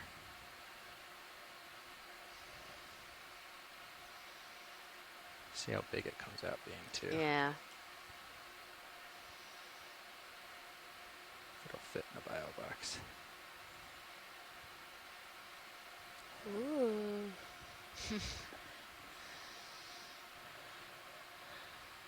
All right. Oh, that just looks like a piece of coral, which is, and that's if some of it falls off. That's.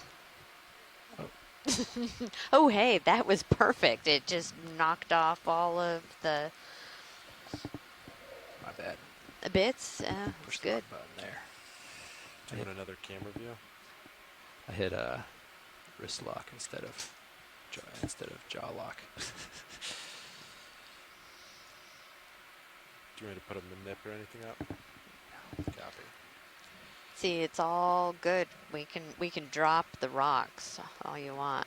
What box? I was just gonna go starboard here. Bio box? Starboard outer? Starboard, no, starboard rock box. Rock box, yeah. Oh, copy. Yeah. So make sure you don't want to do the lid before you Yeah. went for it. That's alright. I don't think this one needs a lid. Just needs to not be dropped on the floor.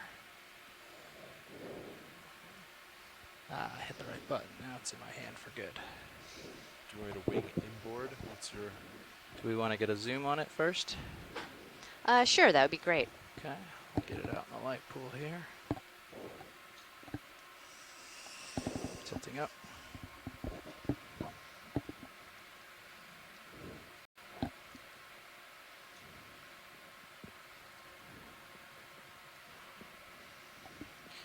And I'll get the lasers on so we get a good size measurement of it.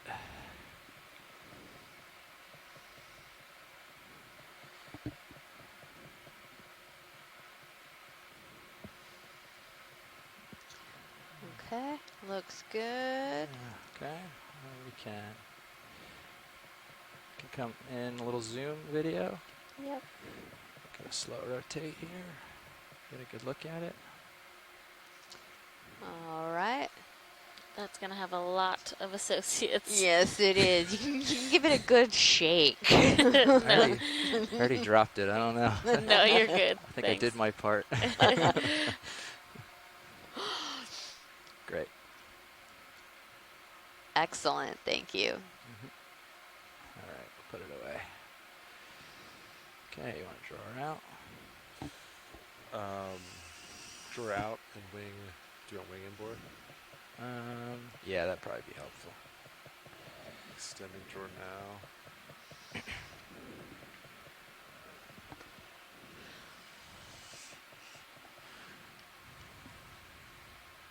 gonna stop there and wing inboard.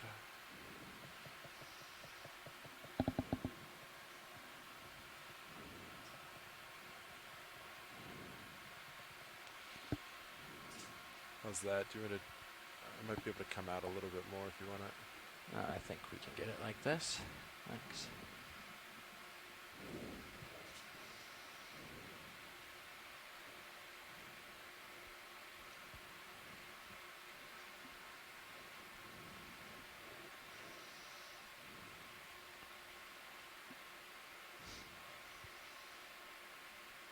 Nice. All right. Good work, guys.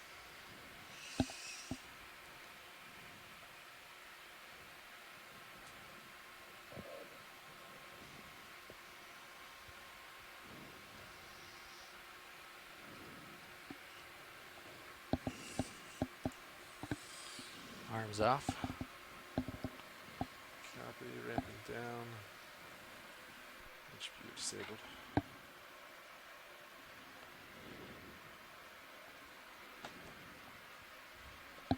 Thank you. Back up. All right, we got a rock. Excellent. Thank you, guys. Let's find this ridge and follow along. That's right. Off we go.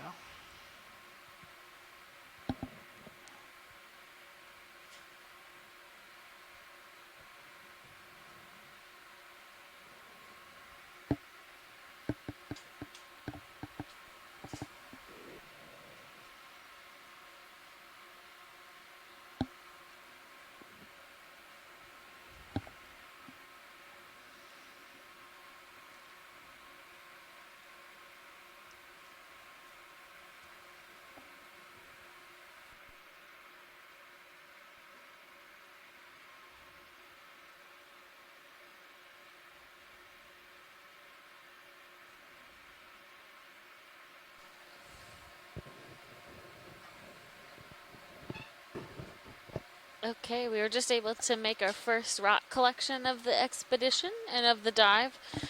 So we are continuing on with our track, working our way, I think close to the top of this Scarp feature, and then we will move laterally around the Scarp for we have about a little over an hour left of bottom time.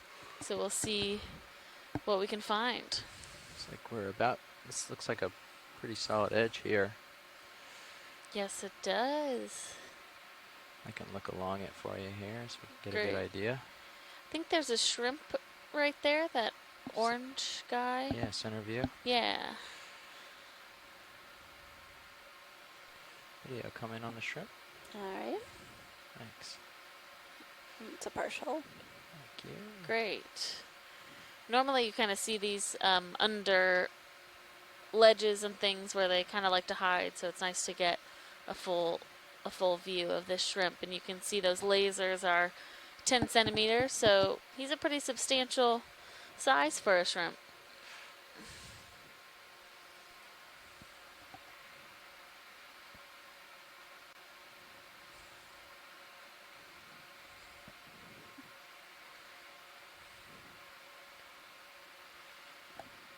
That's great. Thanks, guys. Yeah. Want to kill the lasers? We can come around the profile and maybe get a little tighter zoom. That would be great. Nice. Coming up a little.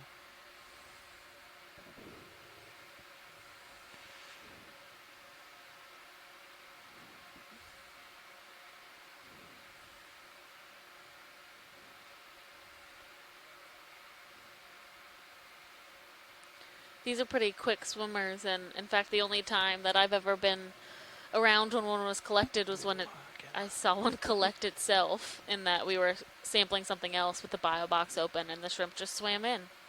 So we closed the bio box around it.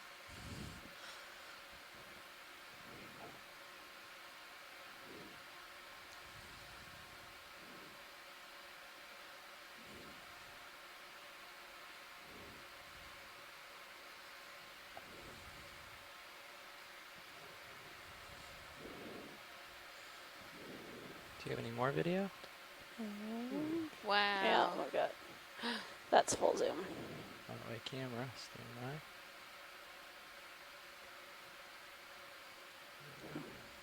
That is a great shot of the rostrum, the front horn of that shrimp, which helps a lot, I think, with the identification. I am not a crustacean expert, but I know that that feature is very important for identifying specific genus and species of crustaceans. The current just picked up. Got a little gust. Yep. Something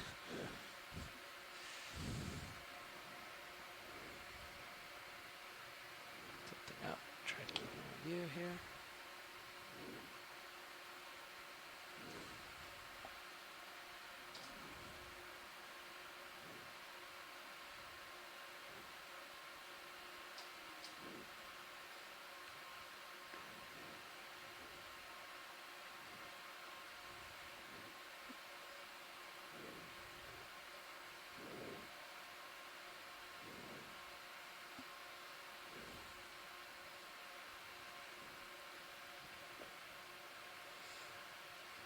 I think video is good, whatever everybody else is. Okay. I think we're good.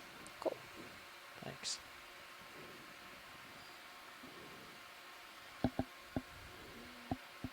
We're full wide. Thank you.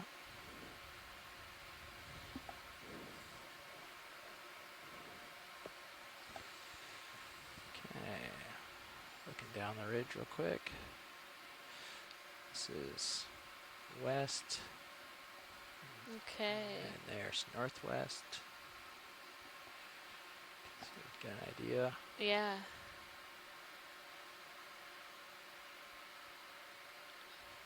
Okay.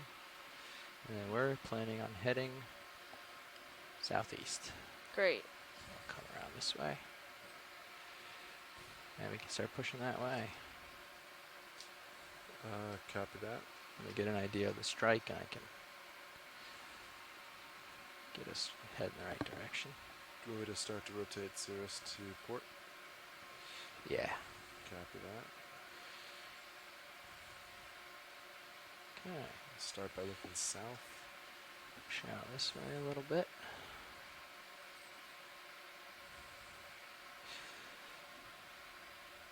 So we came So into it's me this looking dive thinking it would dead be south. a bit more Copy. of a Scarp feature, so more of a geologically significant feature. Yeah, I and think that's a good angle. since we Maybe hit we the still head a little seafloor, we have southeast and then seen keep that. a lot of coral like rubble that. and soft sediment underneath. We did just come up a bit of the Okay. side of the Scarp where there was Right, some Nav, I more think we're outcrops, so 170. those harder Line it up. rocks, but for the most part, Give it's you a still Better This is direction or actually quite indicative of a squared up. mound feature like we were on the last couple days. We haven't seen a whole lot of live coral coverage, but it is possible that it just depends on the you got it pretty side well in of the Sirius feature too, that we are actually. on. So, Get a strike or off Sirius. this coral rubble could But yeah. be very, very old and It's almost like 150 indicative of right now, live where I coral am locally. 150, hundreds to but thousands to hundreds of what do thousands you of get for years ago. Sirius, do you think? You want to rotate real quick, or just kind of? Just from your sonar, get an angle from your sonar and judge it based on your heading. Or whatever's easiest for you. Some synaphobranchid eels that are pretty common yeah, around these 140, types of 150. coral habitats. 140. 140. Yeah. Copy. What, 20 meters, 30? Try 20 or 30, see where we end up, yeah. Copy. Bridge is RV nav. Like to make a move if you're ready. Range is 20 meters, bearing 140 degrees. Speed .2, please.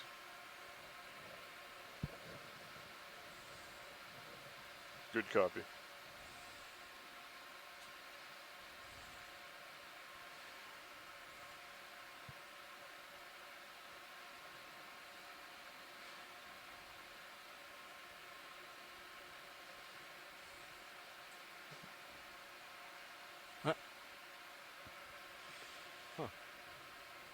It's pretty interested.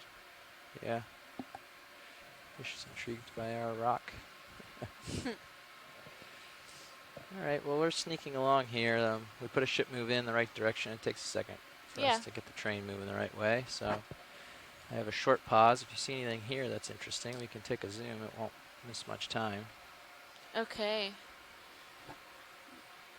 Right in front of us, there's like the sargassum, so the weedy looking stuff, and then to the left, I think there's a sponge. Yeah, that smaller white sponge? Yeah. Okay. Lasers on for size. Got them. Coming down to it. Okay, video coming partial. Alright.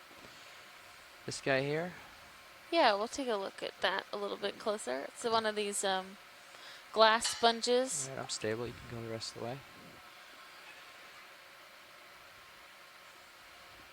Yeah, that looks great. That's full zoom. Somebody in there. Yeah, I think we have a shrimp in there. It's almost like yellow.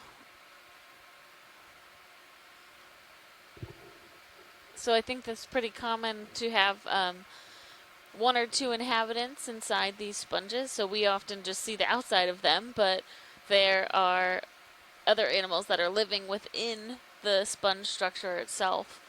And I definitely do not know if they spend their whole life cycle in there, but I think that would be, I think that is a field of study for a number of people that study the association. So this relationship between one animal and another animal that live together. Yeah, that's really great. And then how yellow it looks. Yeah.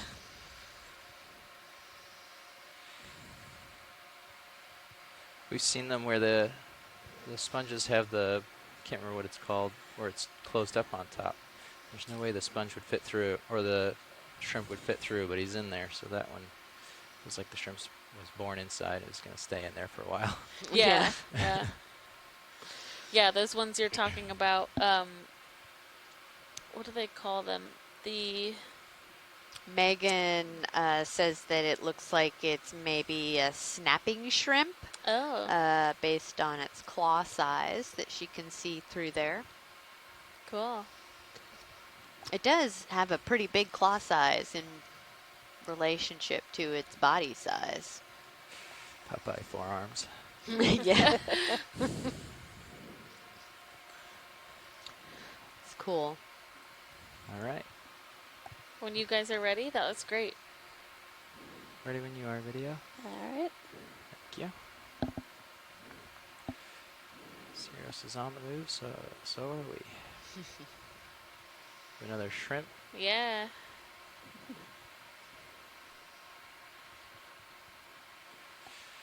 Can you no longer look, or are you happy with the shrimp? You want a closer look, I mean? I think we're okay. We'll keep moving. Okay, moving along.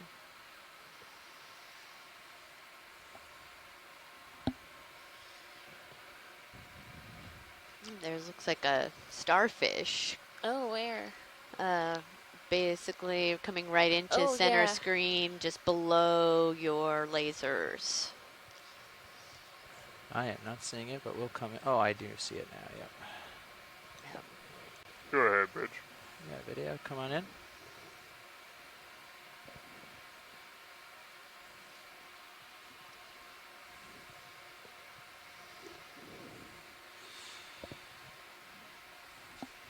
Guess that's I'll take it if they have it, yeah. Yes, we are comfortable So with the think wire it's angle. one of those however, Coney it asteroid would sea make it stars, better so if you did come similar to the starboard. If cookie the ship is star. comfortable Yeah. with that, Just a we'd different like to make a small species. move to Yep. starboard, or a small heading change to starboard. Okay, you can go in a little closer if you want, video. Copy that. Thank you very much. Pilots, just so you're aware. What's I did the copy the bridge, other yeah, thank Copy. you. translucent stuff that's kind of hanging Yeah, I down? don't know what that is. We have a little more light we can throw in there, see if it helps. Co-pilot, can you turn on the fog lights for us? Oh, That it's like helps. moving. Mm-hmm. Video, you ready for It fog is. lights? Yeah. I can. Okay. Yeah. Here they come. 3, 2, 1. Are those? Ooh. See if we can get a little more detail. That's Not sure that helps. that It's sea okay. It stars. doesn't hurt. I don't know what those things are that are attached to the rubble. Yeah. Could they be Underside tunicates, of that. Yeah, maybe they could be tunicates potentially, Might be or some pumping a type little, of yeah. egg mass. Yeah, that's what I was gonna say, but I don't know. And a little worm. Oh, a little tube worm? Yeah. Yeah. All kinds of things. Yeah, it's like every time we zoom in, it's like, oh, we could just stay here for a little while. Yeah. See all kinds of things. Whoop, Oh, whoop. hey, buddy. Fishy photo bomb.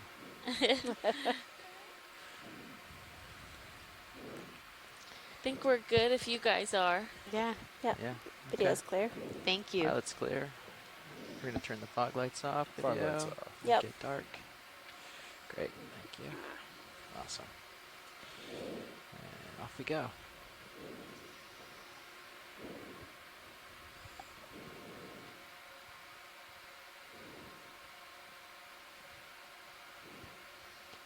It's a little coral. Yeah.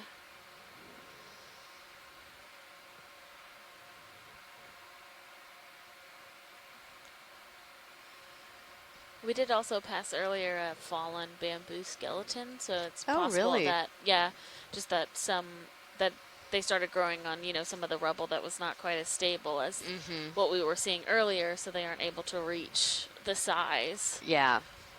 If we can take a look at that white coral in the distance, Yeah, I Or can what- reach that. if we think that's coral Let me from just here. get a little closer. Yeah, The fan in looks the like back it. there? Yeah. Yep. Let me just get a little closer. I believe the ship is stationary. Once they're done with their heading change, do we want to make another move? Yeah, I think by the time they're done with that, I'll be back. Let's just make sure I'm back on track. by then. Copy. A lot Yeah, more I'll of do those another 20 yellow meters sponges. Yeah, I that's a good don't note. That's good. remember Just what check, those make sure are. That Sirius thinks it's is that still a good direction, you think? The way we were I headed? think for one more move, yeah. Yeah. Might adjust after that, but Cool. I was pretty happy with it. Me too. It's good. Tilt it down a little. You can start in video. All Just right. I'm just going to get a little closer for the light. Oh, that's pretty. Well, it's a So partial. this looks like another type of corallium octocoral, but a different, based on the polyp size, definitely a different species, and probably genus. Could be hemicorallium. Sneaking in a little closer. Here I go. Okay. This is probably good. Okay. You can zoom in a little further if you like. Try to go for this lit up portion. Oh, great. That's a full zoom. Thanks. So many polyps. It's just crazy polyp density with these guys. Yeah, it really is. I'm curious, could we pan down towards the skeleton? Or like the bear skeleton on the right? Bear skeleton on the right. Yeah, as it's getting down towards the base of it, I guess. This direction? Copy that. Thank you very much. Yeah, you're going in the right direction. This is good. Okay. You know when you see it.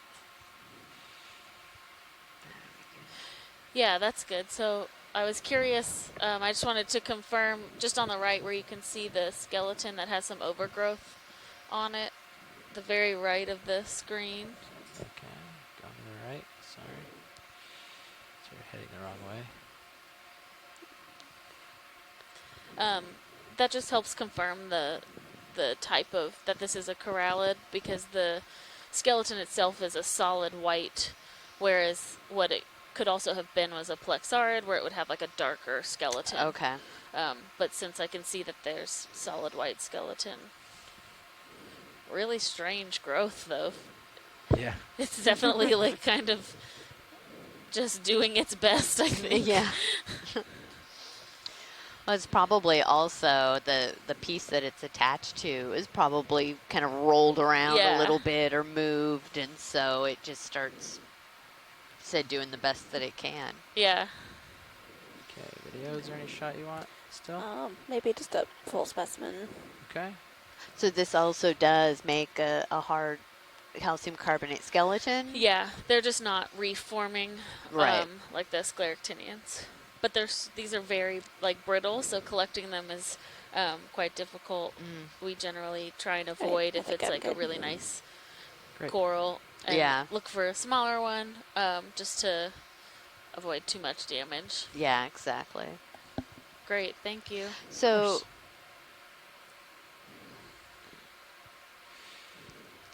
Hit a current.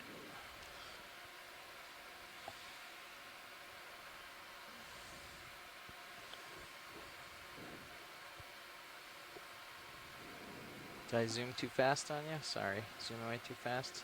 Oh, no, you're fine.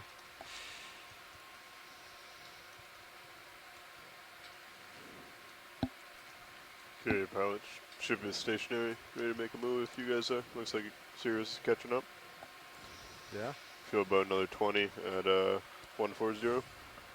Sounds good to me. Sounds great. Copy that. Bridge is RV nav.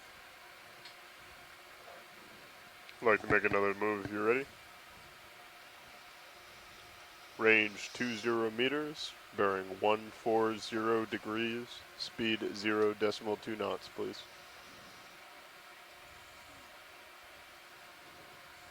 Good copy, Bridge. Thank you.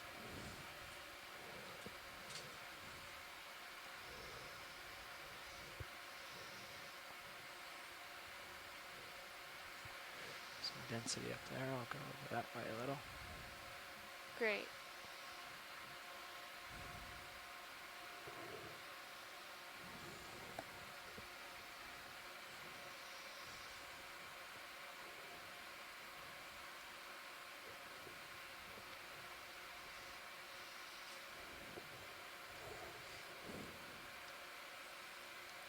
Yeah, we are seeing pretty low-lying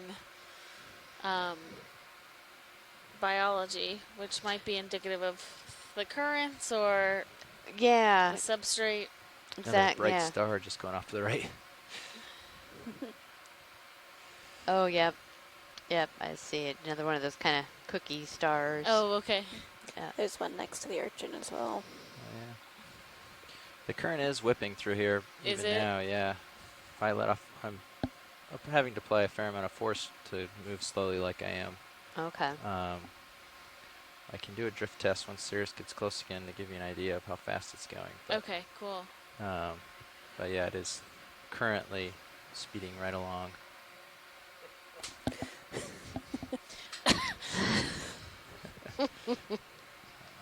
Yeah, we caught that. I didn't really mean for that, but.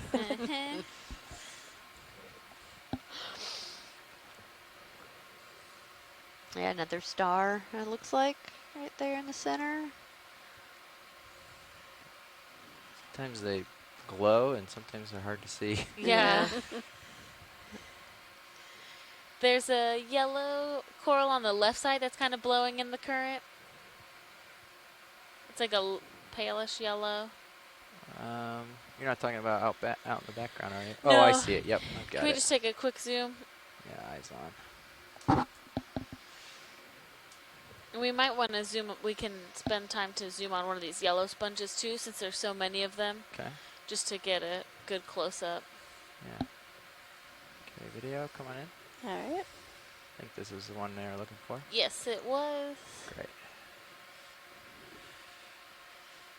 Huh, okay. So that's still partial. Okay. I'm still waving around in the wind here, sorry. Looks like a type of plexaurid octocoral. I'm not positive on genus, but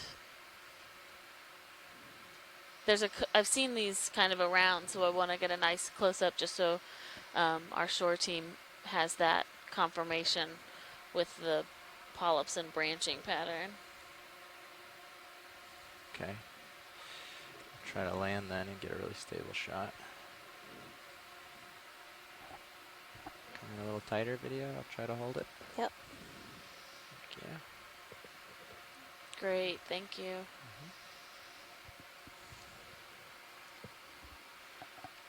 It's moving and I'm moving, so video might have trouble focusing. Yeah. I'm trying. Everybody do your best. You're doing great.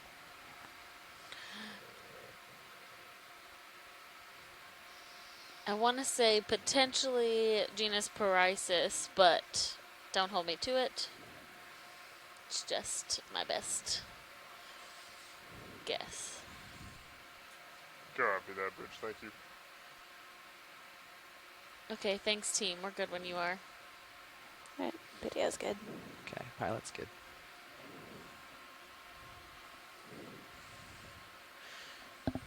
Hit it with the lasers real quick. Nice. Just over 10 centimeters across.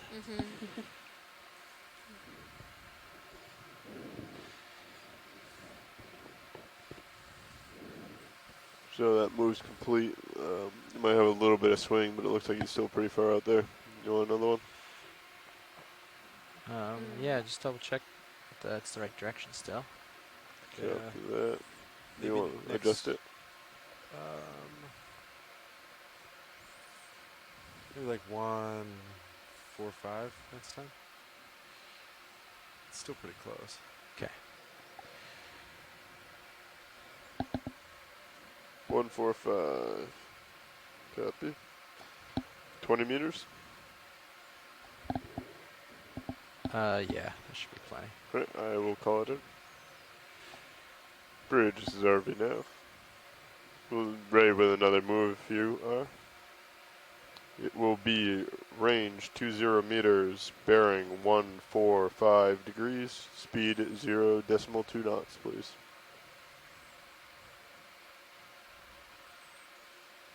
Good copy, thank you. Okay, do you know how to pull up the expert view on the fins?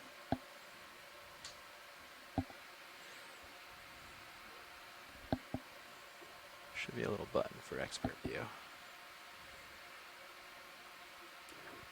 Oh, thanks, video. Yeah, didn't realize I was that far in. Great. I'm going to let go. You want to look at your easting and northing speed. Write those two down, and then you're able to put those in your spreadsheet. And you'll know how fast we're moving. Copy. When I let go. Are you ready? Yeah, let go. Hold on. Let's see. So I'm not pushing thrusters. This is the current Oh, wow. now. Okay. Right. So I guess when it balances out. Yeah, pretty close. I don't want to go too far. You are. It's still going up steadily. Okay.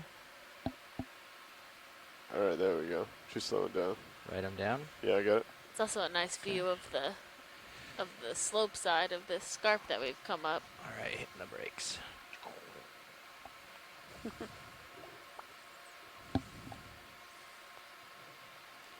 So, Pilot, can you tell us what you guys just did to kind of track how fast the current was going?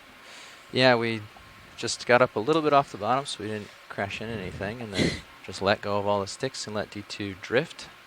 And then our we have software that keeps track of the velocity of D2 in a northerly direction and a westerly direction, or easterly direction. And then, so I let go, we get 2 numbers, and he can put it into a spreadsheet that we have that will give us a vector, basically. Give us a direction and a speed for the current. Rough direction and speed of the current. Yeah, we got decimal 283 meters per second at a 40 degree So maybe angle. So about like almost half a knot. Yeah, 0.5, 0.6. Yeah. No, that's right. 0.283. It's almost 0.6. Or a little Gotcha, over half, yeah. Yeah. So, yeah, a little over half a knot. And what is the max current that D2 could handle? Really over a knot, or when you start reaching a knot of current, the D2 can still keep up, but you really can't do much as a pilot. Okay. It's hard to, basically you wouldn't be able to sample really. It would be too hard to land. And D2 straight ahead can, from what I understand, can do about 3 knots. But you have very little control over heading, and you wouldn't get a very good shot of anything. So half knot is certainly, we see it all the time, certainly reasonable. 0.8, we start saying that's a lot. And a knot is, I would say, pretty fast. Roger. Thank you. Yeah. So there's something waving right in the middle to the right of the... Sort of the feather? Yeah. Can we take a look at that? Of course.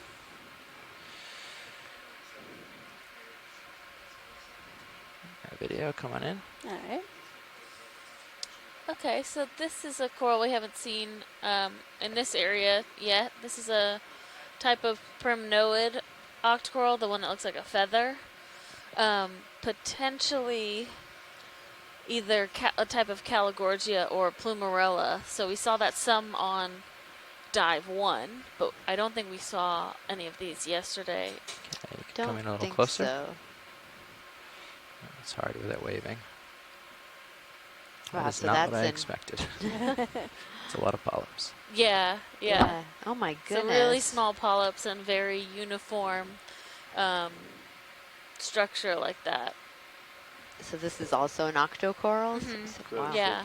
So Primnoidae is the family. Yeah, it looks like there's a shrimp riding on it, or a... Oh yeah. Is it a ctenophore maybe? Maybe a ctenophore, yeah, and... Oh yeah, I thought those were 2 claws, but I guess it's just larger tentacles. It is blowing in the current. Yeah. Great, thank you. When you guys are good, we're good. Yeah. Not sure we can do much with this video. Sorry. All right. And we've seen those other, like the honeycomb type. I think it is a sponge. I don't know. Yeah. Much about what type, but you got a close look already earlier, or you need one? I don't think we did. Why don't we do a zoom here? Yeah, of course. Okay, come on in. Anemone there as well. Yeah. Thanks, video. Such an intricate structure. And are these some worms here? Or is that a upside down brittle star? That's a brittle star, yeah. He's hanging on somewhere. Okay, he's underneath the little ledge. Yeah. So Chuck Messing says that this sponge we're looking at might be a Rasparilidae. No, Raspalilidae. Raspalilidae. Raspalilidae. Thanks, Chuck. That's cool. Great. Thanks, pilots. Take a little more if you want to get some texture. Can we go in a little closer? This says full zoom. Okay. Full zoom. I can get a little closer. Come out real quick, video. Yep. Let me sneak in. I'm pretty far away at the moment. I think we want to see this texture.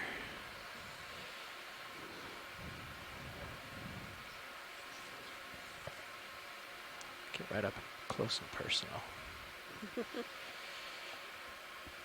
Try not to. Okay, come in again, video. Thanks. See if we can get a little more out of this. That was full. Okay. Oh, you can see the current, yeah. Mm-hmm. Not much more detail, huh? Very small pores. Yeah. You want to try the fog lights? See if we get a little more? Yeah, could try it. Yeah, go for it. Fog lights coming on. 3, 2, 1.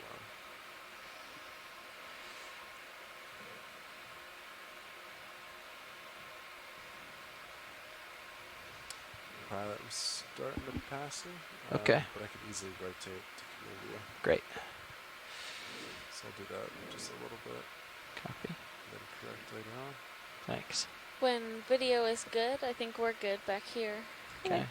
I'm good up here. All right, we're good. Thanks. All right, video. High beams coming off. 3, 2, 1. Whoa. Looks like. Yeah, that's why we don't run with those lights all the time. Yeah. Oh, jeez. All right. I'm going to slowly rotate back south. Copy. It's just 10 degrees, so I'm already there. Great. Thanks. Okay, drifting along.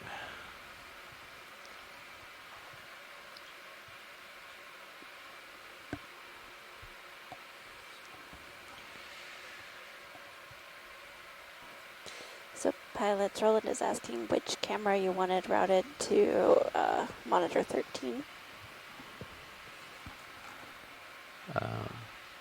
The traction winch cam is fine. Yeah, I think Okay. what's up there right now is good. Yeah. Okay, great. All the cameras look great. Thanks. Oh, I'm on OKX. Turn that off. Oops.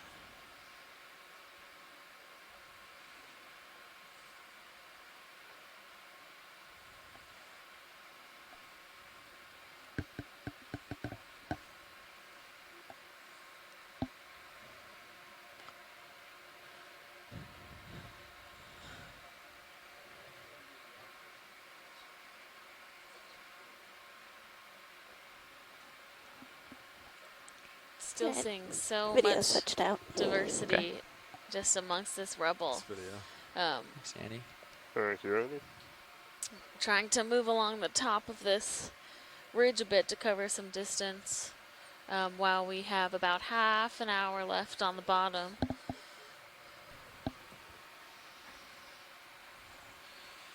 All right.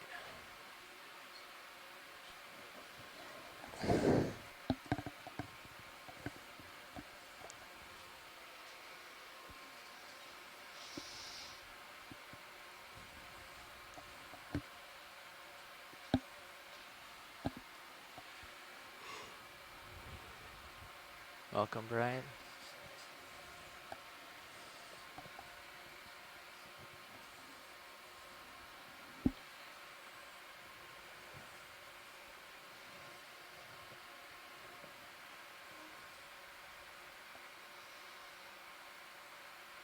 Did we get a good zoom on those yellow ones since there's so many of them up here? I don't think we have yet, so maybe the one that's coming up on the left, pilot. Yeah, sure thing. When we approach that one, we can take a zoom. Yeah.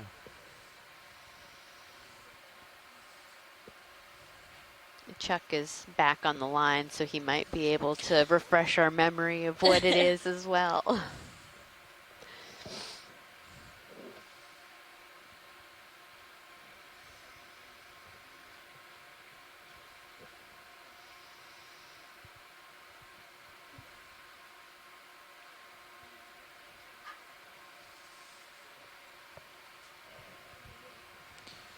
This one here.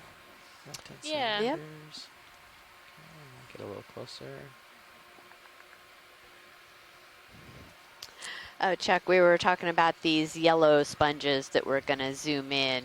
Alexis and I couldn't remember what exactly they were, so we were going to get a good shot of them and see if you could provide an identification again, please. Okay, video, come on in.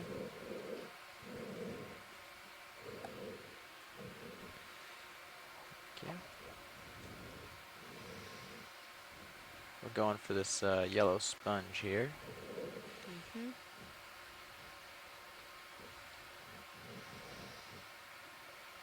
Very nice. Yeah, we've just seen so many of these up along the top of this plateau. Mm-hmm. And they're so bright yellow. I know.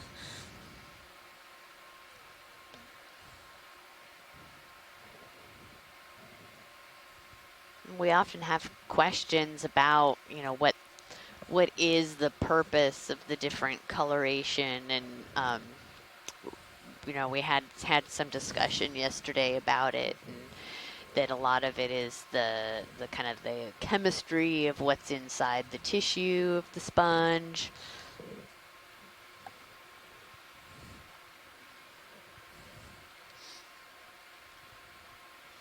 So Chuck says that this might be a Spongocereides, which is a demo sponge. Spongo. Yeah. Spongocereides.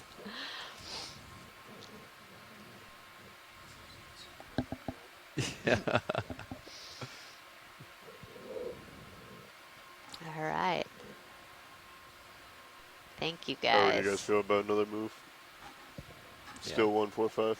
Yeah. And thank good. you, Are you Chuck. happy with Yeah. where you're All those at? brittle Video's stars clear. and foraminiferans on Okay for all you? that dead Yeah, I coral was just making sure you too. don't Yeah. wanna- I didn't know if there's more Those up little top or not. glutenated foraminifera. I think they're trying to see kind of both, so I'm trying to. Yeah, look it's just both. so like. Yeah.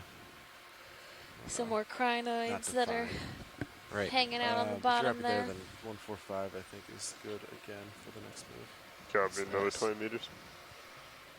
Is that the tether? Or no, that's It's the not. tether's It's inside. not the. I don't think it's the slope. Okay. Just keep an eye out for that spout. Yeah. It's coming up. That might be like a ridge or a wall or something. Make sure we don't bump into anything. Do you want to poke real quick? I'm gonna go ahead and call it in. Yeah. Okay. Yeah, I'll turn real quick, but keep you in view. How's that sound? Sounds good. Happy? You can also scan that. So with we've my covered sonar so too. far today, I think, just You over wanna hold off, 650 meters yeah, in go ahead. distance. Bridge is already down. And we are We're going to gonna work make our another way move. for You the ready? rest of this dive Range across will be this ridge. 20 meters, Hopefully bearing past the 700 meter mark. 145 degrees, I speed think 0 we've decimal climbed 2 about knots, please. 100 meters of Yeah. that Close to you then. space. Yeah, I think even more so. Good copy. Thank you. Let's see. Yes, oh yeah, I bailout don't think should I've still yeah, be but east. yeah. Thanks. Yeah, we should have been on bottom around 890 meters, so Yeah. close to 120 meters vertical rise. All covered in coral rubble still. So Yeah. might be the theme of this cruise, the coral rubble cruise. So I've been sneaking more and more on this plateau here, because as we come this way, it's more and more barren. I don't know if that's useful knowledge, but every time we go to zoom, it's sort of, you know. Can we zoom on that kind of translucent below center? Yep. Thanks.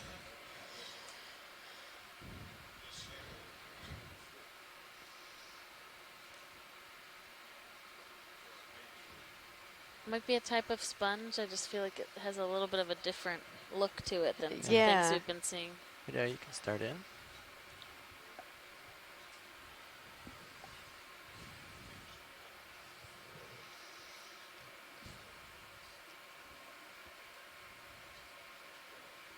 Yeah.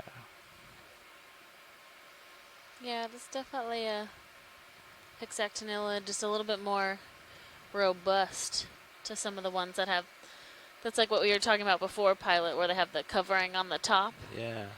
It's just kind of growing sideways. Oh, it might have toppled over, actually. Oh yeah, I see. It grew on that rubble. Right. Well, was very healthy until then. Yeah. Looks like there's still something inside. That's good. Thank you. Yeah. Another shrimp Get inside. the top end view real quick. Okay.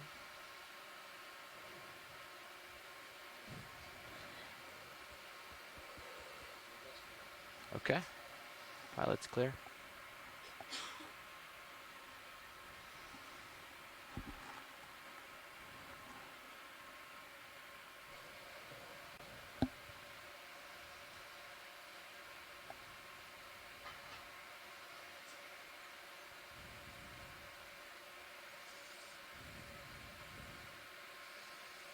That's interesting right there. It looks like it might be a sponge within a sponge. Yeah. Mm-hmm.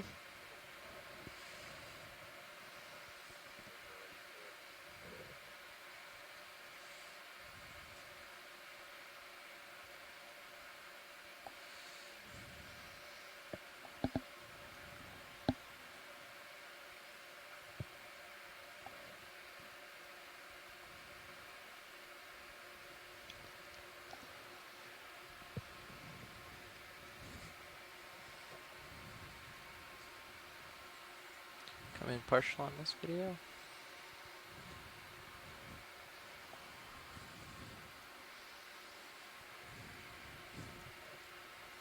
Oh, look at that. It's almost like it's one piece. Oh, wow, yeah. That's crazy. Let me get a little closer.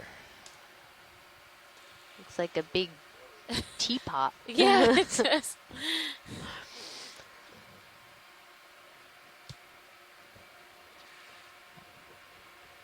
Just for your reference video, I'm sneaking in a little.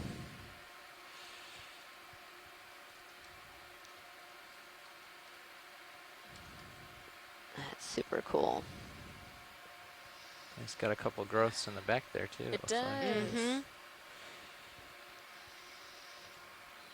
This is strange.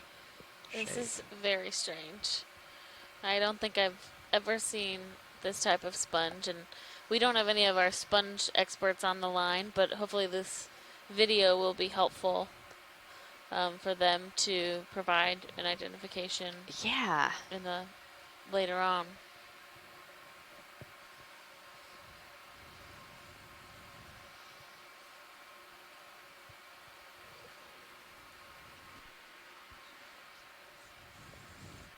Okay, I'm stable video. What you need to do? Whatever you need.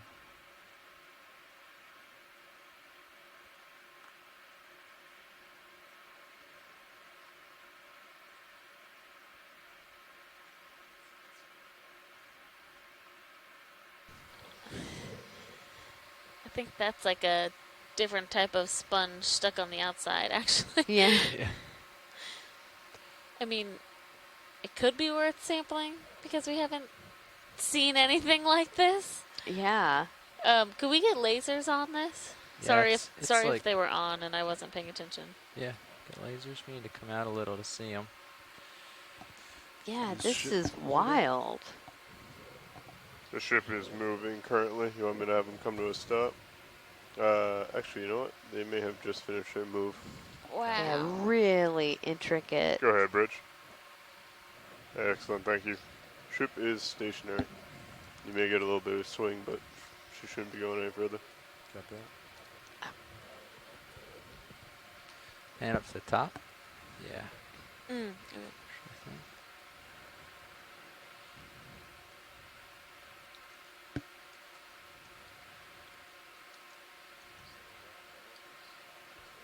Ooh, look, there's like a little bunch of those isopods.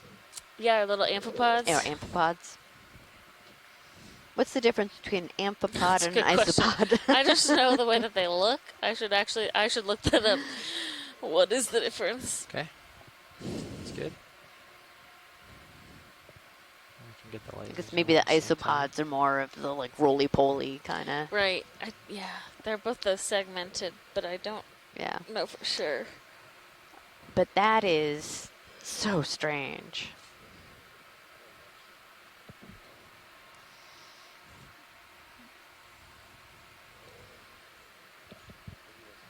All right, come out a little more. They want to get with the lasers one more time. So let's just do partial so we can see it with the lasers. Come out. There we go. Oh, okay. So about 15 centimeters or so, give or take. Just so we can see the whole specimen in the lasers. Come on, a little more, yeah.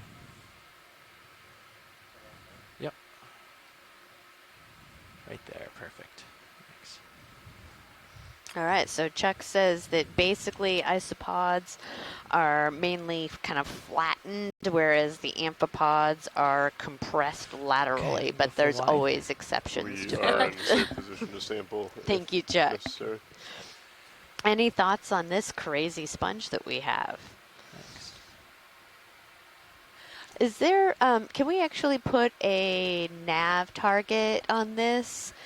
And, I don't know, we can just mark it strange sponge, or I don't know. Yeah, teapot sponge. Teapot sponge, there you go. So are we hoping for a collection or not? Yeah, I would say let's go ahead and collect Okay. this sponge. If you think that you can, do you think you can get your hand underneath it potentially? So it's, you're kind of cradling it? Yeah, we can. So you want the majority of the sponge and try to keep it intact? Correct. Okay. Yeah, we can set up for that. Thank you, pilot. Of course. Pilot, what box are you thinking? I think both outers are available. Okay. Yeah, probably port outer then, just in case I can't index out if it's really soft and have to keep my grip force very minimal. Okay. Survey 2. Can you hear me?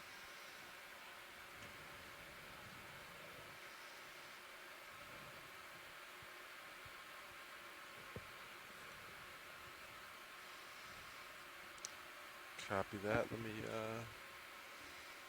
Nav, is there anything written down for the sample in the port inner bio box? We're going port outer. There's nothing written down about what it is. Swimmer in the port inner. Oh. Dan mentioned that it was a coral. Oh.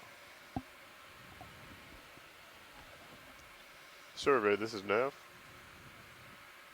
Well, I'll get set up anyways. Are you comfortable? Yeah. If you stop Just watch leads, this is Nav. Yeah. Go ahead, Nav. We were just curious. We were planning on putting it into the port outer box. There is a sample in the port inner. We were wondering if there was anything that could potentially swim out, or if it's a coral. Yeah, I was gonna call you about that too. So if we could put it in the starboard outer, that would be preferred. Okay. I'll let pilot talk to you. Yeah, so can you hear me? Yeah, I can. So the starboard outer is a possibility. It is right in the armpit of the arm. Gotcha. So if I've got it cradled in a very specific way, getting the hand in that direction puts a lot higher risk of dropping it. Okay. So if we go for the port outer, you might lose your swimmer, but we're far more likely to get the sponge. So I guess it's a balance of what's more important. Hey, What don't ask that. But what about the, doesn't the port rock box have a lid on it? Yeah, we don't, they're not insulated. Oh, it needs to be insulated? Yeah. Okay. So yeah, we'll go port outer. There was a couple isopods in there but I think that they were attached to the coral, so we'll go port outer. Yeah, I'm not saying starboard inner or starboard outer is impossible or not an option. I'm just saying that, that's the hardest, the most limited reach for the arm.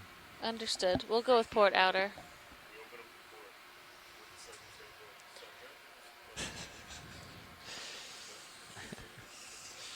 Keep it simple. All right, Pat, you're ramped up. Copy.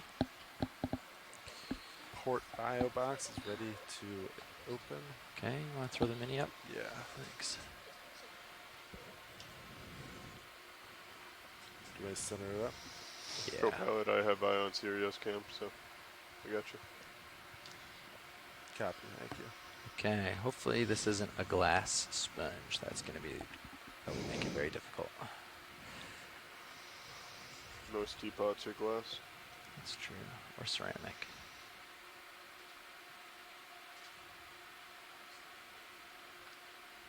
That is stainless one.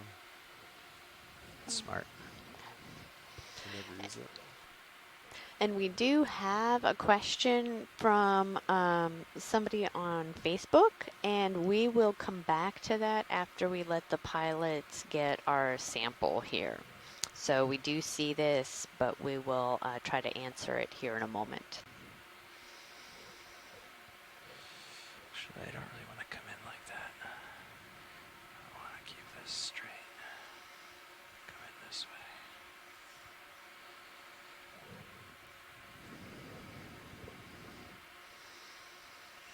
See if I can make this work.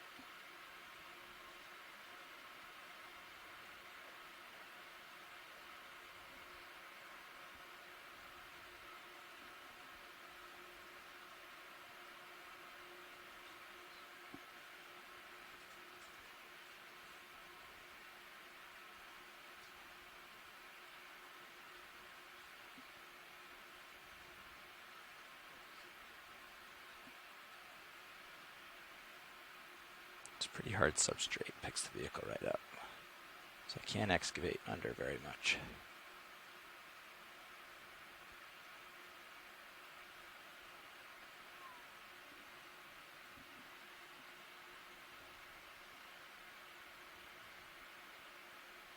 Okay, go for drawer. Coming out.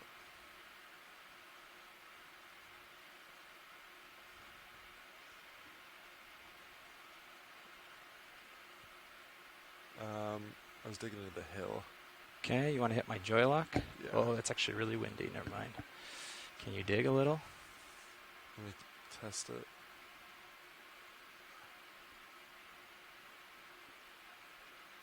It's going into the sediment. Okay, do we mind? It's not. It puts pressure on the cylinder. Okay. Which is not what we want to do. Well, then we'll just have to go quick here. Can you bring the rock box? Can you bring the rock box at hitting inboard, and then keep going out? Or rock box in. Does that give you any more? Not really. A little bit. Try that it. made it worse. Give it a try for me, please. See if we can get a little more. Not really. Okay. Let's just kind of dig it We'll in just then keep a close eye on me. And do you want me to come down with the measles? hit my, yeah, please. I don't have any, I'm looking here, I don't have any more space really to come over. I have this wrist, but I don't know if I want to drop it in. I'll try to place it.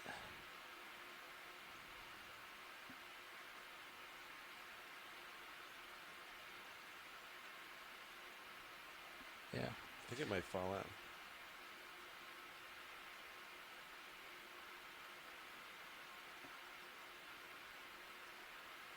Okay.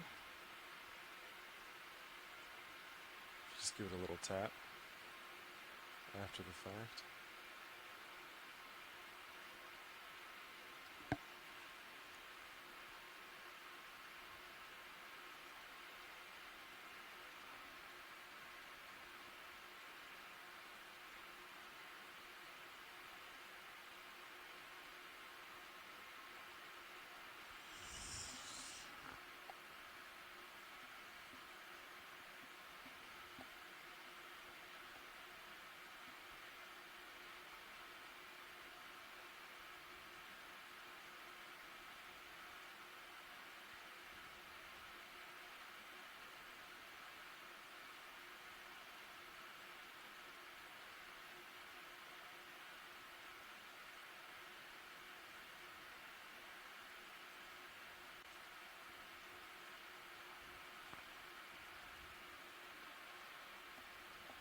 very close to getting in.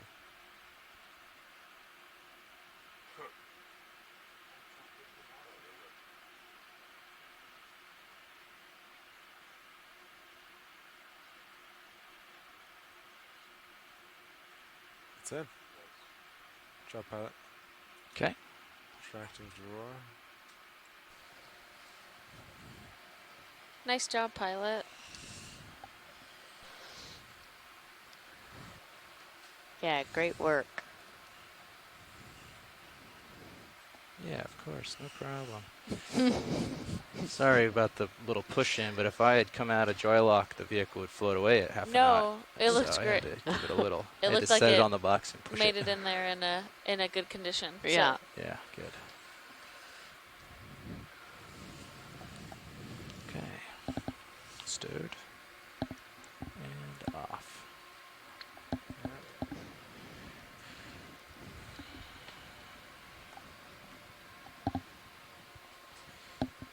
Might have a couple finger holes, but they're going to be very low.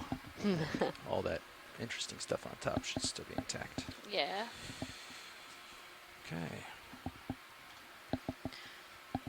Okay, and we can just carry on when you guys are ready. Great. Off we go.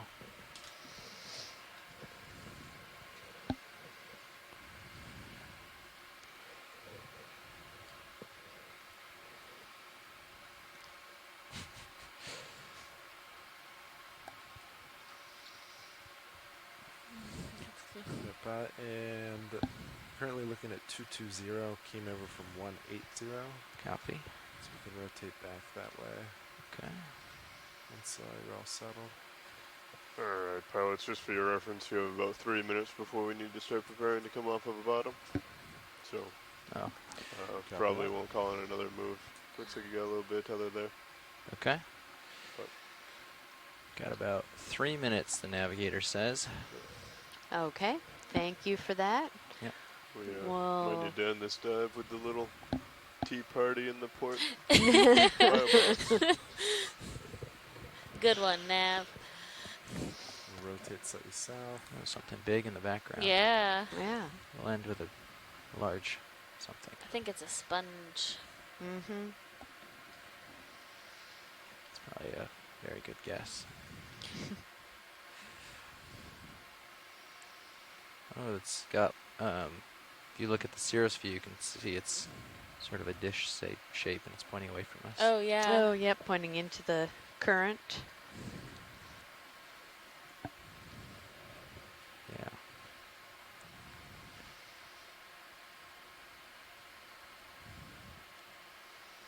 Yeah, you can see that current ripping.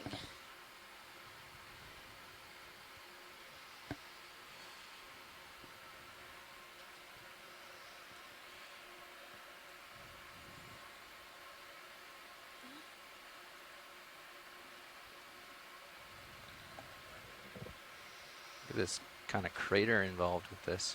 Yeah, I bet just over time, as that sponge has been there, you know, it's acted as a block from the current. Yeah. That's a good size sponge.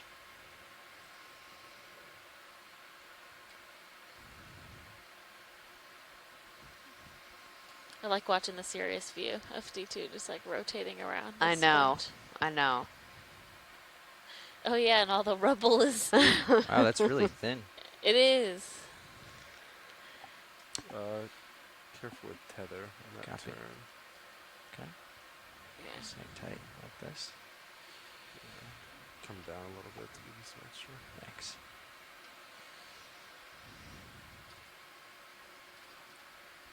Yeah, we'll take a quick zoom on that with our last minute or so.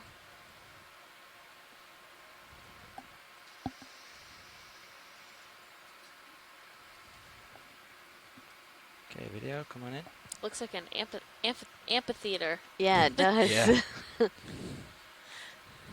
up sort of for the edge here.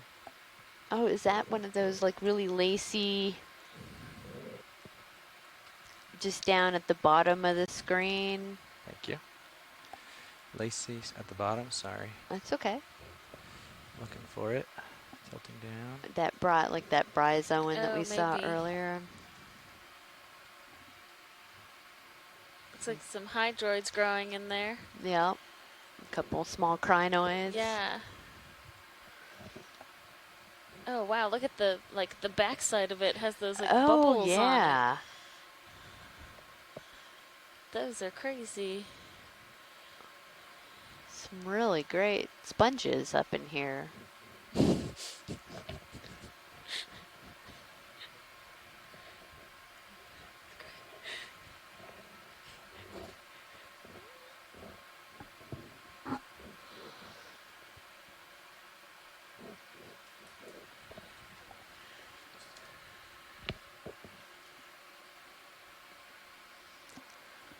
Yeah, I wouldn't turn any more. It's a cool camera shot right there, though. Yeah.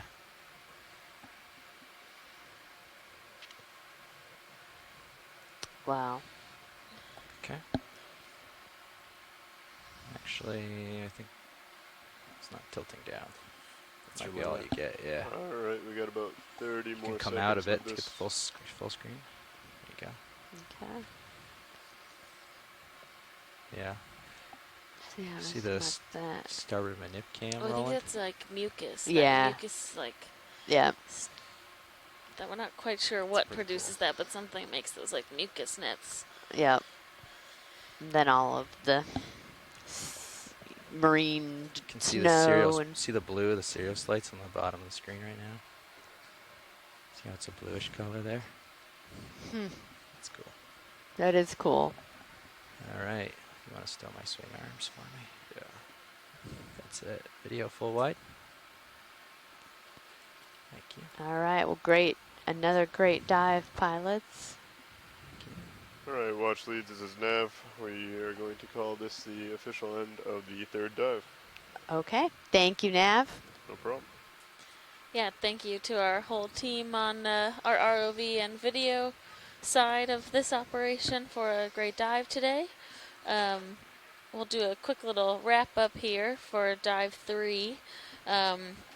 We started the dive at the base of what we believed was a Scarp type feature based on the bathymetry. Close with those, And so when we hit the driving bottom that at video. around 890 meters, Yes, that side we with the quickly tether saw stowed. coral rubble come up a little again with me. for the third time in a row.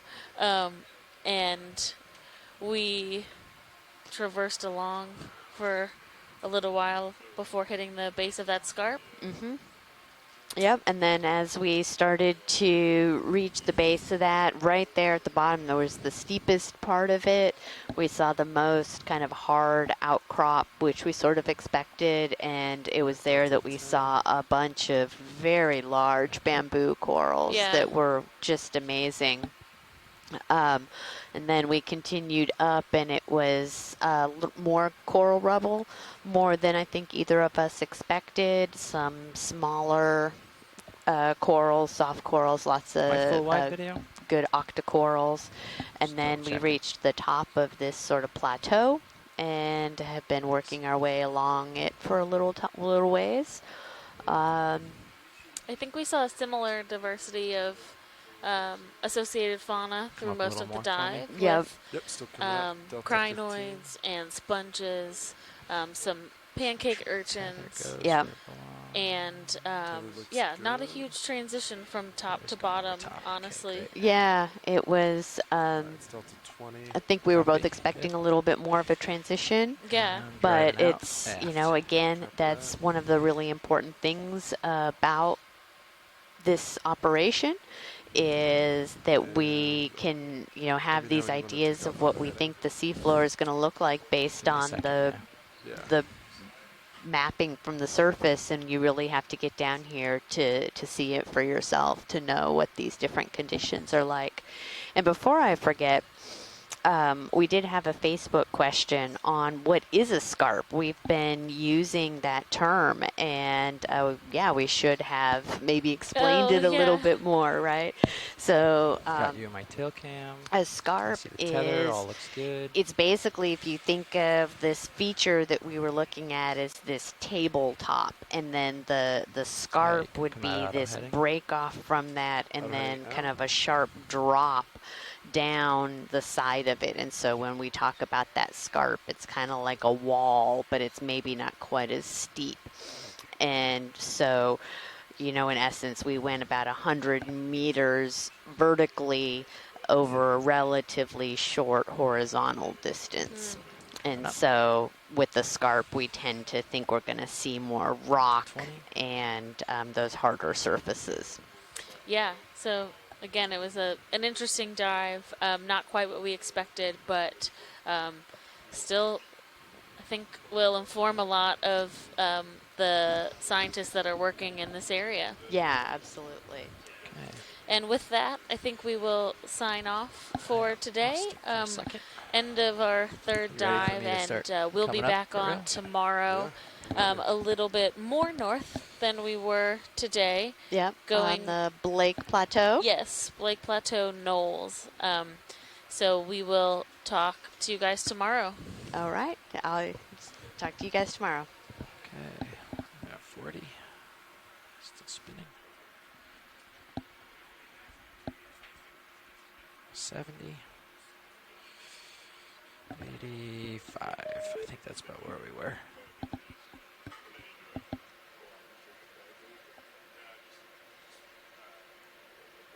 Dialed in at 30. Delta 10. Streaming to starboard. All right, going 30. Okay. Up. Is there any maintenance we should do with the suction sample on the way out? I don't think so. Doesn't have to be. It should be done. It's on an empty. It's empty, canister, yeah. so it shouldn't matter, right? You could, yeah. I mean, you could put it on one so that they can just hit home tomorrow. Since we're not going to take it apart, probably. I think we have samples in there. Oh, I was told there was none. I was told we didn't have some. Uh-oh. Okay. Josh said no samples. If we do have samples, well, let's ask Nav. If we do have, then we should try to put the wherever the sample is. You can spin it. It's not. Oh, okay. As long as it's not on. Even if it was on, but. Yeah. Could do 6, which is like the flush one, but.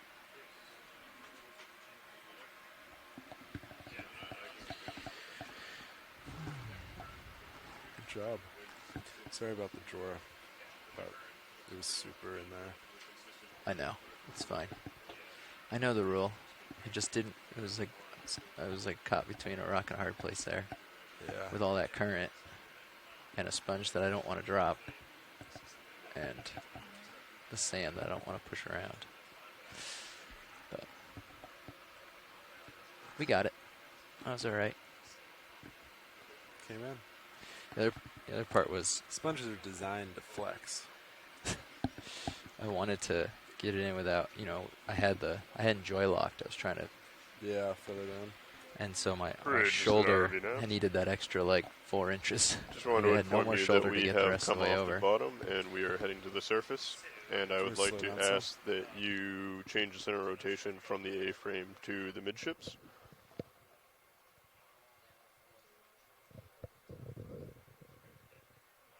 Okay, excellent. And we would like to keep port prop and port rudder enabled.